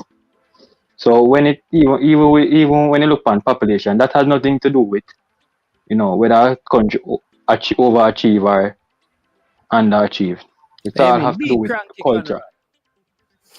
Yeah, man. When you look on even on a sad note, at one point, we were the number 1 murder capital of the world. At the culture of Jamaica, that's why, when you look upon a man and you greet a man and say, killer, wagwan, bad man, wagwan. Them little things they play a part in the mind of the youth them. So the culture has a lot to do with it. USA is good in baseball, but let's say the same, them probably play baseball because that's them culture, right? but enough of them man they now go play cricket, and probably it has some similarity with it. Right? So the number one reason why we are successful in track and field are the culture. Most of the athletes them now they want to be a Usain Bolt, they want to be a Shelley Fraser. When you go Africa, maybe them runner they want to be like the distance runner them, right? The big Kelly, them man there, yeah. Them man there, the man them want to be like. With football now, it's just a money thing. Money are the number one, and the culture have a lot to do with it, you know. Cause you know you have country where China have money, but the culture of football there is not enough. Like probably like play tip. Maybe a man in a high school like table tennis is more interested than play football, cause him not see nobody him can look up to and say, yeah, I want to be like that footballer. So the culture have to do with it, and with football, as I said before, there's money are the issue why we be more successful now, because we have the talent here, but because we don't have the money can develop. Because I'm sure you know say MVP now probably pay the amount of money where probably a Cavalier would have play for run for them season, right? So cause money kind of more direct. You would be surprised. Don't go there. No, well, we have to understand. Well, coach means we have to understand. But as always set up in a track and field still, and like say, you pay the athlete, you pay the whole of the athlete, them, but they pay them. Most athletes they probably not even, them just have to sacrifice to themselves and play. When it come to football, most of the footballer them is like you have a fine bus fare. You can't expect say you go tell the player them say, hey, you need to start fine bus fare for go to Mount Pleasant go play football or them thing there. So it's more of the track and field athlete we take on the responsibility of finance. When it comes to the football club, and the club them have to take it on. So and the development and the infrastructure lacking. No matter how much good stadium USA have or even England, them now go just compete with us. Well, USA probably compete with it, but England, China, them now go compete with us until them have the culture like what we have, and the love and the love feed. So that I just want to say. And big up yourself as usual and the panelists. Yeah, man, big up yourself. So let me say a couple of things. One is Cranky from saying nothing he says contradict what I said. First of all, no, you know what I like one of the things he said though, that very good point. That when a man is in Africa, wherever in Africa, who is he looking up to? Frankie Fredericks. Didn't you say Frankie Fredericks? No, it's a bit Kelly. You said. You said but things might change though, because the younger ones might be looking up to Mboma and Maselingi and Ododur or whatever. You know we're confusing two things, right? I said we overachieve, and everyone is saying why we get there. No one talks about. I didn't talk about the reason why we get there. You know, I said we overachieve given our population size per capita. We've overachieved. So some countries can concentrate all they want in track and field. They'll never get to where Jamaica and Cranky, I said the same thing that Conroy is saying. You know, why I threw out the per capita. I think I agree with the per capita, but I'm throwing it out because you can't use the per capita based on the culture that we have in Jamaica. That's what I said it earlier. No, but you can. Here's why you can, coach. Yeah. Because there's some countries. You agree? You I see him think. But here's the point, coach. Here's the point, coach. Even if you have the culture, the question is, do you have the ability? Yeah. Yeah, the ability. So Mexico has the culture. They still can't win a World Cup. They still can't make a semi-final of a World Cup. They have the culture. Use a track and field with Mexico. No. No, that's it. I'll give you an example. You want to use culture as a way to say how you do well in sports? And I'm giving you an example. No, I don't know how many countries have really invested in track and field. But we have the culture and the ability. And the ability in the so track you and can't field. we just set in that frame. We set in that frame, you know. But exactly, coach. So we've overachieved that. I'm saying it can't be overachieving. We have the ability. I just said we have the raw talent, as you say. I mean your words. The raw talent. All we have to cultivate that raw talent. Frankie, here's what. In the last Olympics, we have the coaches. Hold on, coach. Let me ask Frankie this. In the last Olympic, in the last Olympic on the male side, on the track, we didn't even medal in the 4x1. I think Hansa Parchment was our gold medalist on the male side. Did we underachieve, Frankie? No. We may have underachieved versus how we put from over the most recent years. But in general, no, but coach, He's plugging that how many nicely. medals did the UK win in track and field? No, we don't compare with the UK. No, Cranky, we underachieved. On the You male just side, talk we about underachieved, Christian Cranky. Jamaican heritage. Man, you can't have it both ways. How many medals did the UK win? Cranky, who we going to In UK? sprints. I'm asking you. Based on what we would have been used to, we would have underachieved. Exactly. Based on what we're used to, we have achieved, yes. So Based if on- that's that what I is the said. case, we will never overachieve then. Right. That is what we are used to. What we got No, the but I'm Olympics saying before, that in is what we are general, no, used to. but management, in general, I didn't make a statement about a time period, In general, we have overachieved as a country, given our size. It's not disputable. All right. So here's what I'm saying. In the last Olympic, on the male side, in terms of sprinting, I think we underachieved. We underachieved because the mark that we normally have, which is our norm, we did not hit. What norm period are you talking about? What's the norm period? There's to a get period a medal in we the don't sprint. say nothing about a period, Craig. We generally get medals, even in 4x1, 4x4. That's a norm for Jamaica from Herb McKinley time. We didn't get any. So we underachieved because the norm is that we medal in the relays. A mix. Yeah. In the relays, yes. But other countries have gotten better, by the way, because they've improved their program. So we underachieved. Hey, we're gonna have to close off this one because cracking now holding a break. But there's no way you can tell me that Jamaica hasn't overachieved in track and field. I don't buy that notion. I don't agree that we have overachieved either. So it's just three strong individuals holding to their points. If you ask anyone outside of Jamaica, given the country's size, given where the runners come from, it's an amazing. We have a chain, we have a line. Hold on, me I gonna do one survey, Cranky, on the coaches. We won. No. We finished 1, 2, 3 in the women's 100 meters at the Olympics Games for a country that has 3 million people. I'm not going to say But 6 that's million. not overachieving. Listen, We did this already, you know. 3 million people, right? At the last Olympics. That's not overachieving. No, we did it already. In our Olympic game, we win 1, 2, 2. You prove my point, coach. We continuously overachieve. Cranky. No, we don't continue. It's a norm for us. If we go to the World Championship and we don't get 1, 2, 3, we're going to be disappointed. No, and that's how Jamaicans are. Very arrogant, very good. We can't overachieve. Formula, it no matter what you say. We can't overachieve if we are doing the thing on a regular basis. 1, 2, 3 come easy with Jamaica. No, it's not on a regular basis. It's over the last. Yeah, so we can't overachieve and we are doing the thing on a regular basis. These things from Carifta we are on a regular basis, things so coming up. overachieve. Carifta is not the world management. The world management. I'm just telling you. I'm just coming up through the rank. We are used to these things. So when we see these things, this is our expectation. We are disappointed. And rightly so, given the more recent performances, but it's still overachieving. For the rest of the rest of the world would say, how does Jamaica, why is the rest of the world saying, how does Jamaica do it? How does Jamaica do it? It doesn't make any sense. It's not logical. For a country with 3 million people to produce all these world-class athletes, it's not logical.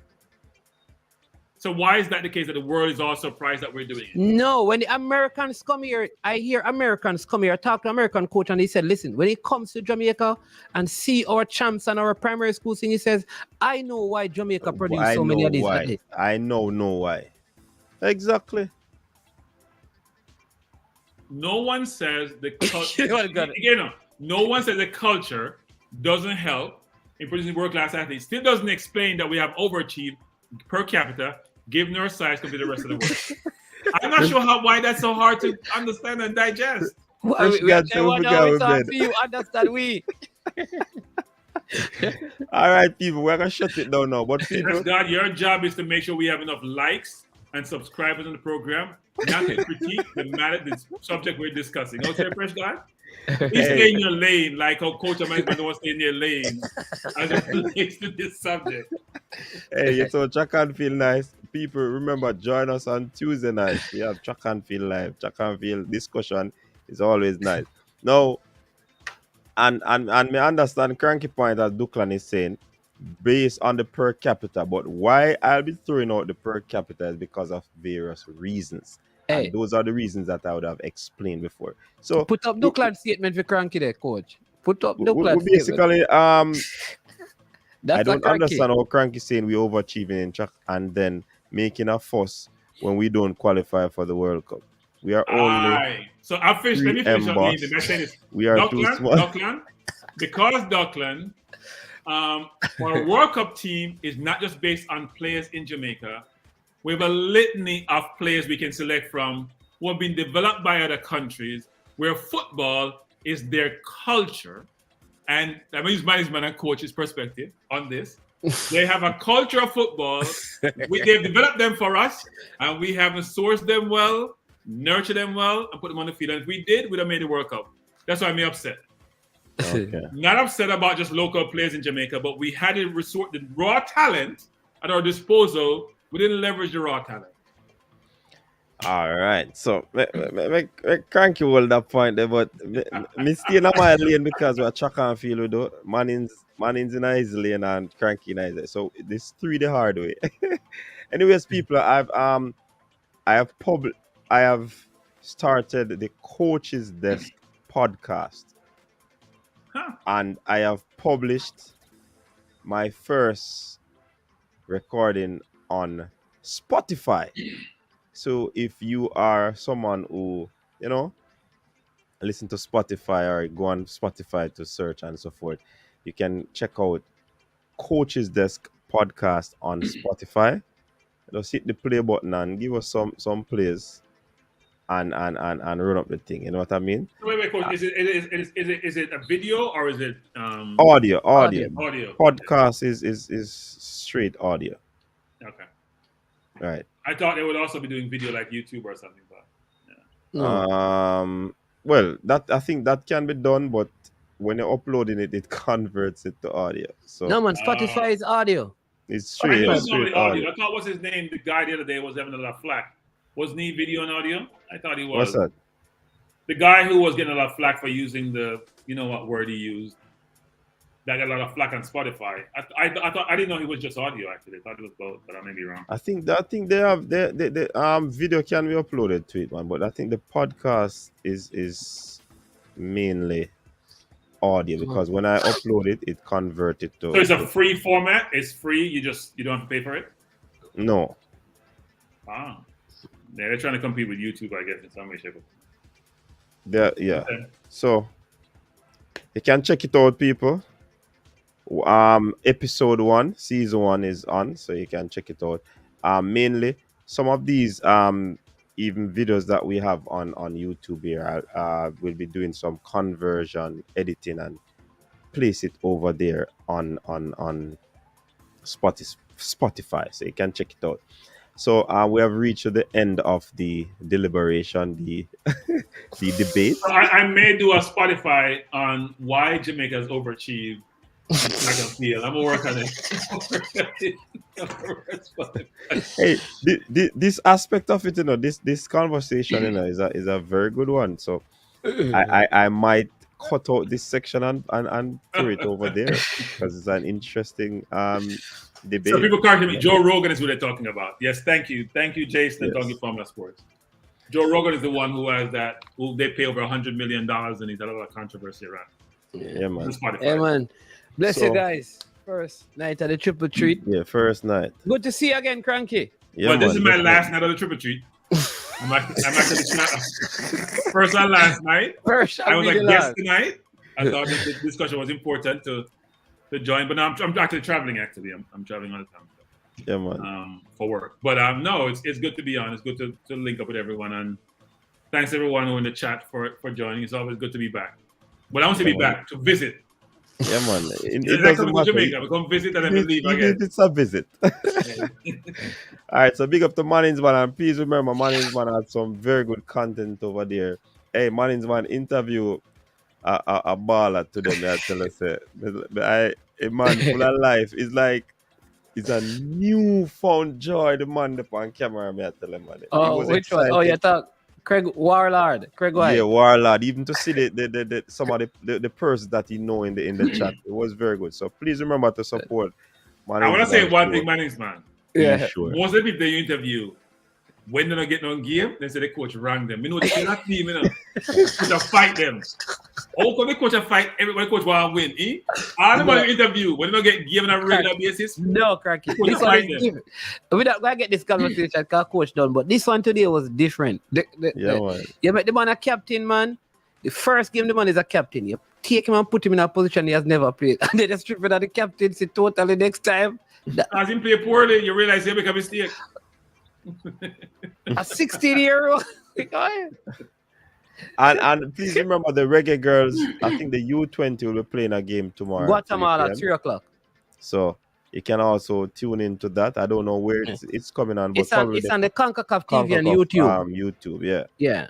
So I hope the JFF does a better job of recruiting, especially the women game where we have tons of very all the players play overseas. Okay. Yeah, man. A lot of good players actually in the women's game. Yeah, and I think only Christina. I think only like Christina Salmon and Parker. A couple of them played in Jamaica, like at Excelsior and Waterhouse, but they're all in college overseas. Okay. Yeah, man. All right, again, people, big up on yourself. You know, Gibson Relay is on tomorrow, so we have to go Gibson Relay, you know, because you know, think that you can't feel nice. So big up yourself, big up the KC, man, big up the Mannings, man. You know, we are Margaret. No, I want to say Rusty's also kind of my Rusty's people give me a hard time. Oh, Rusty's Rusty. and KC. The Russians, them. All right, big up. So until next time, people, style and flavor. Peace out. Your style and your flavor make the city rock. They must say the season come out with a bang. Coach Minzy, best round here. Remember that.